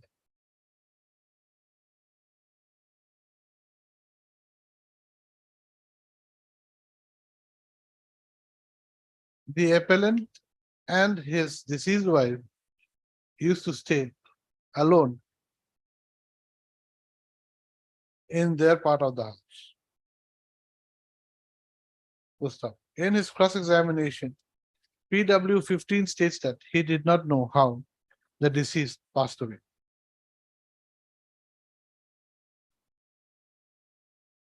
As he did not ask the appellant anything regarding the manner in which the deceased passed away.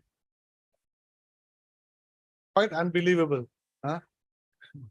Sister-in-law dies. He doesn't ask anyone how she passed away. But this only reinforces the fact that, it is known to the family.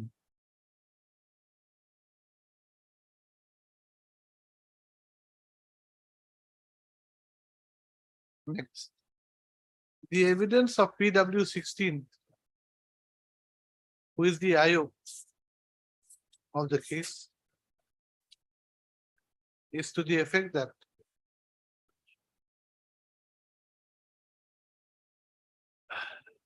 PW1 lodged an FIR accusing his son, bracket appellant, of having murdered his wife.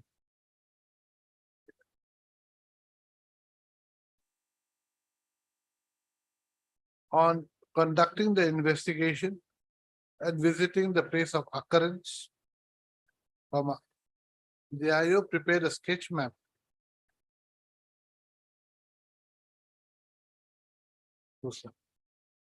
the circle officer was informed to conduct an inquest upon the dead body. Full stop. Post-mortem examination on the body was done.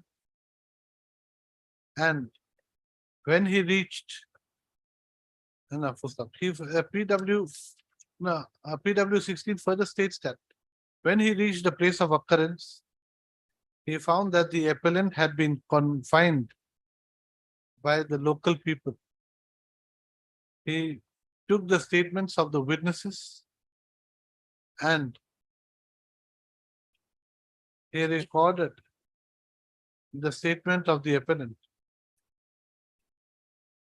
The appellant was also arrested and after collecting the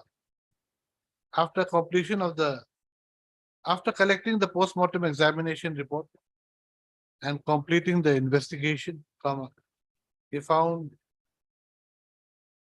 prima facie case under section 302 IPC against the appellant. Charge sheet was accordingly submitted.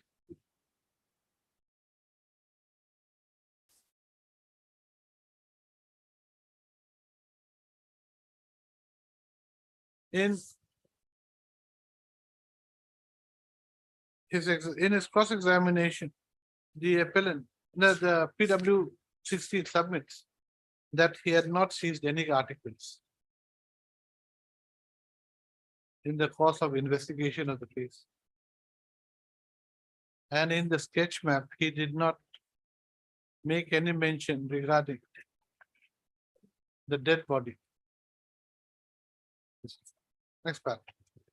The evidence of PW 17, who is the circle officer, Dakwa Khana, is to the effect that he conducted inquest over the dead body of the deceased.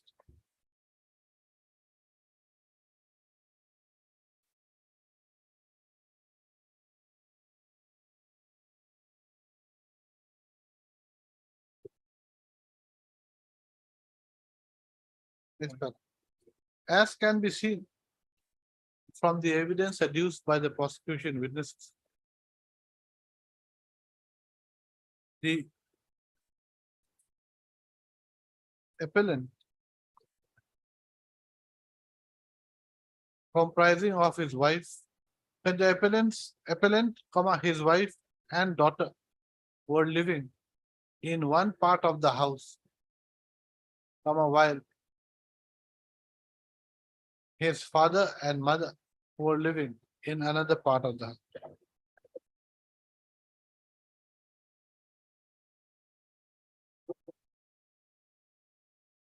There is nothing in the evidence to show. No, the evidence further shows that the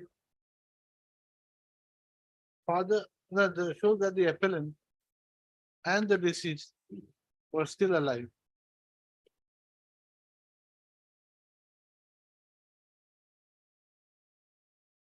On the night of the occurrence.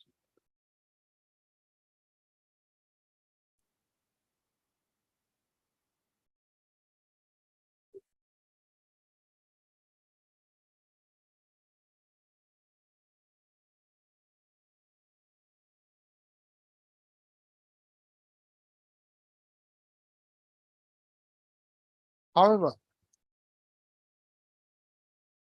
the wife of the appellant was found dead in the said house the next morning. There is nothing to show in the evidence, nor any suggestion made by the appellant to the prosecution witnesses during cross-examination before the learned trial court that any person had entered into their home and who might have had done, might have had any involvement with the death of the deceased. Full stop. On the other hand, the appellant was awake in the morning,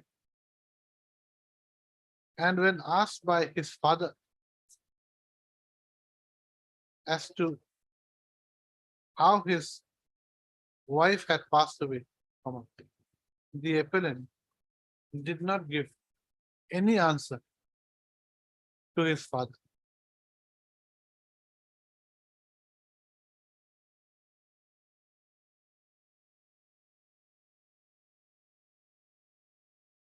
Besides the above, the evidence shows that the appellant had fled from the house of his father, and he had been apprehended in Nepali gown, which was at a distance from the house of his father.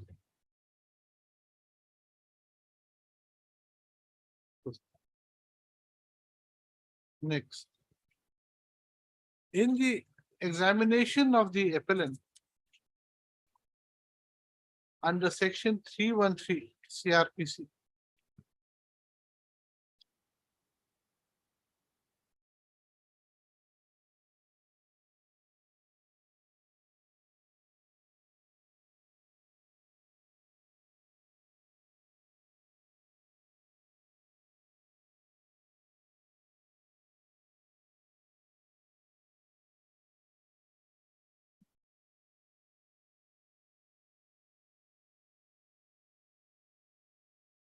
the appellant has taken the stand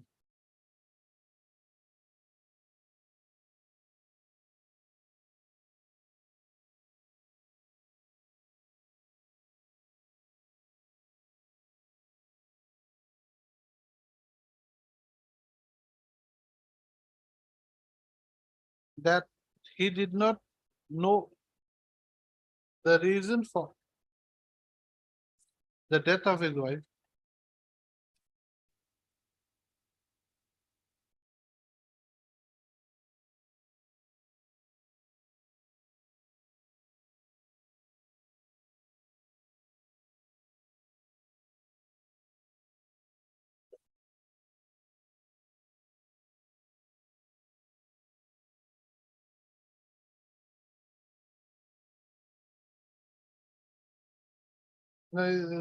stand that, whatever I said.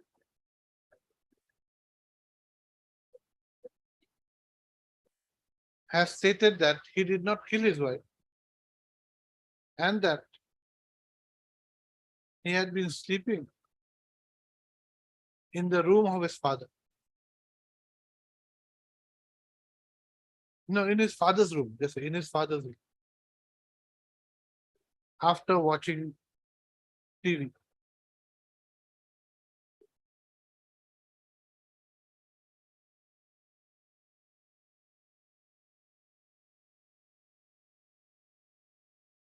He also denies the evidence adduced that he had fled away from the house.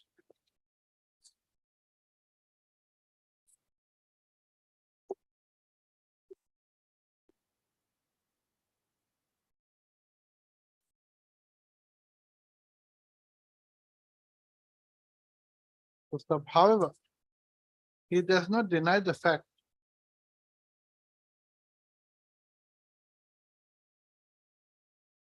that he had been tied up in his house.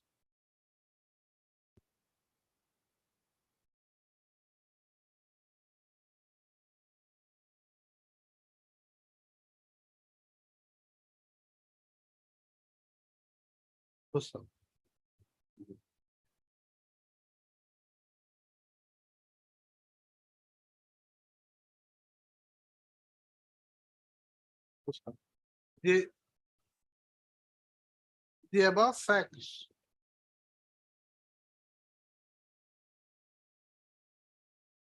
thus shows that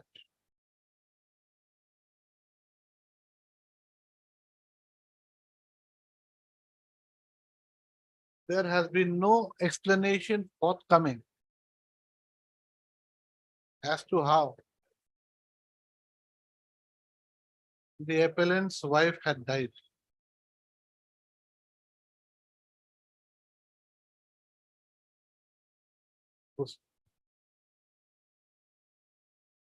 And the only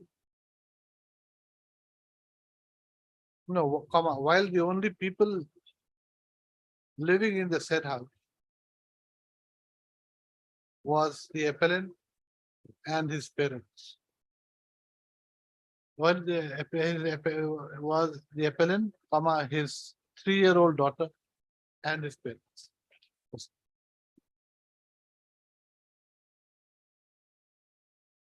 In the case of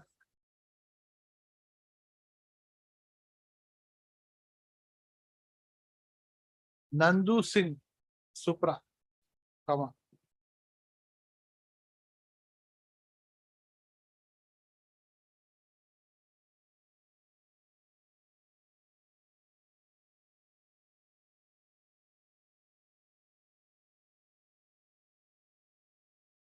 the apex court has held that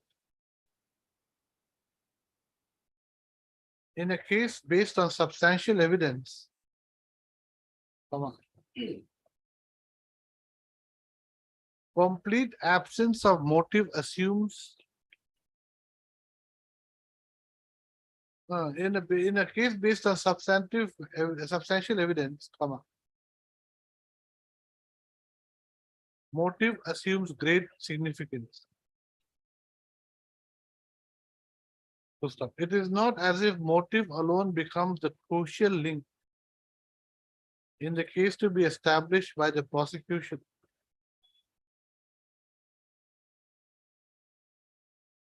And in its absence, the case of the prosecution must be discarded. Comma. But, comma, at the same time, comma, complete absence of motive assumes a different complexion, and such absence definitely weighs in favor of the accused. Yes, sir.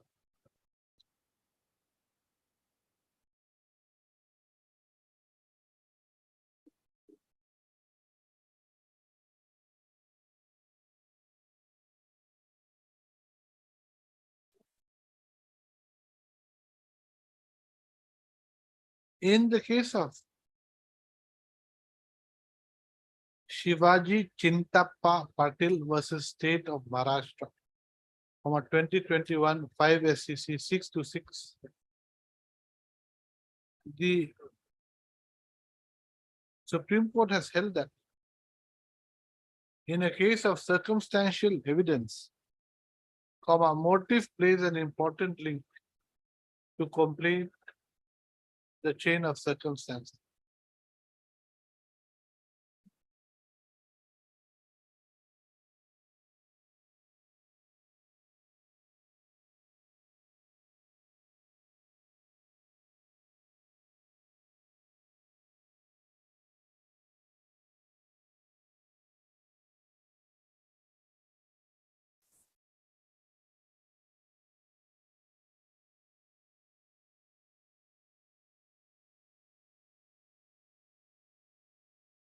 In the case of Anwar Ali versus State of Himachal Pradesh, 2020, 10 SCC 166. The Supreme Court has held that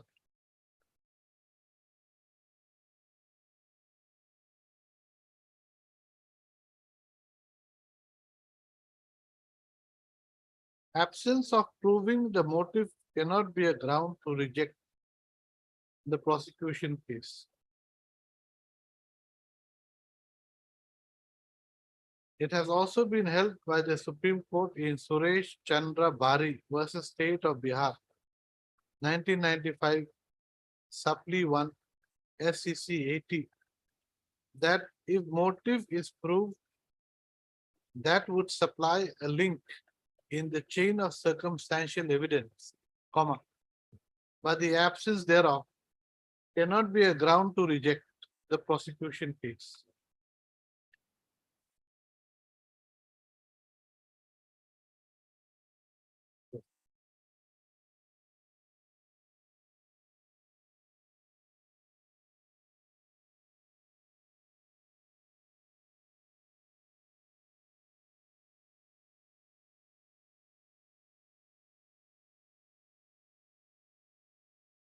In the case of Babu versus State of Kerala 2010 9 SEC 189, the Supreme Court has held that absence of motive in a case depending on circumstantial evidence is a factor that weighs in favor of the accused. On considering all the above judgments of the apex court of the Supreme Court, it is quite clear that while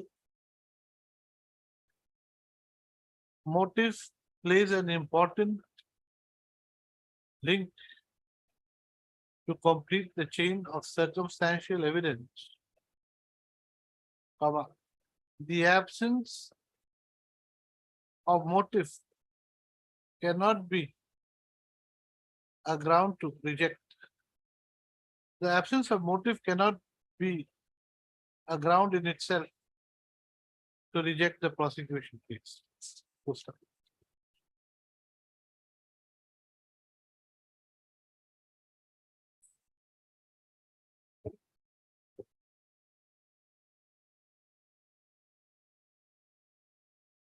With respect to the decision of the Supreme Court in Ram Pratap versus State of Haryana Supra, wherein it has held that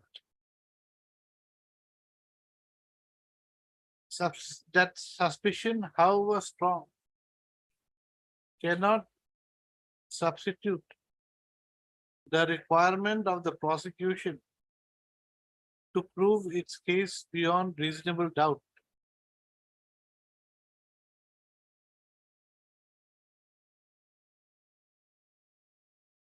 This court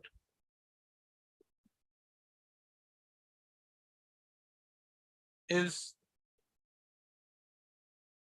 respectfully aware of the law laid down in the said case and would have to see whether the challenge to the impugned judgment and would have to see whether the decision of the learned trial court has been made on suspicion alone or on some other or on some substantial circumstantial evidence provided by law. With respect to next paragraph, with respect to the decision of the Honorable Supreme Court regarding the conditions to be fulfilled in a case involving circumstantial evidence, this court is aware that when there are two views possible,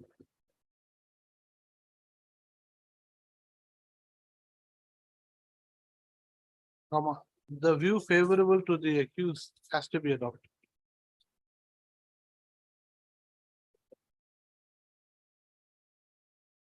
Further,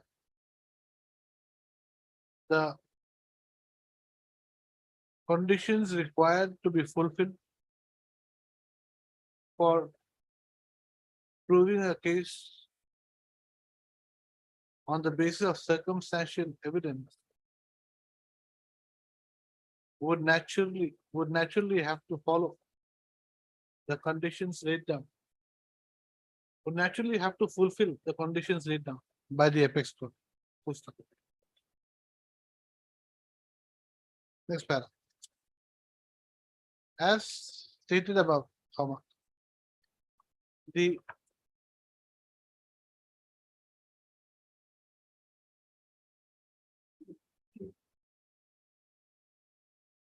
facts of the case herein is that the wife of the appellant was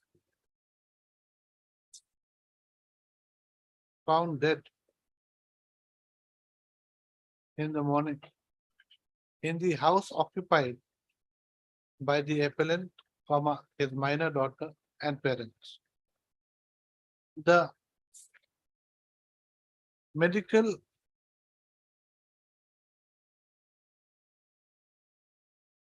the post-mortem report and the evidence of the doctor clearly goes to show that the deceased had died due to the result of injuries sustained on vital parts of her body, like the brain.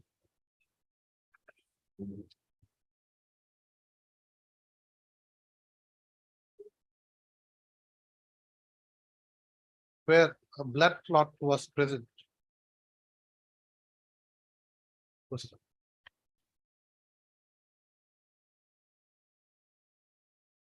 The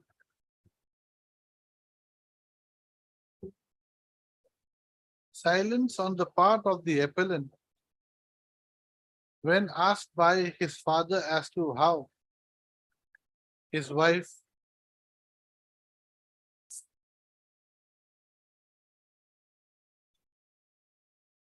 had passed away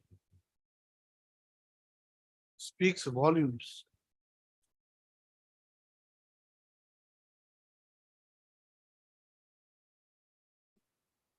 The further fact that the appellant had fled away from his home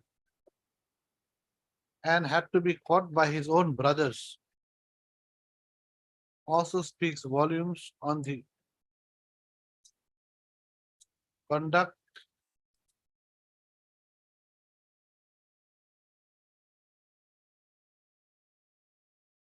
of the appellant. In the case of, what is that? Trimuk.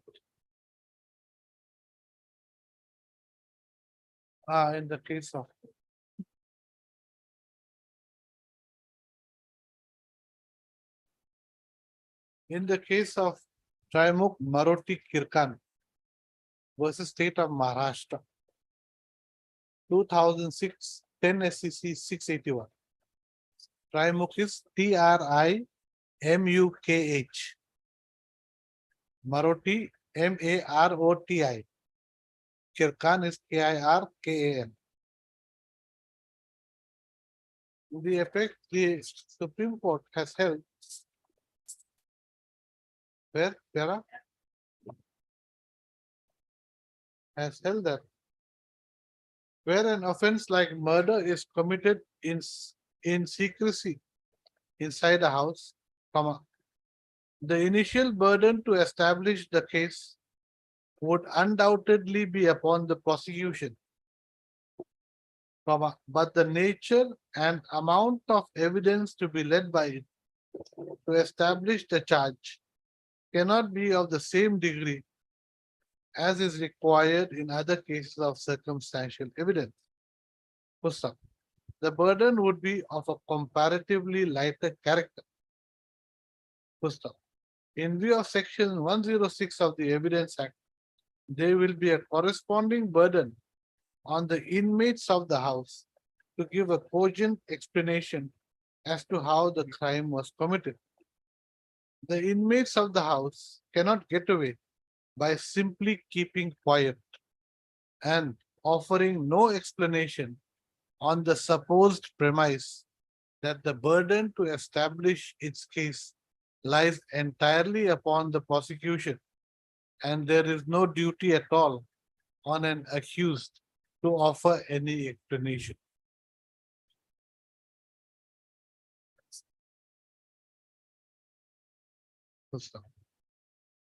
Section 106 of the Evidence Act states as follows, in the next paragraph.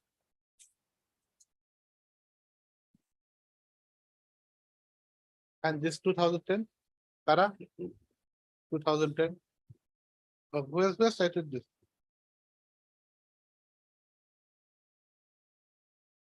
Okay, next.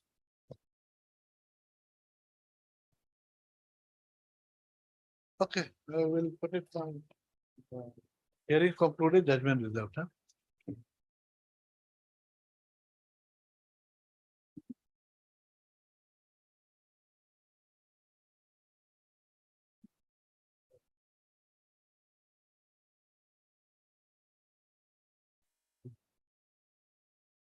Lordship, item number 8, may I pay one thing, Lordship, here he is in custody for jail appeal, Lordship, this is. 4 years, 10 months, he is already in custody, may I pay for a date, Lordship?